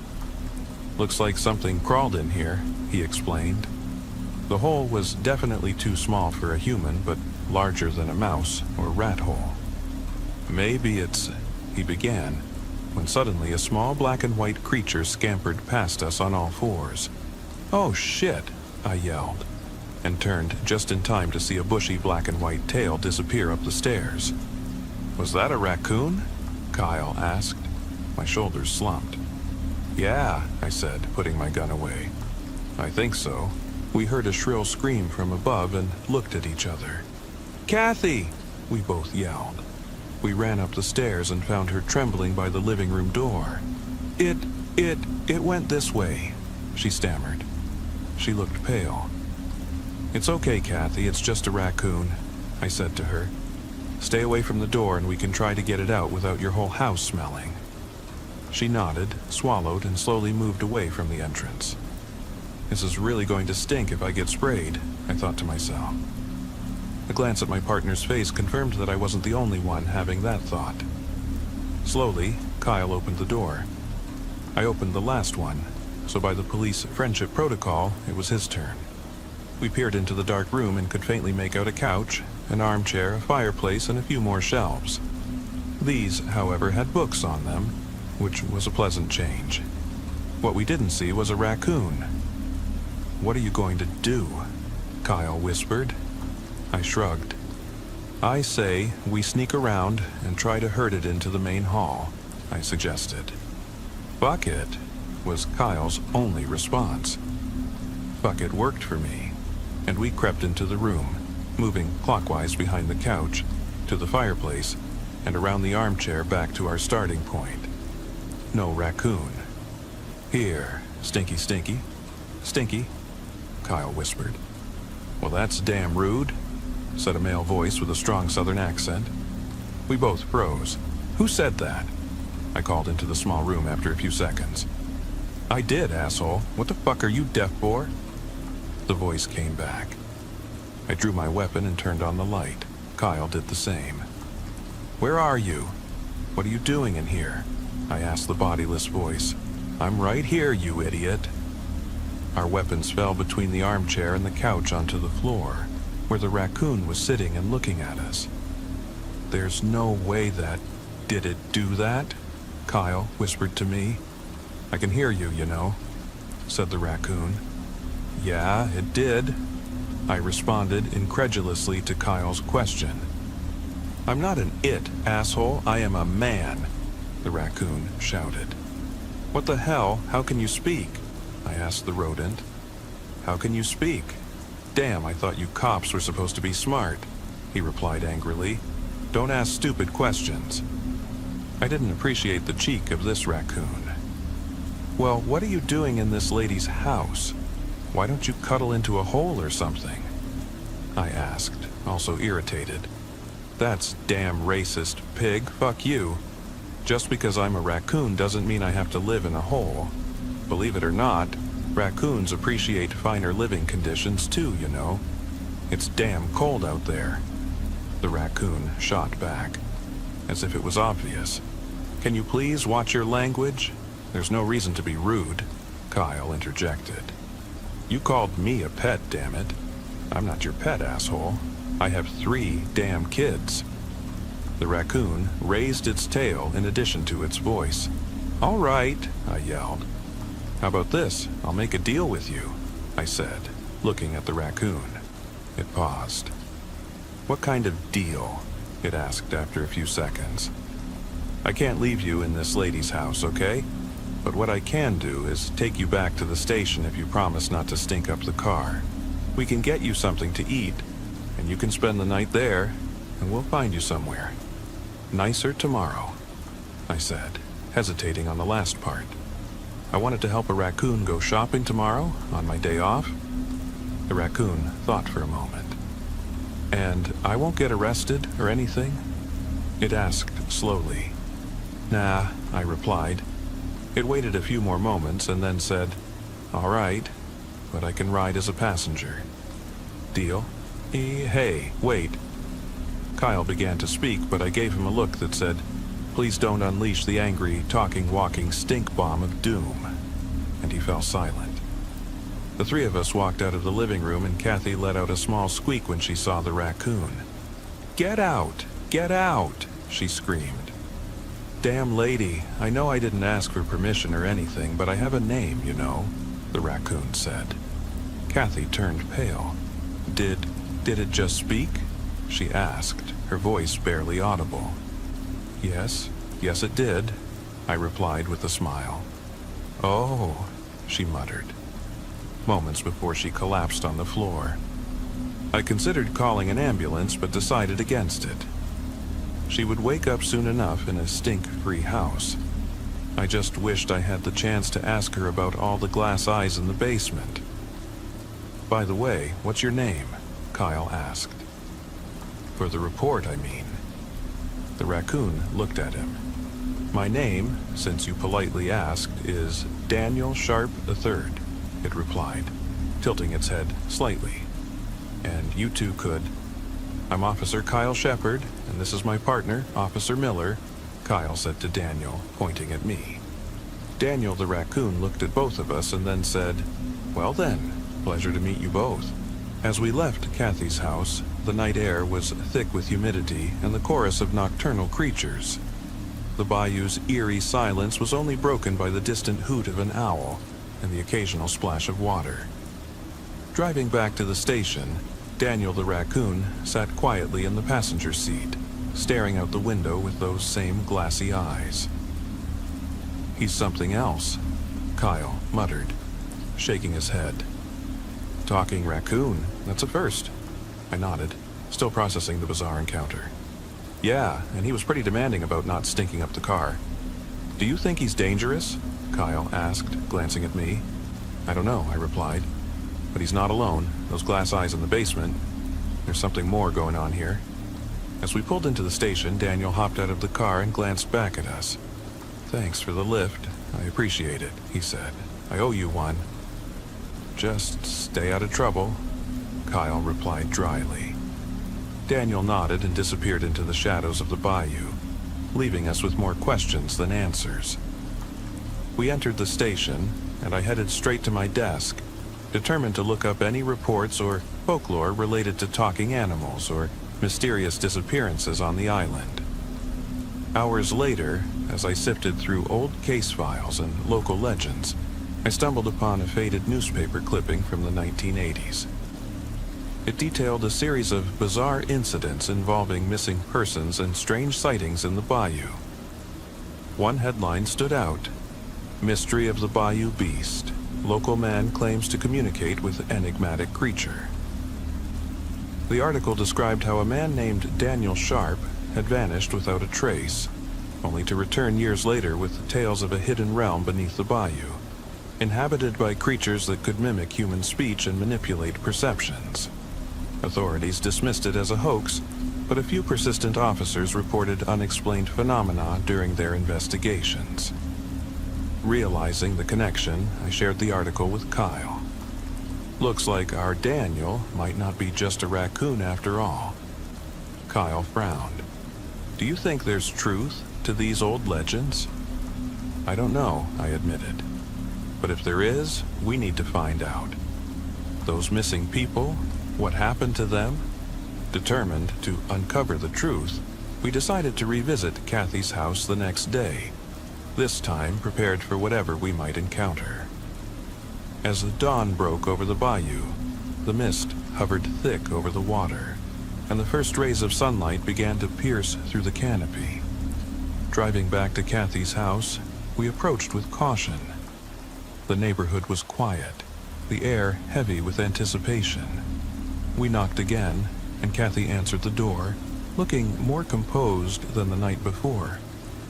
"Good morning, ma'am. We need to ask you a few more questions about last night," I said. She nodded, leading us to the living room. "I'm still trying to process what happened. That raccoon, Daniel, it wasn't normal." Kyle leaned forward. "Have you noticed anything unusual since then? Any other strange occurrences?" Kathy hesitated before replying. "There have been noises, whispers at night, shadows moving in the corners of my eyes. I thought I was losing my mind." As we delved deeper into her experiences, it became clear that there was a pattern of supernatural activity tied to the island's mysterious history. Determined to get to the bottom of it, Kyle and I began to piece together the puzzle, uncovering secrets that had been buried for decades.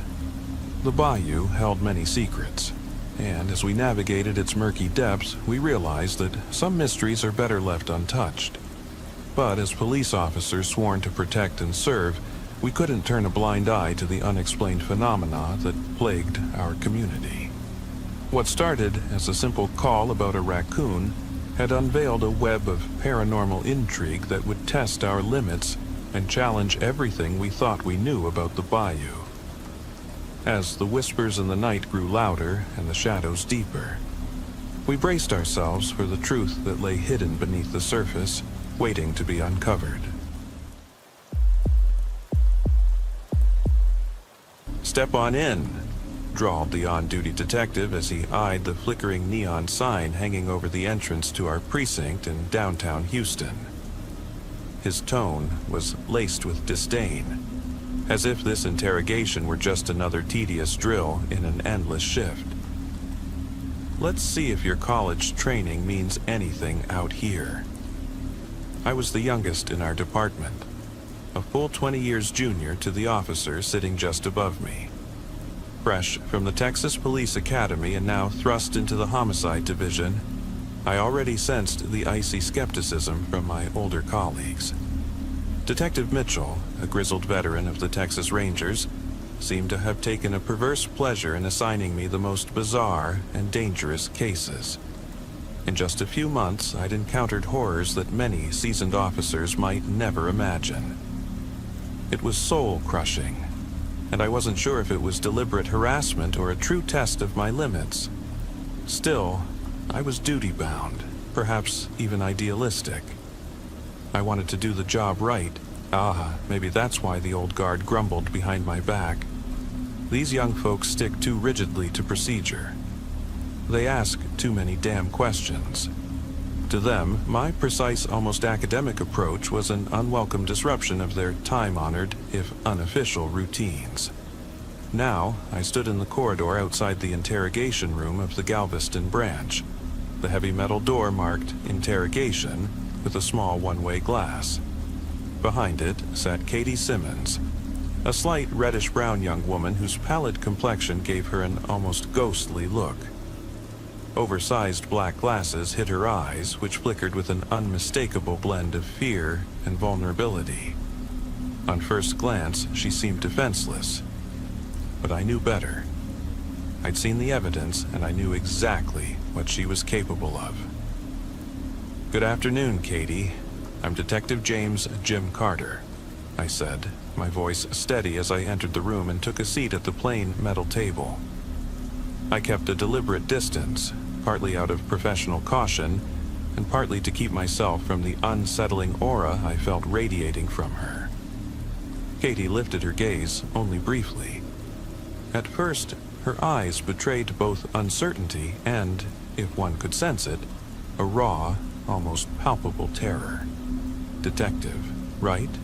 she murmured, managing a nervous laugh. "I already told everything to the doctor at St. Luke's Hospital." "That doctor was a psychiatrist, Katie. I'm a detective. Since your friends passed away, we need to piece together what happened between April 24th and May 10th aboard the Lone Star." My tone was calm, yet firm. "Can you walk me through that period?" "Passed away?" Her eyes widened for a moment, as if the enormity of her loss had only now truly sunk in. "Dead, of course they're dead." She closed her eyes, her entire body tensing, as if trying to ward off an invisible assault.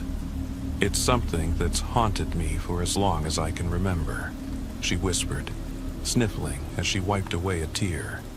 I watched her every shallow breath, noting the unsettling cadence of her speech, as though she were rehearsing a conversation with herself. "Stay with me, Katie," I said softly, yet with authority. "I know it's hard, but we have to understand what happened on April 24th. Katie drew in a shaky breath before beginning. "Nick, Simone, Tony, Hugo, and I, we all met at the University of Texas in Austin, in a course on classical antiquity. Our professor, Dr. Reynolds, well, he had some unconventional ideas. He'd write cryptic formulas on the board and then erase them, as if to constantly test us. And if you made even the tiniest mistake, it was like you'd failed the test of life itself." Her voice softened as bitterness crept in. The five of us quickly became inseparable, like misfits among a sea of conformist students. We hung out off campus, studied together, and celebrated every little victory. Then one day, we hatched the idea to take a sailing trip along the Texas Gulf. We were drawn by the legends of the sea, the myths of ancient heroes, and the spirit of adventure. This year, everything lined up perfectly. She paused, glancing briefly at the faded beige folder I kept at the edge of the table. Inside, I had already mentally mapped out the next steps. I would let her recount the events freely before confronting her with the damning photographs. I hoped her own words would expose the horror of what transpired, without me needing to prod too hard. "It was Tony who suggested we rent a sailboat," Katie continued. "Tony Miller, then, had some sailing experience?" I asked casually, encouraging her to elaborate. "Sort of," she replied, a wry note creeping into her tone. He'd been out on a little fishing boat on one of East Texas lakes a couple of times with his uncle. Hardly the sort of experience one needs to command an ocean-going vessel. But Tony was always a man who overestimated his abilities. He wanted to impress Simone, the athletic, adventurous type, and convinced us to charter a boat from a local operator in Port Aransas. The harbor master, a guy named Nick, was all smiles when he saw Tony's credit card. Money, after all, opens doors. Nobody asked for licenses or proof of expertise. Katie exhaled slowly. We were so young. We had no inkling of what could go wrong. The water was calm, almost picture-perfect as we set sail. Whitewashed cottages lining the coast, bobbing fishing boats and seagulls circling overhead. A real-life postcard. Naturally, we thought it would be the perfect vacation. "So, you all set sail on April 24th? I interjected, leaning forward. Katie nodded. "Exactly. We were all filled with excitement. The first day was pure bliss. We lounged on deck, soaked up the sun, and relaxed with some music and ice-cold beers. Hugo even whipped up a real dinner in the galley, and Nick strummed his guitar for a bit. It was like being in a dream." Her lips pressed together as if recalling a sudden grim memory. Then the storm hit. On the second day, April 25th, I remember clearly. We just finished dinner in the galley. Hugo's cooking was out of this world, but we'd all had a few too many. None of us noticed when the sea began to change. Something only experienced mariners would detect. I leaned in, the tension palpable. "How did the storm come on?" "Fast, in the blink of an eye," she said. The sky darkened suddenly. Then a torrential downpour hit, cutting our visibility down to mere feet. Tony couldn't figure out how to reef the sails in time. We didn't have a moment to react, and before we knew it, we were caught in monstrous waves taller than the boat itself. We capsized as easily as a tossed nut, only to be righted by one massive surge, then hit again from the other side. Katie's voice faltered as if she were sorting through a barrage of nightmarish images. We huddled in the cramped cabin, soaked to the bone and shivering from the cold. The walls groaned under the assault, and the boat creaked as if in agony. By dawn, the storm had subsided enough for us to realize our GPS, radio, life rings, everything was gone. We were stranded in the middle of the Gulf, with no idea where we were. "That must have been terrifying," I murmured, trying to steady my own racing thoughts as I recalled the evidence we'd collected. Hunger and thirst soon took over. Katie continued, her voice trembling. "We scoured the boat for anything salvageable, but nearly everything was ruined by salt water. The hull was badly damaged, and Tony, he was a wreck. Not just physically, but mentally. He kept insisting he was to blame for all our misfortunes. We even tried to rig makeshift nets out of torn fabric to catch fish, though none of us truly knew what we were doing. Collecting rainwater was a lost cause without a proper container. Everything was in shambles." I felt the room tighten around us. My palms were sweating as I listened, aware of the incriminating evidence we had against her. I knew how gruesome the photographs in my folder were. Images of torn doors, blood-smeared walls, and shattered wood. Yet, Katie still seemed unable to fully comprehend her involvement. "And then?" I asked. "What happened next?" Katie's eyes met mine, as if a wall of fear had risen between us. "We managed to hold on for about a day. We tried to sleep, comfort one another, plan something. But by the end of the second day, our minds were clouded by thirst. With no source of fresh water, some of us even began to drink seawater, and that only made everything worse." Her voice began to shake with emotion. "After that, everything blurred. I can't tell if it was days or just a fever dream. Maybe it was delirium. All I know is..." "In any case," I pressed gently. She swallowed hard. "I can't explain it. You might not believe me, but there's something inside me." "Something inside you?" "My shadow." I slid the worn folder open just a crack. "Katie, I have these photographs. Images that capture the gruesome aftermath. Cabin walls gouged as if clawed by desperate fingers, smashed doors, and traces of blood everywhere. There are even remnants of your friends." I produced one image, deep scratches on the wooden wall, as though someone had tried to rip their way out with nothing but bare nails. Katie's breathing hitched. I didn't do that, at least not on my own. I'm not strong enough to tear a door from its hinges. Look at me. She raised her thin arms, almost trembling with disbelief. But you were the only one found on board, in a state of feverish delirium, and when the doctors at St. Luke's pumped your stomach, they found human tissue. The DNA matched that of your friend's. Her eyes glazed over and she whispered, "My shadow, don't you understand? I'm cursed, ever since I was a little girl growing up here in Texas. I was about 9 when a mysterious woman appeared on our school playground. She offered me a gold coin for 13 strands of my hair. I thought it was just a game.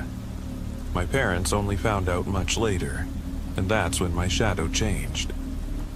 She went on to describe how her father, a local businessman entangled with unsavory characters, had been involved in shady dealings, vengeance, and a long-standing curse on our family.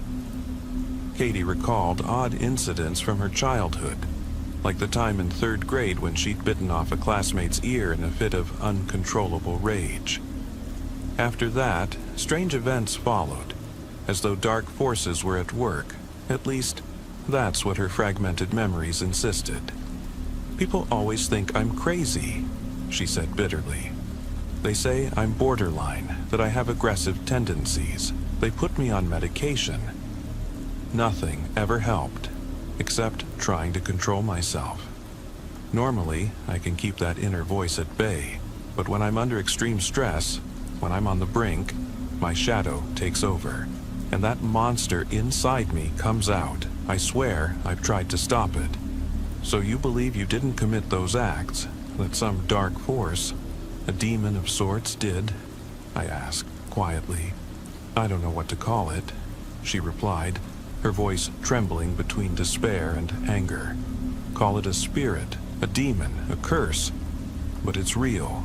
It's taken my childhood, my friends, my entire life, and now nobody believes me."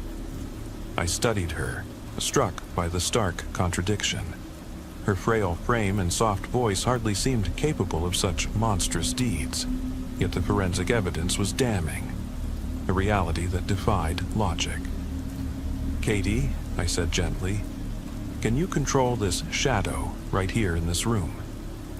Her pupils dilated in a mix of fear and defiance. "If I could, I'd banish it for good. But once you push what's lurking inside, it might end just as it did on the boat." I knew not to push too far, yet I couldn't help my fascination. "The DA is charging you with multiple counts of murder. We've recovered samples from your stomach, traces under your fingernails, even on your teeth. Without a supernatural confession or evidence of another force at work, the justice system will treat you as just another killer." At that moment, something in Katie shifted. Her expression hardened, and her voice turned inhuman, a deep, guttural rumble that seemed to echo off the walls even at a low volume. The overhead light flickered. The hum of the air conditioner became erratic. "So, you really want to know?" Her words boomed around the small room, as if coming from every dark corner. "Then, open your eyes." She sprang to her feet, and the chain on her handcuffs shattered as if it were made of paper. My hands trembled as I flung open the door and stumbled into the corridor, nearly colliding with Detective Mitchell, who waited with 2 other officers. His eyes were cold, watching to see if I was about to lose control. "Afraid of a little girl, Carter?" he sneered in his southern drawl. But his smirk vanished when he saw Katie standing eerily still in the doorway, her handcuffs in pieces at her wrists. The officers rushed in, grabbed her, and in a heartbeat, Katie sank back into her chair as if nothing had happened. The room's light seemed to return to normal, and the security camera recorded everything without a hitch. Yet the shattered cuffs were undeniable. Mitchell shot me a suspicious glance. I could almost feel him silently accusing me of tampering with the evidence for a show. His face grew pale as he noticed my unsteady hands. Something inexplicable had occurred that none of us could fully understand. Shortly afterward, Katie vanished from the station. For security reasons, she's been transferred, I was told, with no hint as to her destination. I stood there, dumbfounded, clutching a lukewarm cup of vending machine coffee that nearly slipped from my grasp in shock. The ensuing weeks were a waking nightmare. I saw Katie's face in my dreams, her features shifting, the gruesome images of the boat, and the dismembered remains of her 4 friends haunting my every thought. Torn between rational explanations, mental illness, hallucinations, and the undeniable physical evidence I had witnessed, I found myself spiraling. Katie was conveniently convicted soon after. The evidence was overwhelming. Forensic tests left no doubt that human flesh had been consumed. Her claims of a cursed shadow were dismissed as the ravings of a disturbed mind. Yet, even in Huntsville State Prison, the notorious facility where she was first held, mysterious events began to unfold. One night, a notoriously harsh corrections officer was found lifeless against a cell wall opposite hers, his eye sockets charred as though a fire had erupted from within. Rumors spread of a strange burst of light that some claimed to have witnessed in the corridor. Shortly after, another inmate, described as brutally sadistic, disappeared. Remnants of her body were later discovered in the drainage system of the shared cell block. No one would publicly admit how such impossibilities occurred. Ultimately, Katie was quietly transferred to another facility, yet the pattern persisted. Unexplained power outages, bloodstains in impossible places, and every new case revealing another horrifying detail. I obsessively tracked every report, even though Detective Mitchell ordered me repeatedly to focus on current cases. The Lone Star case, marked top secret in our files, would not let me go. Night after night, I pored over old documents, psychiatric evaluations, and even obscure legends from rural Texas. I uncovered tales of ancient curses that haunted entire families, of dark forces rising from the shadows when their victims were at their most vulnerable. Then, one day, I learned that Katie had been released, quietly and under mysterious circumstances. Her file bore only a cryptic note: conditional release on medical advice. Location undisclosed. My heart raced. How could someone convicted of multiple murders receive such leniency? And without proper documentation? No further answers came. Detective Mitchell curtly ordered me to return to active cases. Perhaps he too felt an inexplicable dread whenever Katie's name surfaced. I still see her in my dreams, or maybe it's that dark, lurking shadow, a silhouette that haunts the corners of my vision. I wake in cold sweats, haunted by the thought that this curse, this malevolent force entwined with Katie, might one day find me too. What if there's truth in her words? What if her shadow is a living entity that craves blood when Katie is at her weakest? So, here I sit in the dim light of my office, a folder of forbidden details on the Lone Star case spread out before me. I should have turned everything over to the state archives, yet the faces of the dead and Katie's whispered confessions continue to haunt me. Part of me longs to find her someday to finally get answers. Another part prays that I never cross paths with her again, because if her shadow is real, and if it must feed, it will move on as soon as Katie is in danger, and who knows who might fall victim next. I know one thing. Some mysteries in this world defy the laws of logic. Anyone who dismisses Katie as merely crazy might be in for a harsh awakening. I close the folder one final time, the photographs glaring back at me. Splintered doors, blood-smeared walls, and the skeletal remains of her 4 friends found on the wreckage of the boat. Beside them, an image of Katie, rescued in a state of utter shock, drenched from head to toe, eyes half-lidded in disbelief. The report read, "Patient suffered severe dehydration and was only partially responsive," marked by violent abrasions on her fingernails and traces of human DNA in her stomach contents. I press my hand against the photo, and goosebumps crawl across my skin. I cannot change it. This is the cold, unvarnished truth in our so-called rational world. I switch off the overhead light and step out into the drizzling Houston night. In a city that never truly falls into darkness, I search in vain for my own shadow on the pavement, as though the weak glow of streetlights had swallowed it whole. And I can't help but ask, where is Katie now? Will there be another inexplicable murder spree without any logical explanation? Will I once again find myself at a crime scene in full protective gear, my stomach clenching as I realize deep down that this is the work of that unearthly shadow? These thoughts will not leave me. The Lone Star case has burrowed into my mind like a splinter that refuses to be dislodged. Perhaps that was exactly what my superiors intended, to test how much one can endure before the mind finally cracks. Or maybe it was simply the dark fate that binds Katie and me.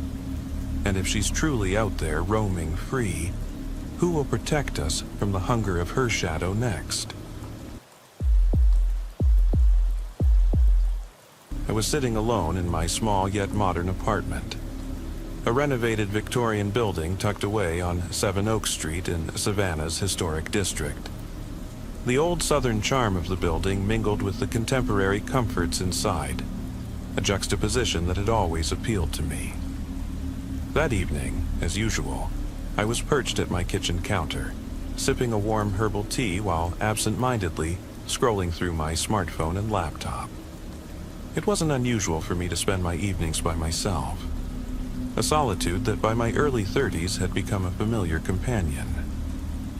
At exactly 10 p.m., just as I was about to head to bed, a loud, almost ominous knocking at my front door shattered the quiet. The sound was so abrupt that I nearly spilled my tea over my laptop. Then, through the intercom, came a deep, measured voice. "Savannah, police dispatch, emergency, 911. This is a call from this address. Please open your door immediately." I muttered, "What the? I never placed an emergency call." My heart pounded in my chest. Unlike the carefree scenes in movies where one might simply swing open the door, I knew better than to trust such unexpected summons. Even here in America, strict protocols governed police entries, and every visit had to be justified. With trembling hands, I approached the door and slowly opened it. Standing there were 2 police officers in proper uniform, their badges gleaming under the porch light. One of them, a man with a calm yet authoritative tone, spoke first. "Good evening, ma'am.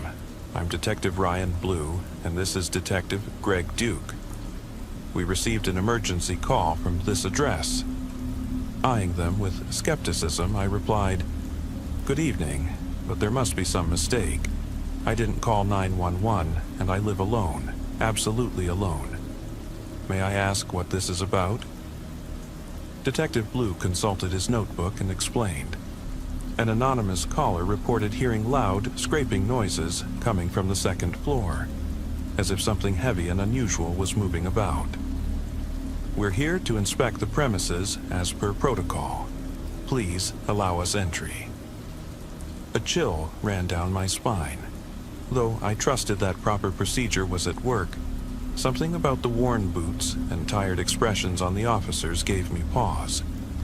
Reluctantly, I turned on every light in the apartment and stepped aside, silently watching their every move. The officers began a systematic search of the 1st floor, their flashlights sweeping under counters and into dark corners. When they finally ascended the creaking staircase to the 2nd floor, I couldn't shake the feeling that they were in a hurry, as if they'd seen something they weren't willing to talk about. Moments later, they returned downstairs, curtly stating that everything appeared normal. With a brisk, "Thank you for your cooperation," they departed in their patrol car, its flashing blue lights soon fading into the night. Once alone, I tried to settle my racing thoughts by turning back to my laptop. Out of curiosity, I typed in the names Ryan Blue and Greg Duke into a search engine. To my shock, the very first result was a blog post recounting a case that occurred 5 years ago. The article was titled, "Where Are Detective Blue and Detective Duke? The Case of the Mysterious. Scraping on the second floor of a house in the woods." Hesitantly, I read on. According to the post, 9 years earlier, a woman named Lara Randall had lived in the very same apartment. One rainy evening, while watching TV in her cozy old flat, she'd heard strange, crawling noises coming from upstairs. Soon after, she discovered bloody footprints on the ancient, creaking wooden staircase. Footprints that abruptly ended, as if whatever had made them had suddenly changed course. Overwhelmed with terror, Lara had called 911. Officers Blue and Duke had rushed to the scene, finding nothing more than eerie handprints and inexplicable blood trails, until, without warning, a cold, slimy drop landed on their faces. In that moment, the blog claimed, both detectives had glanced up at the porch ceiling and vanished without a trace. Among the department, the incident had since been dubbed the Crawler Case. My hands trembled as I absorbed the eerie parallels.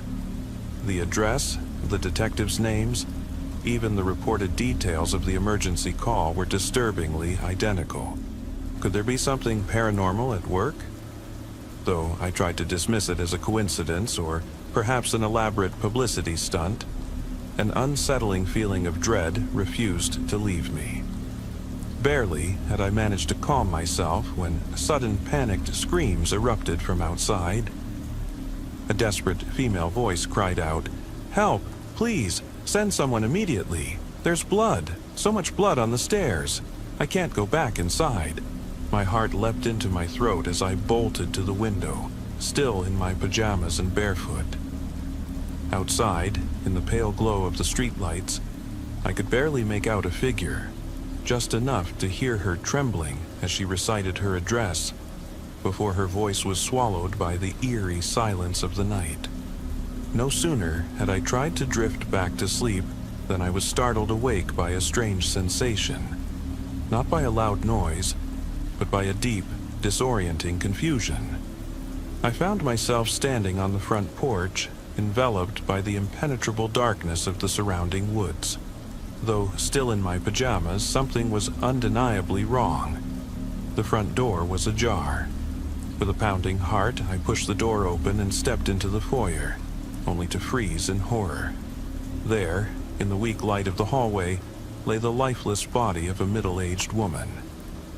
Her face was frozen in a ghastly expression, her skin ashen, and her throat had been brutally torn open. A jagged wound ran from her neck down to her stomach, and blood dripped continuously from her torn fingertips and the frayed edges of what had once been an elegant blouse. I stood paralyzed, unable to comprehend the scene, until, almost imperceptibly, the body stirred. With a pained, slow movement, the woman shuddered, then crawled onto all fours as if attempting to move. Without a spark of life in her eyes, she inched toward the staircase, leaving behind a repulsive trail of blood. A slimy purplish streak that seemed to writhe across the floor like the work of some inhuman creature. Hours later, as dawn broke and sunlight filtered through my windows, I awoke as if nothing had happened. The early rays of sun brought no relief. My head throbbed, and I couldn't shake the horrifying thought that the night's events might not have been a nightmare after all. Determined to uncover the truth, I contacted a local real estate agency. I learned that my apartment had been purchased just 3 years earlier by an elderly couple who had owned it for only 2.5 years before selling it. after inheriting a grand estate out of state. According to the agency, the building at 7 Oak Street had been erected after an old historic house was demolished. Yet, no one could offer any details about its previous owners or its past. Growing increasingly uneasy, I reached out to the police. During my inquiry about the 2 officers from the previous night, an older detective explained gravely. Detectives Blue and Duke were once esteemed members of our force, but about 9 years ago, in connection with the Crawler case, they were abruptly removed from active duty, and Ms. Randall, the caller from that night, has been missing ever since. He added quietly that within internal circles, very little was spoken about the case for fear that too many details might unsettle public order. All I received were vague explanations and the ominous realization that what I experienced was entwined with a long-forgotten and deeply disturbing case. I jotted down every detail and even received business cards bearing the current investigators' numbers. Yet, inside, I couldn't help but wonder if something truly supernatural was at play. The gulf between official accounts and my own horrifying experiences left my mind teetering on the edge of reality and madness. Reluctantly, I forced myself to endure the rest of the day. As evening fell, I tried to leave the events of the previous night behind. But when the clock struck 10 p.m., my usual time for a warm shower and then bed, a nervous dread settled over me. I flipped on every light in the apartment, determined to banish every lurking shadow, and braced myself for the possibility that something was terribly wrong. Barely had I stepped into the hallway when I heard a soft yet ominous humming coming from the second floor. The staircase, a transition from the brightly lit first floor to a dim, almost oppressive corridor on the second, seemed to stretch out before me like the barrel of a gun pointed directly at my back. To my shock, the light I had turned on upstairs had inexplicably gone out. I was certain I hadn't switched it off. Hesitantly, I grabbed my cell phone and redialed 911. "Help, this is... I can hear something crawling in the hallway," I stammered, overcome with dread. In the midst of this internal chaos, a loud, commanding voice rang out through the intercom. "Police! Please open the door! Repeat, police, open the door!" My heart pounded as the voice continued. "We are Detective Blue and Detective Duke. You already know us, ma'am. It's time for you to let us in." Though the words were formally correct, they carried none of the reassurance I'd expected. A mocking laugh undercut their commands, as if they delighted in my evident vulnerability. Each crash against the door, the splintering of wood, the dull thuds echoing like the fall of human bodies, sent shockwaves through my very soul. In a moment of desperate clarity, I remembered that genuine police responses normally came with the sound of sirens and the approach of a patrol car. This time, there was neither. Only the chilling sound of those officers, seemingly intent on driving me to the brink of insanity. Panicking, I raced to the back door, intent on escaping in my car. But as I reached the vehicle, a sinking realization struck me. I'd left my car keys in the bedroom. In that agonizing moment of hesitation, which ultimately sealed my fate, I decided against returning inside. Instead, I fled into the adjacent dense woods, following a winding path that led, I hoped, to a nearby gas station and a promise of safety among other people. With shaking hands, I started the car and drove through the dark, silent night. The roads were deserted. The rain had long ceased, leaving only an eerie, suffocating quiet. As I merged onto a narrow forest road, time itself seemed to stretch, a relentless march through a tunnel of darkness. Then, just as I reached a small clearing, I felt a fine, cold droplet trickle down my forehead, a droplet that reeked of rotting blood. Before I could even react, more droplets began falling steadily from the dense canopy overhead. I slammed on the brakes, staring in disbelief at the emerging green of the forest, and what I saw nearly made me leap from the car. I can only recall the overwhelming terror as I gazed upward into the treetops, where it seemed as though hundreds of bloody droplets marked a macabre trail. Panic and the feeling of being relentlessly pursued filled my final moments of conscious thought. I lost track of time until, suddenly, darkness swallowed everything.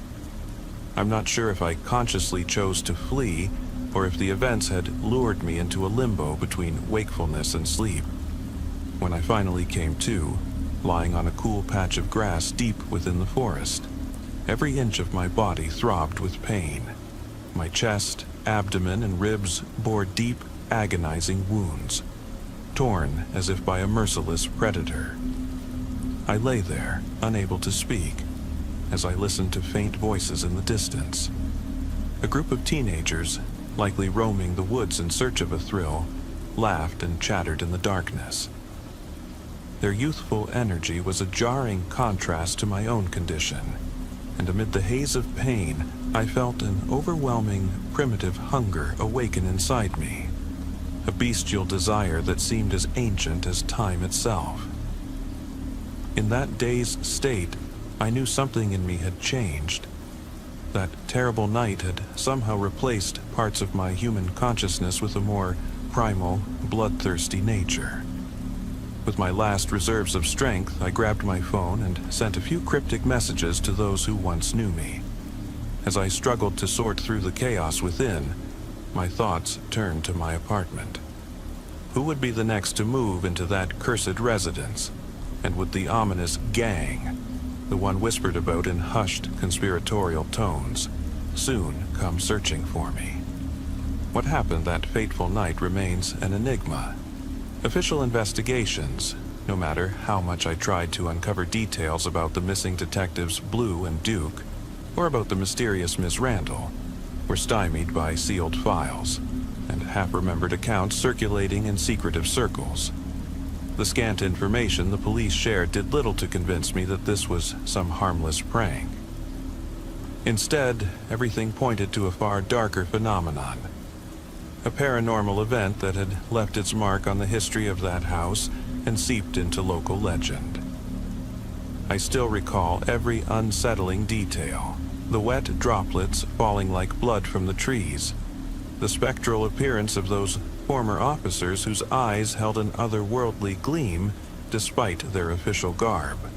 And the creeping sensation of being drawn into a grim, bygone tale. Even now, with clear mind and trembling hands, I struggle to believe that what I experienced was merely a product of an overtaxed imagination. Yet a burning question persists. Have I become a witness to a reality that transcends ordinary human comprehension? The authorities remain silent, and the case files are locked away, hidden from public view out of fear of inciting panic. Deep within, I understand that some questions will never have satisfying answers, and that the darkness of the night sometimes brings forth things best left unseen. So ends this tale. Or perhaps it is only the beginning. As I lie here in the depths of the woods, caught between excruciating pain and an insatiable primal hunger, I cannot help but wonder, are the events of that doomed night truly over? Or do they continue to lurk in the shadows of Savannah's historic streets and surrounding forests, waiting to claim their next victim? All units on duty, we've just received a call from a woman claiming something is outside her house. Respond immediately to the location. I slam my foot on the gas pedal and merge onto the highway. Glancing over at my partner, Chris, I raise an eyebrow. Think we're gonna see a monster tonight? I joke about the call. Shut it, Miller, Chris replies, laughing. They said to take every call seriously, but screw it, I guess. I was supposed to be home in an hour to enjoy a late dinner with Michelle in front of the TV, but at this rate, that seemed impossible. I was too nervous to call her right now, not wanting her to get upset about my potential absence tonight. We continue down the highway, eyes on the address given by dispatch. Just a few minutes left, so I press a bit harder to get there faster. "Do you think you'll get that TV dinner with your wife tonight?" Chris asks.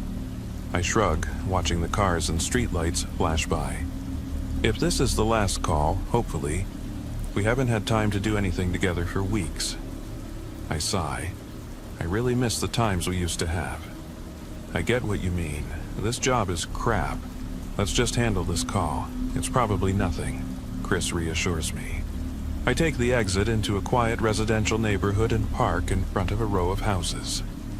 We approach a secluded 2-story home. Double-checking the address, I realize we've arrived.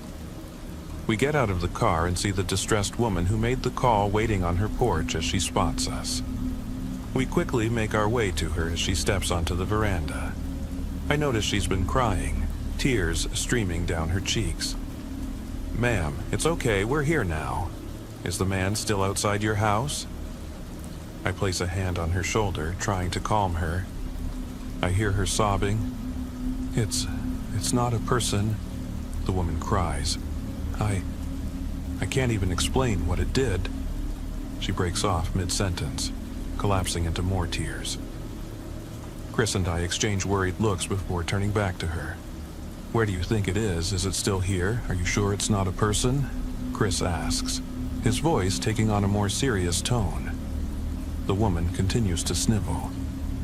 "It's in the garden. I'm sure it wasn't a person. Hurry up." We ask her to go back inside while we draw our weapons from our holsters and turn on our flashlights, as there was no light source in the garden. We step into the garden and turn on our flashlights. As soon as we enter the grass, an eerie and unsettling feeling washes over me. I can't see or hear anything yet, but I don't feel safe either.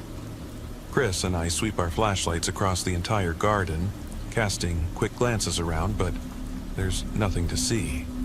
"See anything?" I ask Chris. He shakes his head. "No, so far it seems like nonsense," he replies, still scanning the area. We both notice a patio adjacent to the house and shine our lights underneath it. From our position, we see nothing, just wooden beams supporting the patio and partially blocking our view. We decide to check beneath the patio. The patio was quite high, so we approach it and step underneath, moving our flashlights back and forth to see if anyone is hiding. We thought it was likely, as in such calls people often hide under patios. But there was nothing under this patio. For the most part, it was empty. It was long, so we walked across it and thoroughly checked, still seeing no one or anything. I lower my flashlight, feeling that something is wrong. I shake it off, ready to dismiss it as a false alarm, when I hear Chris call out, "Miller, come here." I walk over to him and see him slumped in the left corner of the patio. I stand beside him, trying to see what he's looking at. "What is it?" I ask, as he looks at me confused. Chris moves his hands through the dirt, picks something up, and hands it to me, which I reluctantly take. I examine it. It was a dog's leg, with blood-covered fur and teeth embedded in it. I gasp and drop the leg, looking at Chris, who is equally shocked. "What the hell is that?" I ask him. He doesn't respond, just shock written all over his face. I see it in his eyes. I know how much Chris hates dead animals or animal remains, so I don't question him further. I look back at the leg and inspect it. It looked like something had been gnawing on it, but the teeth seemed to come straight from the gums. I'm not sure. It was a strange, disturbing sight that I couldn't explain. I hesitate before taking the dog leg as evidence.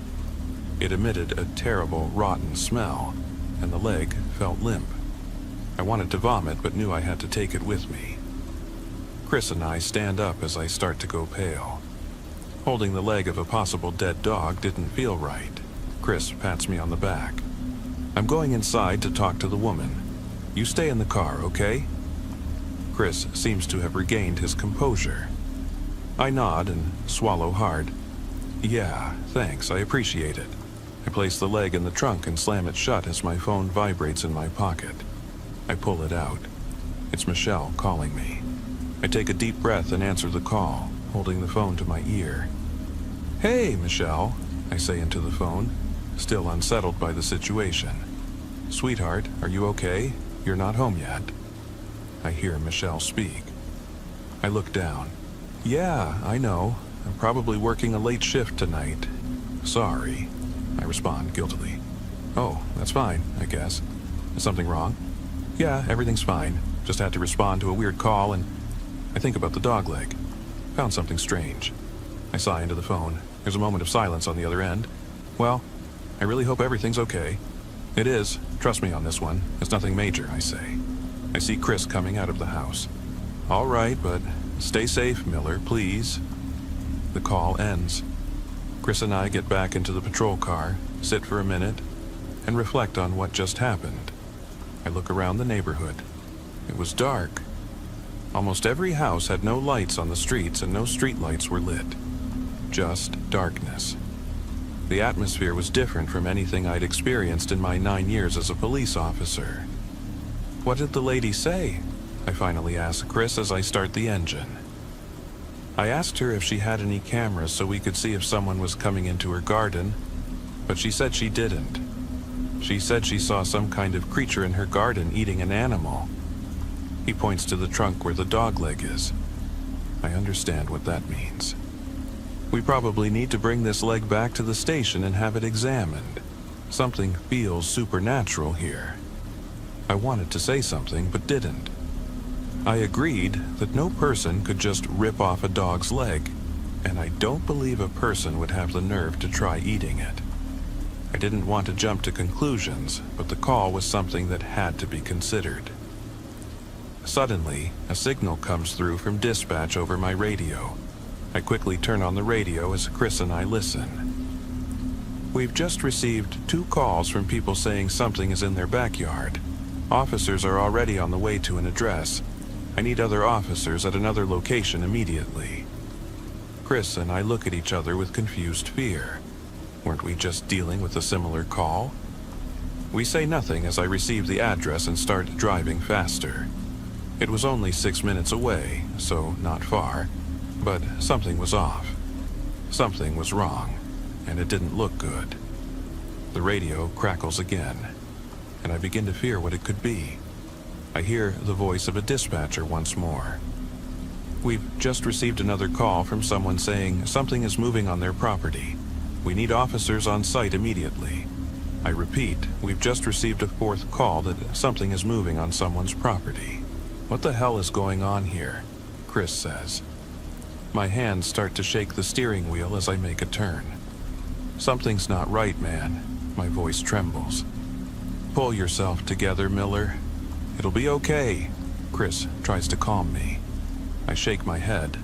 The radio crackles again. Chris and I listen intently. We've received a call from a man saying something is on the side of his house. Officers are now on site. "Shit," I mutter to myself. I continue driving to the originally dispatched address, now pressing the gas harder. We approach our destination. Something like this has never happened before. We've never received multiple calls in a row about something being in people's gardens. This was different. Reports of something in people's gardens, whatever that meant. It had never been on this level. We pull up to a house on the street and immediately draw our weapons. After the last call, we acted cautiously. And with all these additional reports, we're not taking it lightly because something was seriously wrong. Chris and I peer into the backyard but see nothing. The lights in the house are on, so at least we know the occupant is okay. That was until we hear the sound of a man letting out the most horrifying scream from inside the house that I'd ever heard. We rush to the front door, preparing to forcibly enter. Chris gives me a nervous look and I signal him to be brave. I look at the door and take a deep breath, still hearing the screams. I recoil and take a step away from the door. I run to the door and shove my whole body through it. Just as the screaming stops, the door slams shut, and I fall shoulder first to the ground.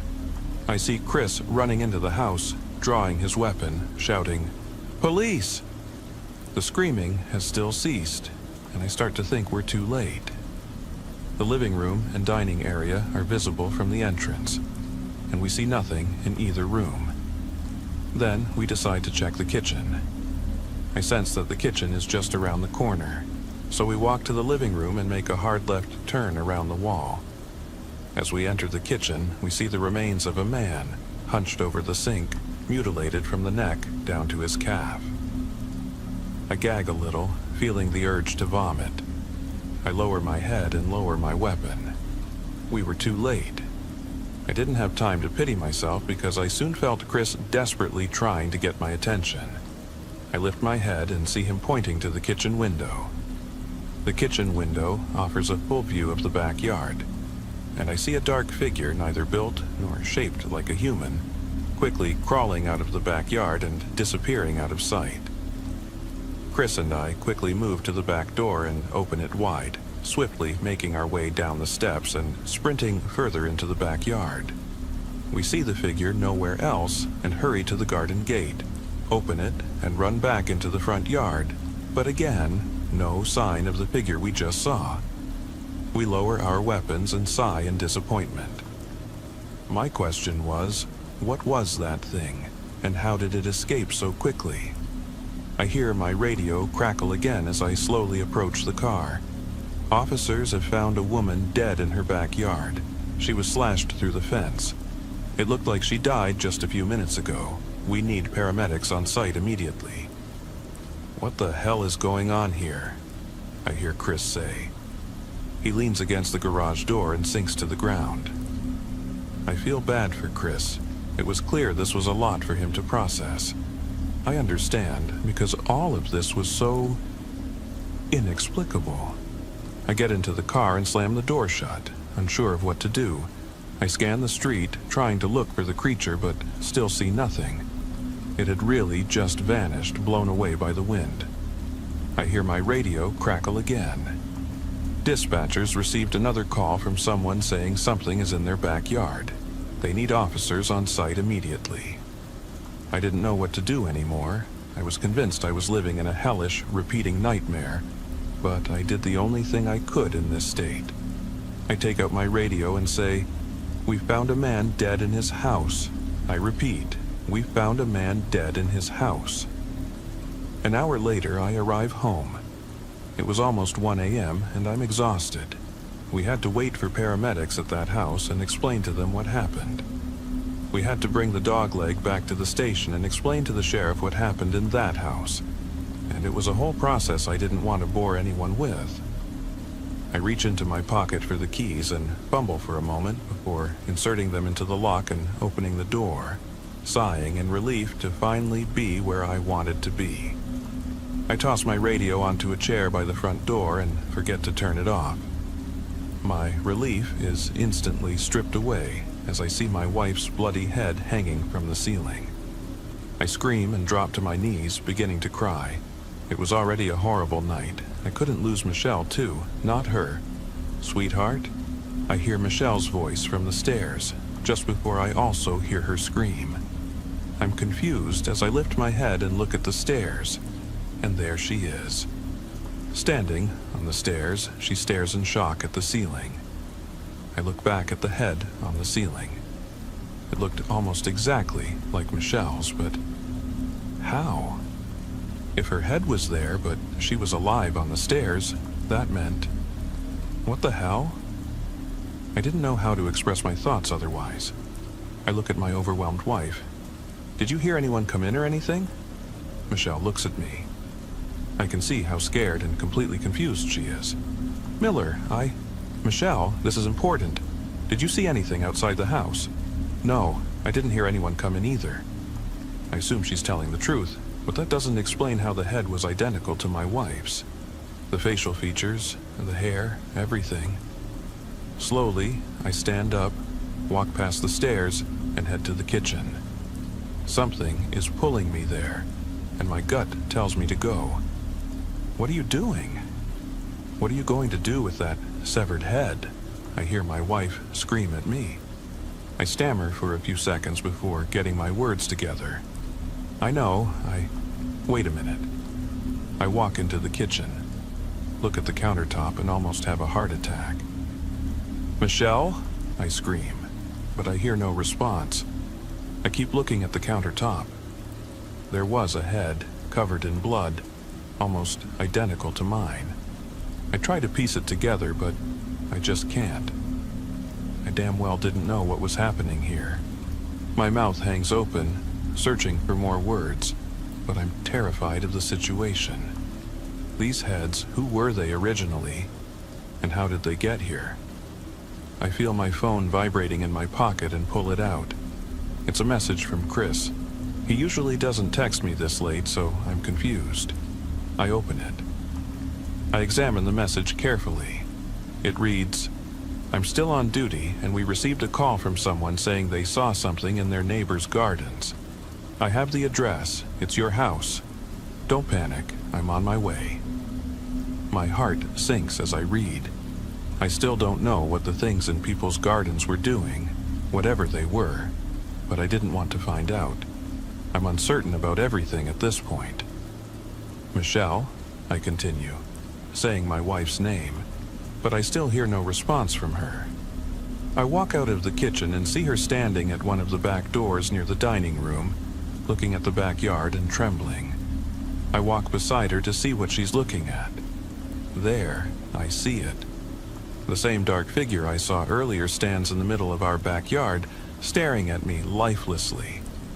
This time, I can make out some of its features. It was tall and stocky, its arms and claws so long they looked unnatural. I couldn't discern any facial features, but I could see its eyes. Only darkness resided within them. I felt nothing as I looked at it. I lost all feeling in my body and mind. I only felt fear and dread. I felt like a bomb about to explode. What was once responding to calls and experiencing this was now me living through it. A heavy atmosphere prevailed, and the creature radiated an energy that made my heart race. My actions and thoughts began to be flooded and penetrated by something supernatural. I felt abstracted. One thought, and only one thought, crossed my mind. My phone was still in my hand. I opened it and dialed 911. I looked at Michelle, who was moving closer to me every second without saying a word. I looked back at the thing in our backyard. It moved into a crawling position and made sounds I couldn't even recognize. I held the phone to my ear and heard a dispatcher pick up. 911, what's your emergency? I said nothing for a moment. All I could do was look at the creature, at the being that was in my backyard. "What is your emergency?" the dispatcher repeated. I finally found the courage to say something. Something I didn't think I'd say that night. "Something is in my backyard." I began to hear my radio crackle seconds after that sentence. After 20 years on the force, there's one call I'll never forget. My shift started like any other, 9 p.m. sharp, and I was geared up for what I assumed would be another long night. It was an unusually chilly Monday in San Antonio, and I expected a quiet patrol. After a brief roll call at the station, I grabbed the keys to my cruiser, loaded up my standard issue gear, including my sidearm and baton, and headed out. That night, we were short-staffed, so I found myself patrolling solo. Strangely enough, being alone allowed me a sense of freedom, a chance to be just myself.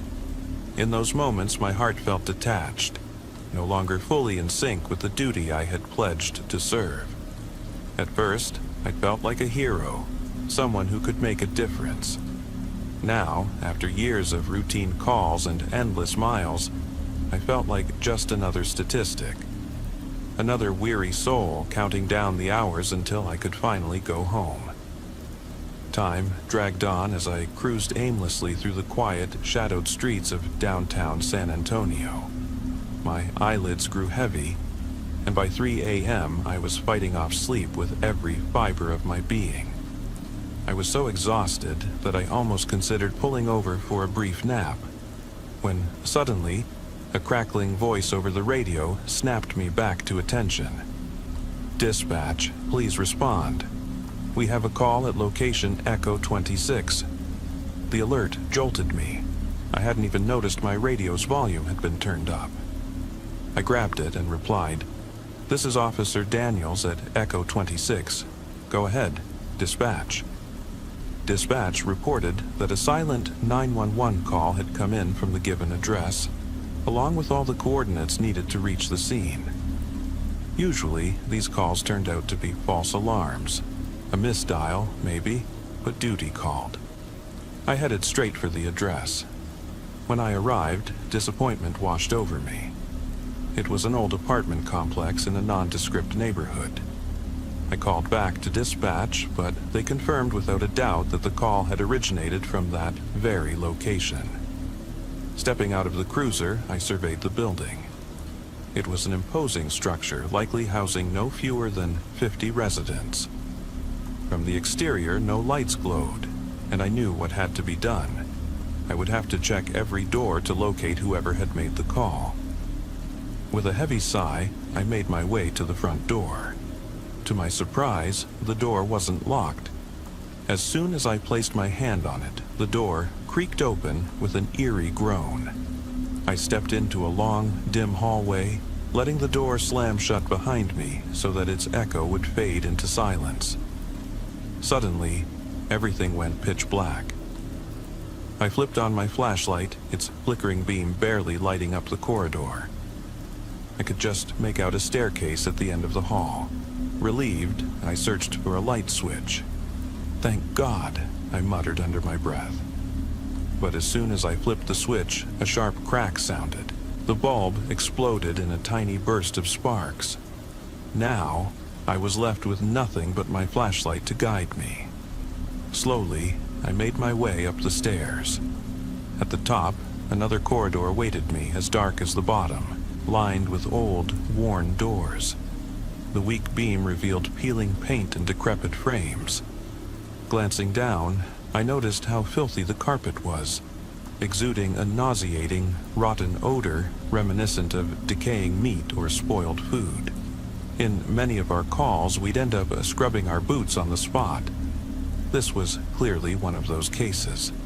Dark, deep red stains marred the carpet in chaotic patterns. Despite the oppressive atmosphere, I reminded myself that this was likely just another accidental call, a check to see if the residents were okay. I began knocking on door after door. The first few doors offered no response. I had no intention of forcing my way into any apartment. Paperwork and legal red tape were best avoided. As I continued knocking, a soft noise from upstairs caught my attention, like furniture being dragged across a floor. Now, I was certain someone was home. I climbed another flight of stairs and followed the sound to the apartment it seemed to be coming from. On that floor, a narrow strip of light peeked from beneath a door. With a steady hand, I knocked loudly. "Hello? Police? Please open up." A rustling sound came from inside before the door creaked open just a crack. I saw an elderly, gaunt man whose pale, wary eyes scanned the dark hall. His unkempt gray beard and hollow features gave him an almost ghostly appearance. "We received a 911 call from this address. Just checking that everything's all right, sir," I said. For a long moment, the old man said nothing. Instead, his wide eyes stared into the hallway as if searching for something unseen. Then, in a raspy whisper, he said, "Everything's fine. You better leave." Bewildered, I asked, "Why?" Without another word, he slid the door further shut, and the narrow beam of light vanished. A sense of dread settled over me. Was there more going on here than met the eye? Yet, I forced myself to continue knocking on the other apartments. The silence was haunting, and as I walked through the building, the cloying stench grew stronger, the unmistakable smell of death. Every veteran officer knows that stench all too well. It immediately fills your nostrils. An uneasy feeling churned in my stomach. I'd seen death before, but nothing like this. I reached for my radio to call for backup, but it was dead. My colleagues were all tied up with other emergencies. Frustration mounting, I followed the nauseating odor, determined to locate its source. On the final flight of stairs, the stench nearly overwhelmed me. Suddenly, I heard a faint, muffled sobbing, as if someone were desperately trying to stifle their cries. Fear crept over me. My heart hammered in my chest, and sweat beaded on my forehead. The soft weeping abruptly stopped, replaced by a deep silence. "Who's there?" I called out, my voice trembling slightly. I shone my flashlight into the darkness, revealing horrifying dark smudges. Stains splattered across the walls and floor. Blood had been splattered in irregular patterns. In that instant, panic surged through me as I reached once more for my radio, only to find it dead.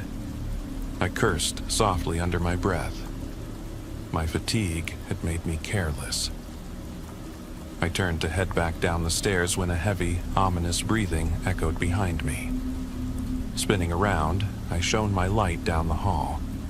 The breathing ceased, and I noticed one of the doors stood ajar, as if someone had pushed it open while I wasn't looking.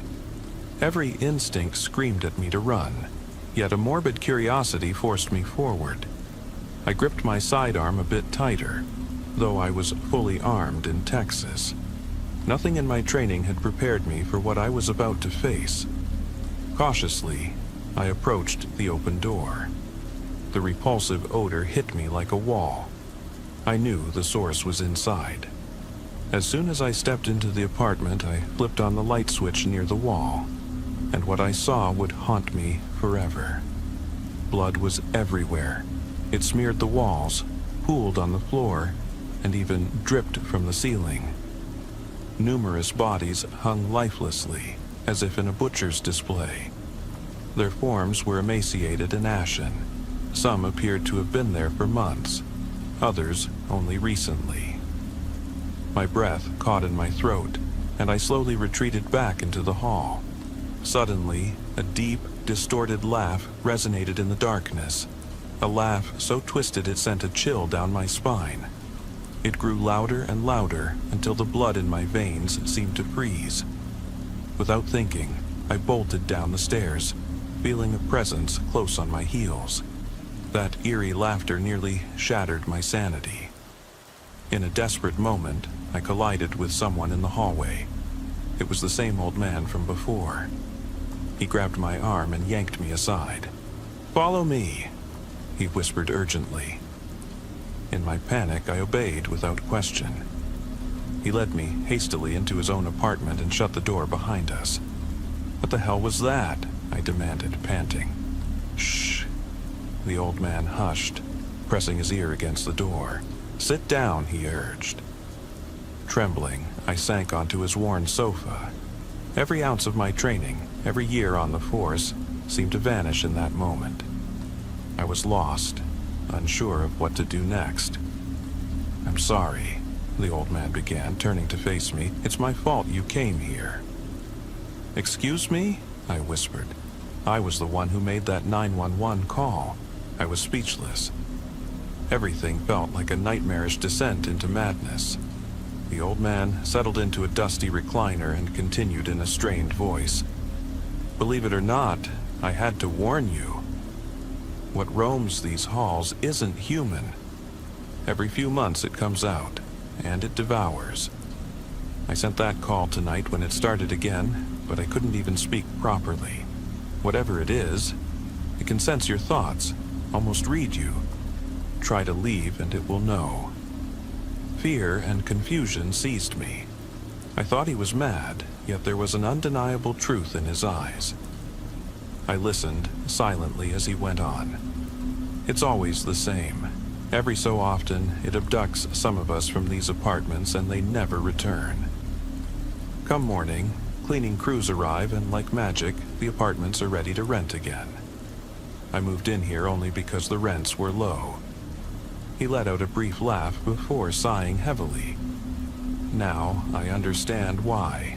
It picks those who no one would miss. It's as if it can peer into your soul. I don't know why it's never taken me, but anyone who tries to run or call for help ends up in that room. And what are we supposed to do? I asked, still trembling. Before he could answer, 3 loud knocks thundered at the door. We both froze, staring at the shuddering doorknob that trembled violently. "Don't move," the old man whispered.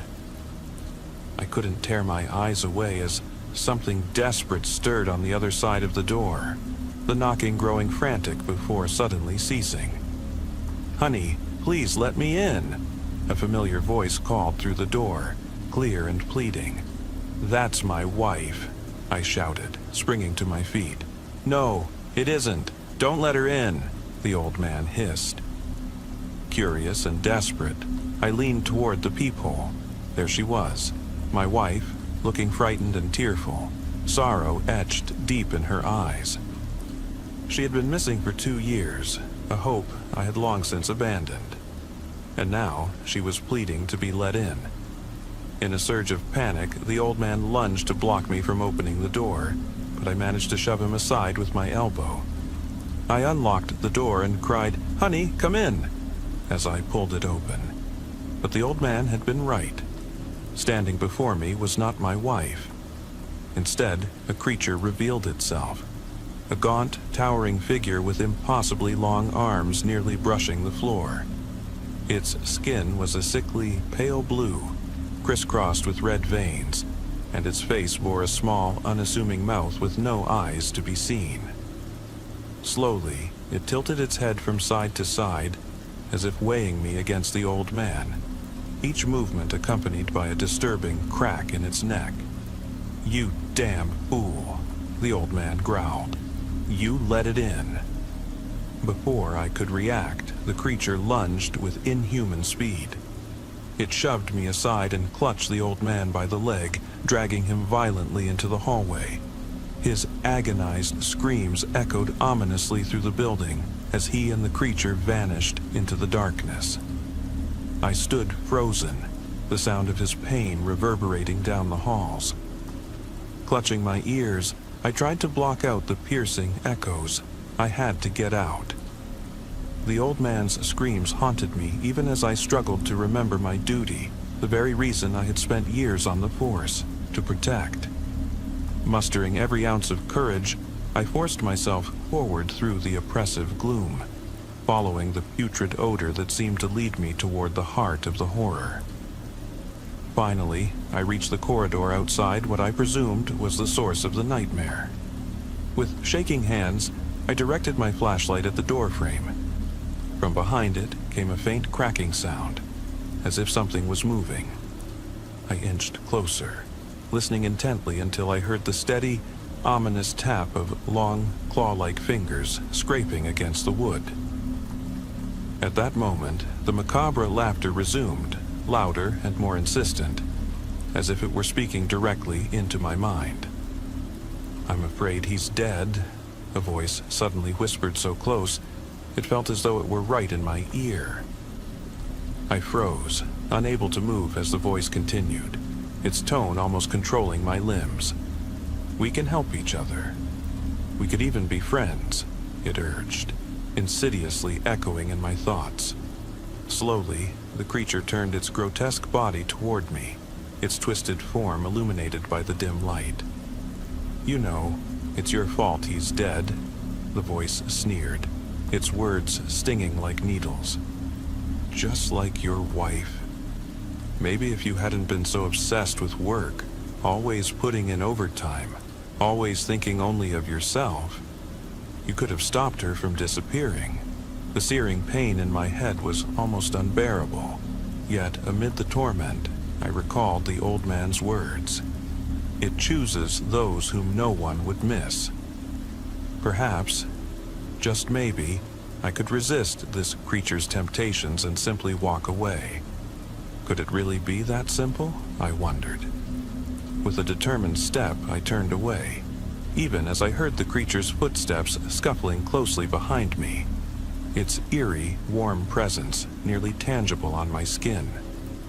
Over and over, its insidious promises echoed, but I steeled myself against them.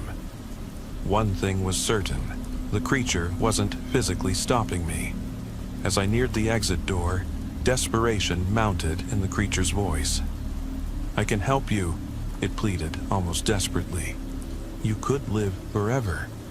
I did it for the bastard who controls this place, and I could do it for you. Fame, money, anything you want could be yours." Strangely, its voice, tinged with desperation, was almost soothing, as if I had already conquered it. Suddenly, I stood before the exit. As I unlocked the door, I heard the creature rush up the stairs, but before it vanished completely, a final message invaded my mind. "I know you now. I'll find you, no matter where you go." My hands trembling, I closed the door behind me and slumped into my cruiser. I sat there for a long moment, trying to grasp whether what I had experienced was truly real. I knew no one on the San Antonio PD would believe my story. Slowly, I retrieved a spare battery from the back of my cruiser and installed it in the radio. No sooner had it been connected than a loud dispatch call boomed through the speaker once again. "Officer Daniels at Echo 26. Provide your status."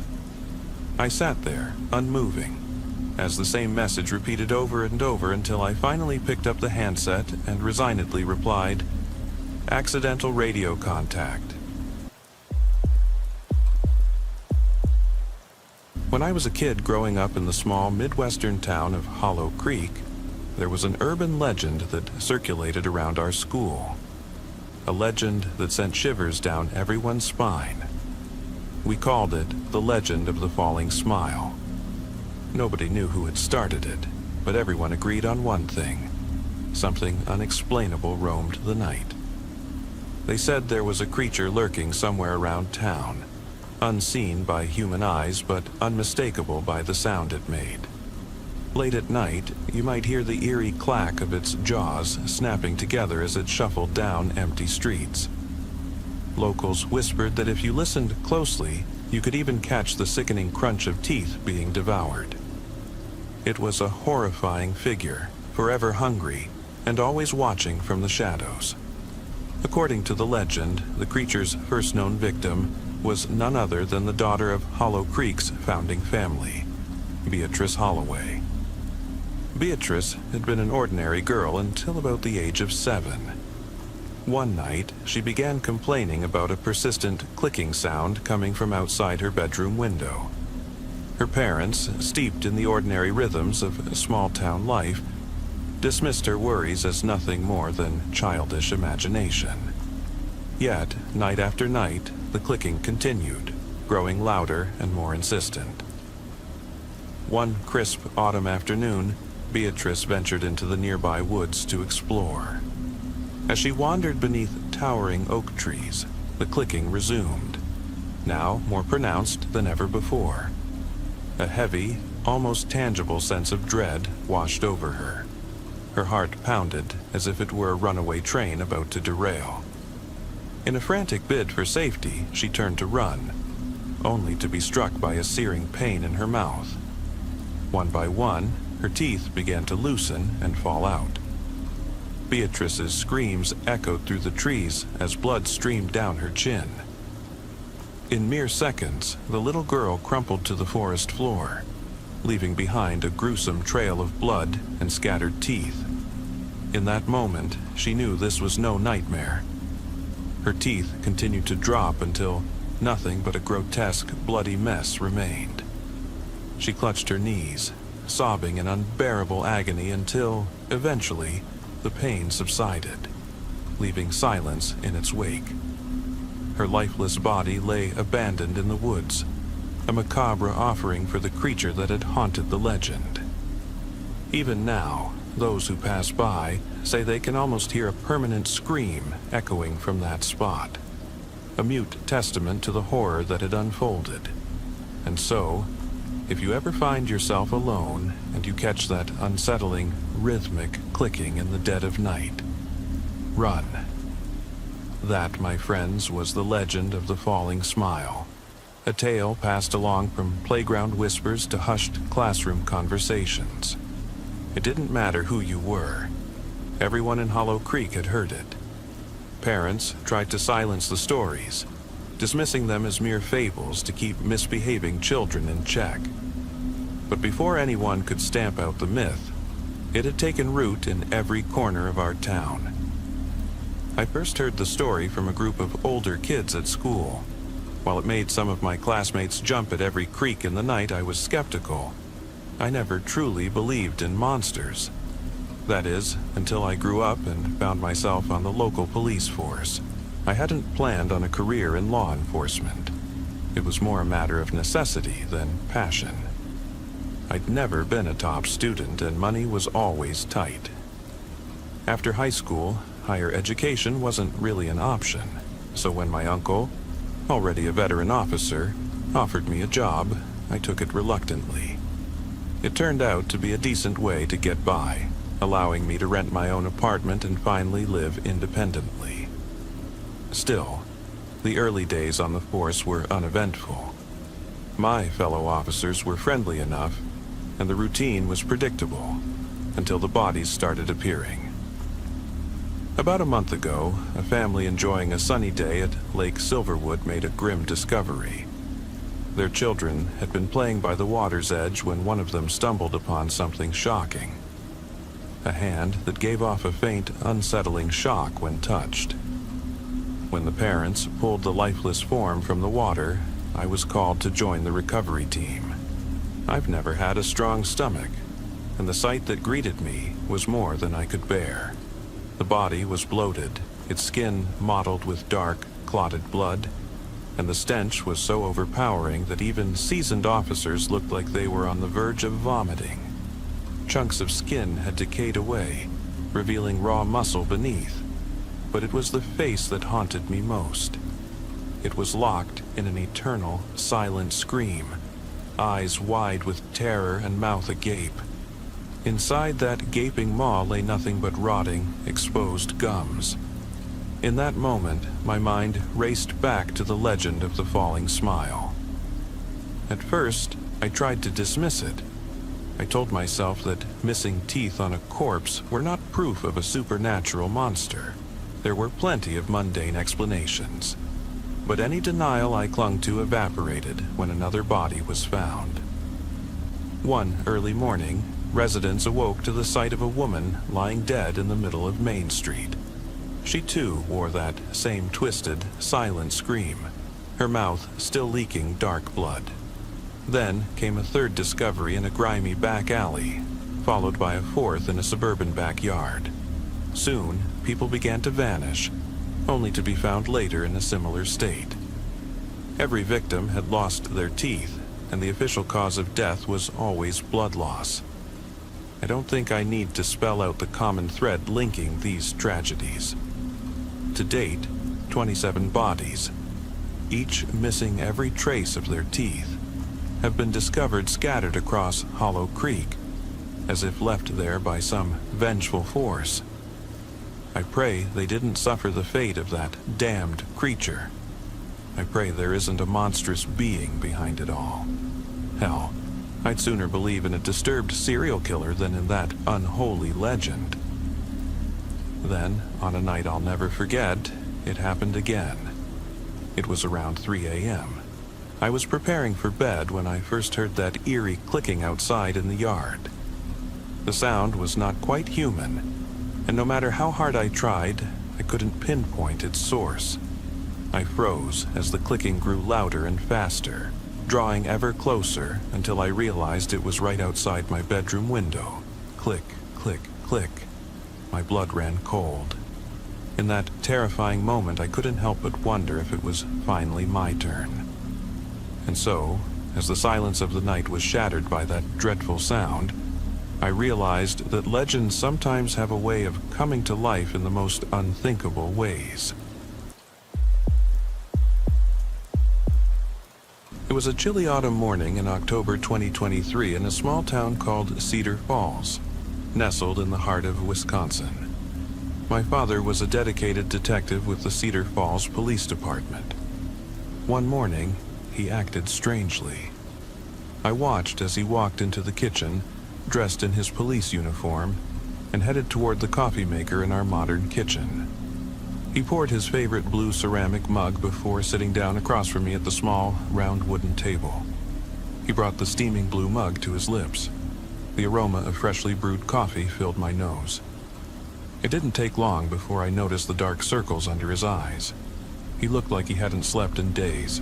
Between occasional sips of his coffee, he stared blankly out the window into the backyard. His deep brown eyes seemed distant and full of worry. "Dad, are you okay?" I asked, concerned. The words seemed to snap him out of his trance-like state. "I'm fine, kiddo," he sighed. "Just have your breakfast." It was clear something was wrong, but I knew my father well. If he didn't say anything after my first question, there was no point in pressing further. So I just nodded and began to pour myself another serving of cereal into my bowl. After a few minutes, I watched him push his chair back and stand up from the table. "I gotta go to work, buddy. I'll see you tonight." He finished his coffee and placed the empty mug on the table with a soft clink. He barely looked at me as he left the room. Later that night, I was awakened by the sight of my father sitting on the edge of my bed.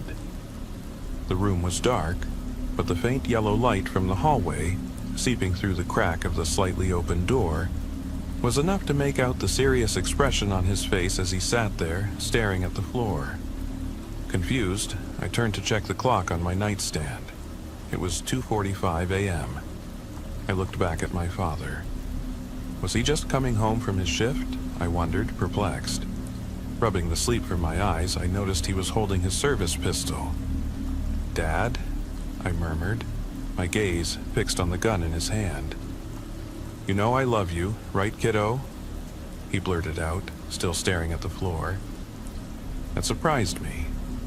We rarely said those words to each other. Don't get me wrong, my father and I had a great relationship. We were just not good with expressing our feelings. "Yeah," I said, sitting up. "I know."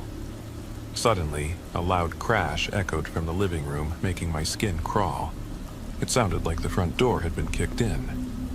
Dad turned his head and focused for a few seconds in the direction of the bedroom door before lowering his gaze again. I saw a mixture of fear and sadness flood his face as he let out a tired sigh. "I should have known it would come back," he murmured softly, shaking his head. "What do you mean?" "I'll always be with you, you know?" He breathed out suddenly, still not looking at me. "Dad, what's going on?" I said, as fear spread through my body like wildfire. "No matter where you go, no matter what you do with your life, I'll always be with you." He tightened his grip on his gun as the words left his lips. "Please, Dad, just tell me what's happening." My trembling voice pleaded with him. "I love you, my son," he said, finally turning to face me. A serious but warm expression on his slightly wrinkled face. "I love you too, Dad." It was always hard for me to say those words to him, but in that moment, they left my lips without me realizing it, almost like a reflex. At that moment, a part of me felt I would regret not saying them more often in the past. "Now, promise me you won't leave this room until you hear the front door open," he demanded, with a stern look in his dark brown eyes staring directly at me. "What?" I murmured. "Why?" "Promise me." His voice rose, and he moved closer to me. "Why?" I asked. Normally, his raised voice was enough to make me comply, but this time I was too scared. I needed to know what was happening. "Promise me, my son." His voice cracked as he placed his hand on my shoulder. For a moment, I thought I was seeing him cry for the first time. I couldn't form any words. The shock of seeing him like this, something I thought was impossible, rendered me speechless. So I just nodded, my lips trembling and eyes welling up with tears. He sniffed and looked up at the ceiling for a few seconds, as if trying to hold back imminent tears. With a sigh, he looked back at me, pulled me close, kissed my forehead, and then walked toward the door. He stopped as soon as he reached the doorway and turned to look at me. "I'll do my best to end this, once and for all." Then he turned back around. He stood there, looked at his gun, and pressed the safety on his pistol, removed the magazine. After ensuring it was loaded, he reinserted it and cocked the chamber, producing a satisfying click that echoed through the dark room. With the gun in hand, he grabbed the doorknob, and I watched as he turned it and opened the door. Then he closed it behind him, leaving me in complete darkness. I sat on my bed in the pitch-black room, waiting and listening. My body trembled as I counted the seconds, not knowing what would happen next. Suddenly, a single gunshot rang through the house, followed by rapid, unnaturally fast footsteps. It sounded like a hammer was striking the wooden floor 100 times per second. A wet, crunching noise echoed through the walls, accompanied by a loud grunt from my father, followed by a loud crash and shattering glass. And just like that, it was silent again. I just sat there, heart racing. I wanted to run, to hide, to scream, but I couldn't move. It was as if my mind was wide awake in a sleeping body. Minutes that felt like hours passed. There, I sat in complete darkness, waiting. I mustered the courage and told myself I had to do something. I had to see if my father was okay. Suddenly, the turning of the doorknob and the squeaking of the hinges cut through the night silence, and I saw in horror the door slowly open. The silhouette of a man stood in the doorway. The faint yellow light from the hallway shone behind him. It was hard to tell if the man standing before me was my father or an intruder. I sat there, unable to make a sound, waiting and hoping to hear my father's voice emerge from the figure. Only a few seconds felt like an eternity. My heart pounded against my chest, beating so hard I could feel it pulsating in my throat. Suddenly, a car slowly drove past the house, and its headlights flashed through the gap in my curtains, just enough to recognize the blue of my father's uniform and the shine of his badge. With a sigh of relief, I felt the tension in my body ease. "Dad, you really scared me. What's happening? Did someone break in?" Whatever relief I felt was ripped away from my chest as I saw my dad drop to all four and crawl into a dark corner of the room with unnerving speed. My mind raced. This isn't Dad. This isn't Dad. This man is not my dad. It's amazing how quickly our brains can switch from relief to absolute terror. I did my best to stay still, hoping that it would somehow keep the man, who had crouched in the dark corner to my right, from harming me. All the while, I could watch him. I could hear his raspy breathing, just a few feet away. I tell you, feeling the full effects of adrenaline while your body is frozen with fear is like torture. I felt like my heart was going to burst out of my chest at any moment. Somehow, I found the courage to turn my head in the direction of the man. As soon as I did, he began to slowly rise. The loud cracking of bones echoed through the room as he did so. A cold, numb feeling sank deep into my stomach. He was now standing. At that moment, all I could think about was the lamp on my nightstand. I had to see him. Had to see it. Carefully, I reached for the lamp beside me and tugged on the cord, bathing the entire room in an orange light. As I stared at the man, my eyes widened so much they almost felt like they would pop out of my skull. What I saw made my heart sink. He wasn't just wearing my father's uniform. He also had my father's face. This man, this thing. Whatever it was, it had gnawed off my father's face and wore it like a damned mask. Blood was still dripping from him, running down the man's neck and streaking over the blue of the uniform. I just sat there, terrified, eyes bulging, as the man in the corner stood and stared at me. Through the holes where my father's eyes once were, I could see how lifeless the replacements looked. The man tilted his head as he stared at me, almost as if he was admiring the view before him. I don't even know how long he stood there. An hour? Maybe 2. Suddenly, he dropped to all fours again and crawled out of the room with inhuman speed, his hands and feet hitting the floor loudly. Even after he was gone, I still sat there, feeling like hours had passed. Still frozen. Finally, I mustered the courage to check. With bare feet pressing against the cold wooden floor, I slowly walked to the now wide-open door of my bedroom. As I entered the living room, I searched the room for my father, but he wasn't there. His gun lay on the floor, next to a pile of shattered glass in the frame of the broken coffee table. A large bloodstain led from there to the wide-open front door. I just stood there for a while, staring into space. The curtains fluttered as the wind blew through the open door into the house. After a while, I don't even know how long, I finally pulled myself together and dialed 911. After many questions, most of which I couldn't answer, they promised to catch whoever had done this. They said my father was one of them, and that they wouldn't rest until they caught the bastard. 2 years have passed. They never succeeded. I lived with my Aunt Gemma until I turned 18. I went to college, earned a degree in business administration, and managed well. Now, I'm 36. The same age my father was when it happened. After all this time, I never really understood what happened to my father. I avoided the topic for most of my life like the plague. But on my 36th birthday, Aunt Gemma called to wish me well. But as we spoke, she said the strangest thing. "Oh, honey, and don't worry about it. It was just a terrible coincidence."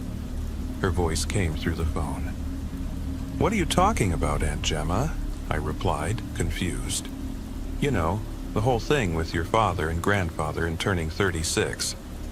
It was just a creepy and horrible coincidence." "Aunt Gemma, what do you mean? What happened to Grandpa?" "Did your father never tell you?" "No, he didn't." "Oh, then it's better that way, honey. I don't want to worry about nothing." I did my best to get her to explain, but she refused, and I dropped the subject. How stupid I was. Anyway, 2 months have passed since that conversation with my aunt. The reason I'm telling you all this is that about an hour ago, I looked out the window of my home office and saw someone standing on the sidewalk, under the streetlight in front of my house.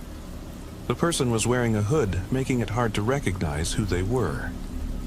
Finally, I could see their face as the person looked at me. It looked like my father. A few days ago, something happened to me that still robs me of sleep. A bizarre incident unfolding right here in America that defies any ordinary explanation. I'm sharing this account anonymously because I have no desire for friends, neighbors, or anyone I know to learn of what transpired. Aside from my friend Brandon, who witnessed part of it firsthand, I'm convinced no one else will ever believe me. I've had time to replay every moment in my head, and now I want to describe everything as accurately as possible, so you can judge for yourself what really happened.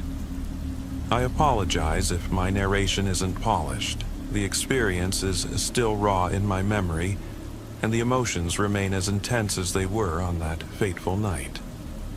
It was a bitter, cold winter evening when I was returning from a visit to my friend Brandon.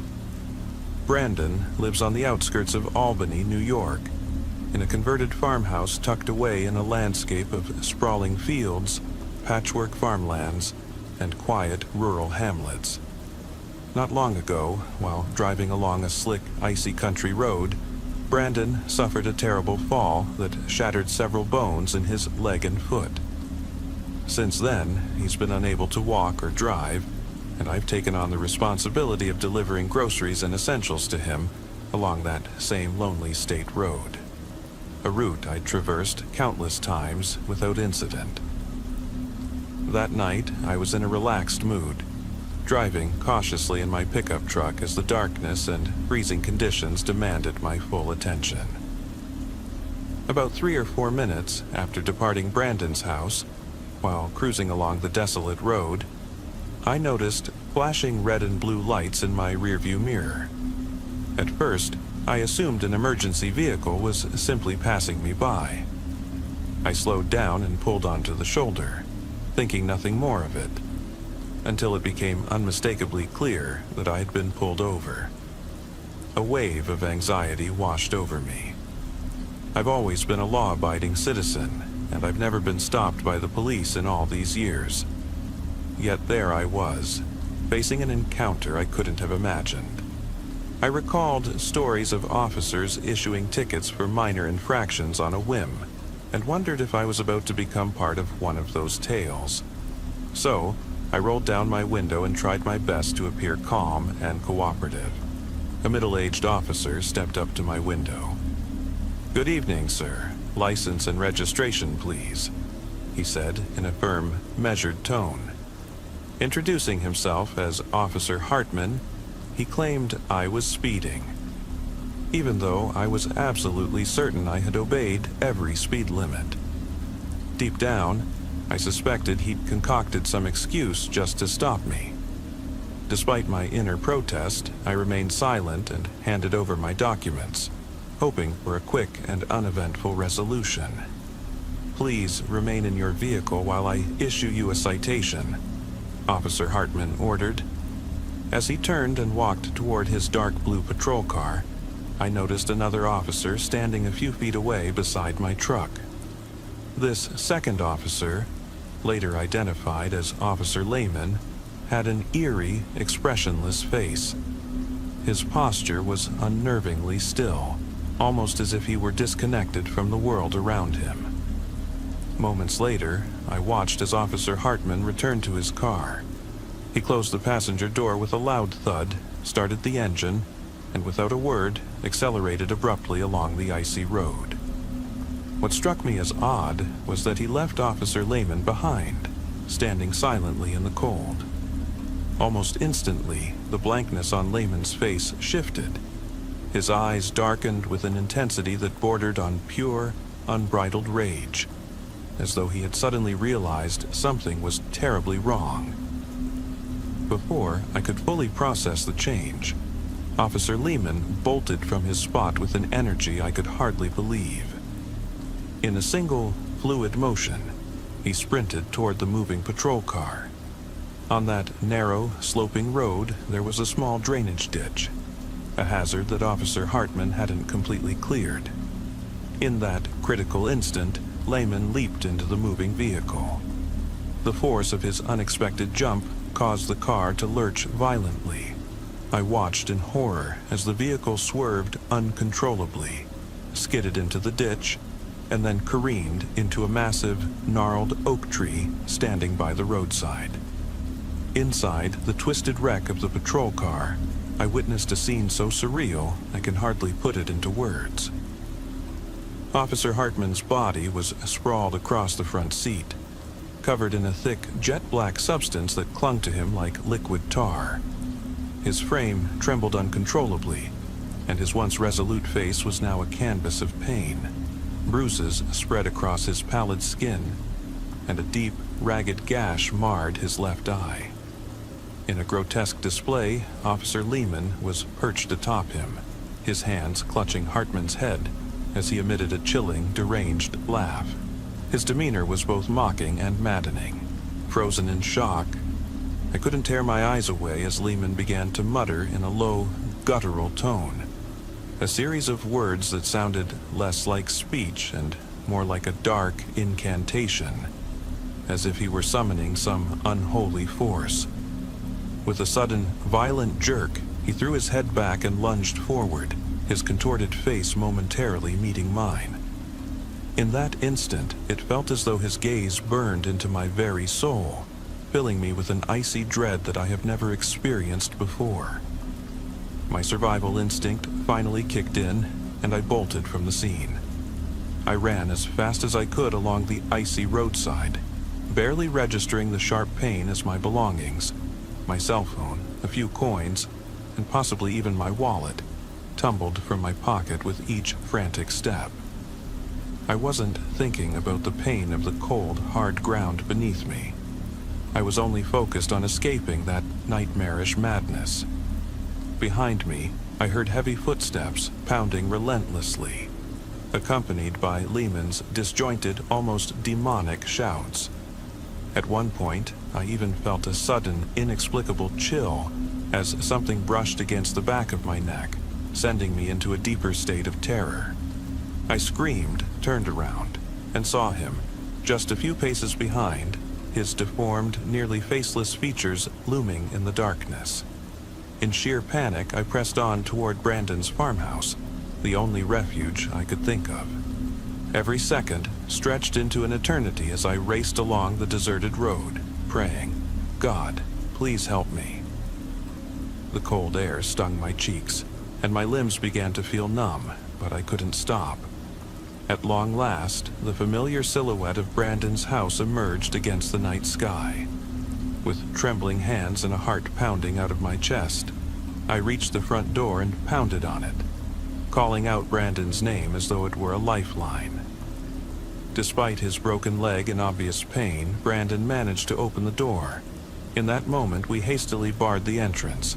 The door slammed against the intruder as if repelling his dark presence. Inside, the pounding on the door and windows persisted. Brandon, wide-eyed and clearly shaken, asked in a hushed, terrified tone, "What the hell happened to him?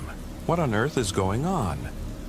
I could only shake my head in response, overwhelmed by fear and unable to articulate the unspeakable horror I had just witnessed. Deep down, I knew that calling the police would only lead to disbelief. No one would accept that something so unexplainable was unfolding right in our midst. I whispered to Brandon that we might have to fend for ourselves, that this incident was far more sinister than a routine police stop. Before I could gather my thoughts any further, a dizzying sensation overcame me. A dark veil seemed to descend over my vision, and the last thing I remember is the sound of my own frantic heartbeat before I lost consciousness completely. When I eventually came to, I found myself lying on the living room floor with Brandon kneeling beside me, his face etched with worry. He explained in a trembling voice that the deranged Officer Lehman, whose expression had become as twisted and inhuman as I had seen, had vanished after pounding on our door and windows one last time. Still dazed, I recounted the night's events in broken fragments. We both sat there, struggling to comprehend the horrifying reality of what had occurred. As the night wore on, and our bodies bore the marks of scrapes, bruises, and the lingering, burning sensation of that tar-like substance that clung to my neck. The next morning, as weak winter sunlight filtered through the window, Brandon insisted that I report the incident to the local police.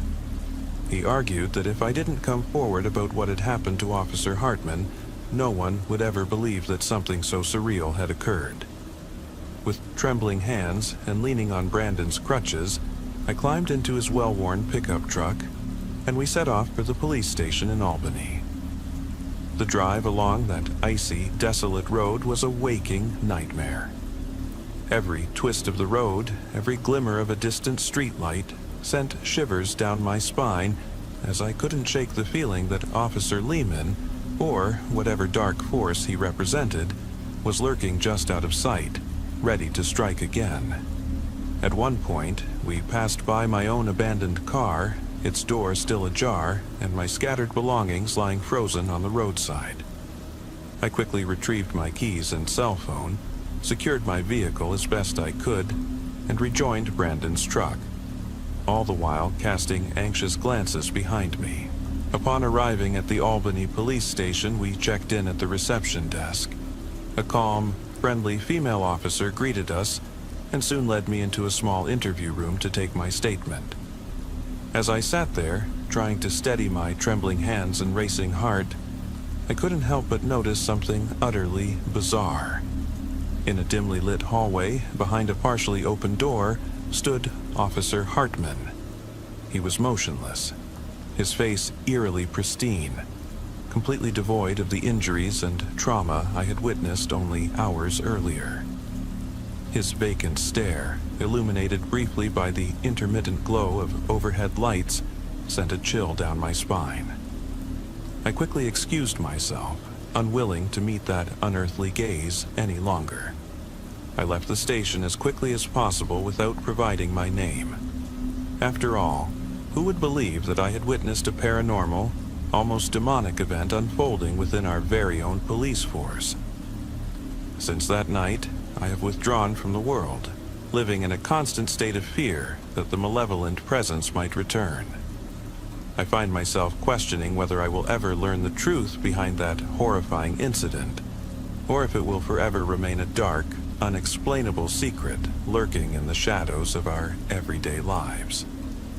This is my account of a dreadful, paranormal incident that occurred on a cold winter night in America, right here in upstate New York. I share my story as both a warning and a desperate plea.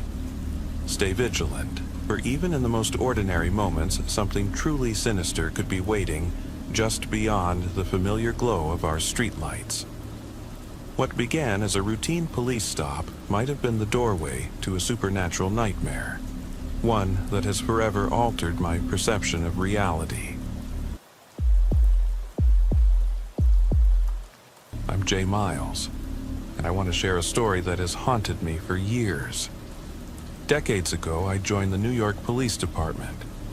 It was my way of giving back to society and trying to reconcile my own past. In my mid-20s, I had committed minor offenses in a desperate attempt to fit in. The youth culture back then idolized bad cops, and having a record was considered cool by many. Eventually, I grew out of that phase. For some of the emergency calls I responded to, I didn't have a fixed partner. And I'm simply grateful that for this particular shift, I had a partner, no matter what kind of entity was out there.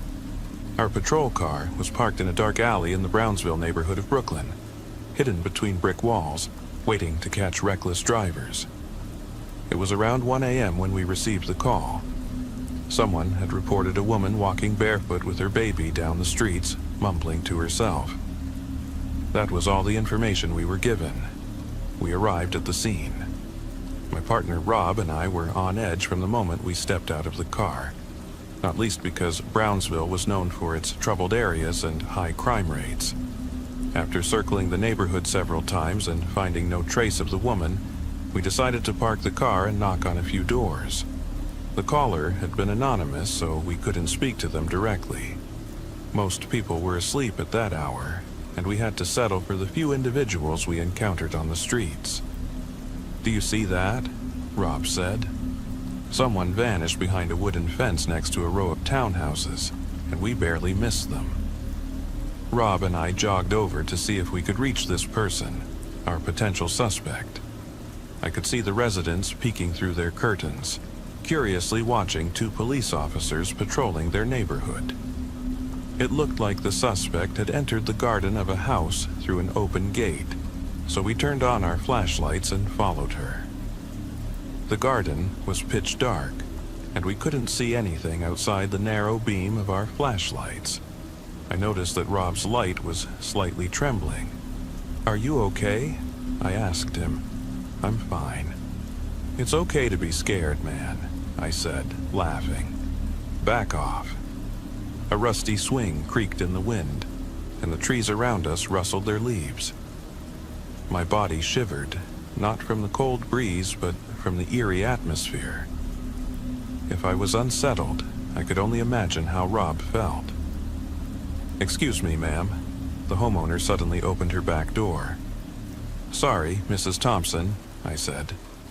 "We'll be leaving your property shortly. We didn't mean to scare you. My partner and I are looking for a woman who was reported—" "Officer, I can't hear you well. Could you please come inside?" I went inside to speak with Mrs. Thompson while Rob continued to search the garden. I explained that we were looking for a woman acting strangely, walking around the neighborhood with a baby in her hand. As I talked to Mrs. Thompson, Rob shouted from outside, "Everything okay? What happened?" It looked like he had seen a ghost appear right before his eyes and then dissolve into thin air. I saw her. The woman? What did she look like? She Come on, Rob, speak. He took a moment to catch his breath, placing a hand over his heart. She ran up the wall, right in front of me. She ran up the wall, Jay, like an animal. He pointed toward the 2-story house. I didn't know what to think. Rob had no history of mental illness that I was aware of, and he certainly wasn't on any drugs. I knew him well enough to confidently say that he wouldn't hallucinate in serious situations like police work. Well, I began awkwardly, did you see where she went? After she climbed the wall. The bushes over that metal fence there, he said, shining his light on it. I saw her moving. With drawn weapons, we jumped over the fence and searched the neighbor's property next door. Wait, Rob said. I heard you calling for backup. Shouldn't we wait for them? No, we can handle this ourselves. This garden was even larger than the other, but just as dark. We pointed our flashlights at a pile of wood in the corner of the garden. And before we could take another step, we heard someone crying. It sounded like a baby. Police! I slammed the door of the shed open, and we swept through the interior. The woman wasn't there, but there was a baby, a plastic baby. Rob pointed his light at the shed's floor. What the hell is this? A mechanical baby doll that could play recorded sounds and was placed there by someone to lure people in felt very strange to me. Not a moment later, our ears were pierced by a blood-curdling, high-pitched scream from the first house whose garden we had searched. As I rushed back to the other house, I noticed that Rob wasn't following. He wasn't moving at all. Come on, what the hell are you doing? I shouted. Rob's eyes widened as he stared at me, his mouth hanging open. I can't. I just can't, Jay. I'm sorry. I didn't have time to argue with him, so I continued, jumped over the fence and entered Mrs. Smith's house. What's going on? I asked her. I saw her. She was right there. Mrs. Smith pointed outside to her garden, to a spot on the ground, right next to the sliding glass door. She was just standing there, staring at me, and I think she smiled. Okay, which way did she go? Another scream. Rob's. When I returned to the shed, Rob was nowhere to be found. The plastic baby was also gone. I called out for him and searched everywhere, but he was simply gone. You know, it was like this mysterious woman could smell fear. It was something she seemed to tap into, and Rob had plenty of it that night. When backup finally arrived, I explained to my superiors at least a few hundred times what had happened. All of this happened decades ago, and Rob hasn't been found since. It's an unsolved case. When I think back to that night, my blood runs cold like nothing else. This mysterious woman, she was playing a game with both of us, and it feels like she won because of her experience. I'm not even sure why I still refer to her as a woman, as a human. Because if Rob's description says anything, she was something else. A whole year went by and I had different partners. I was stationed in Brooklyn, and sometimes my new partner John and I had to respond to calls coming from Brownsville. Eventually, I almost forgot everything, but I never forgot Rob, no matter where he was, dead or alive. However, that didn't last long. One night, while I was sitting in our precinct, John and I received a call. It seemed like another ordinary call until the dispatcher mentioned something about a woman talking to herself on the street and holding a crying baby.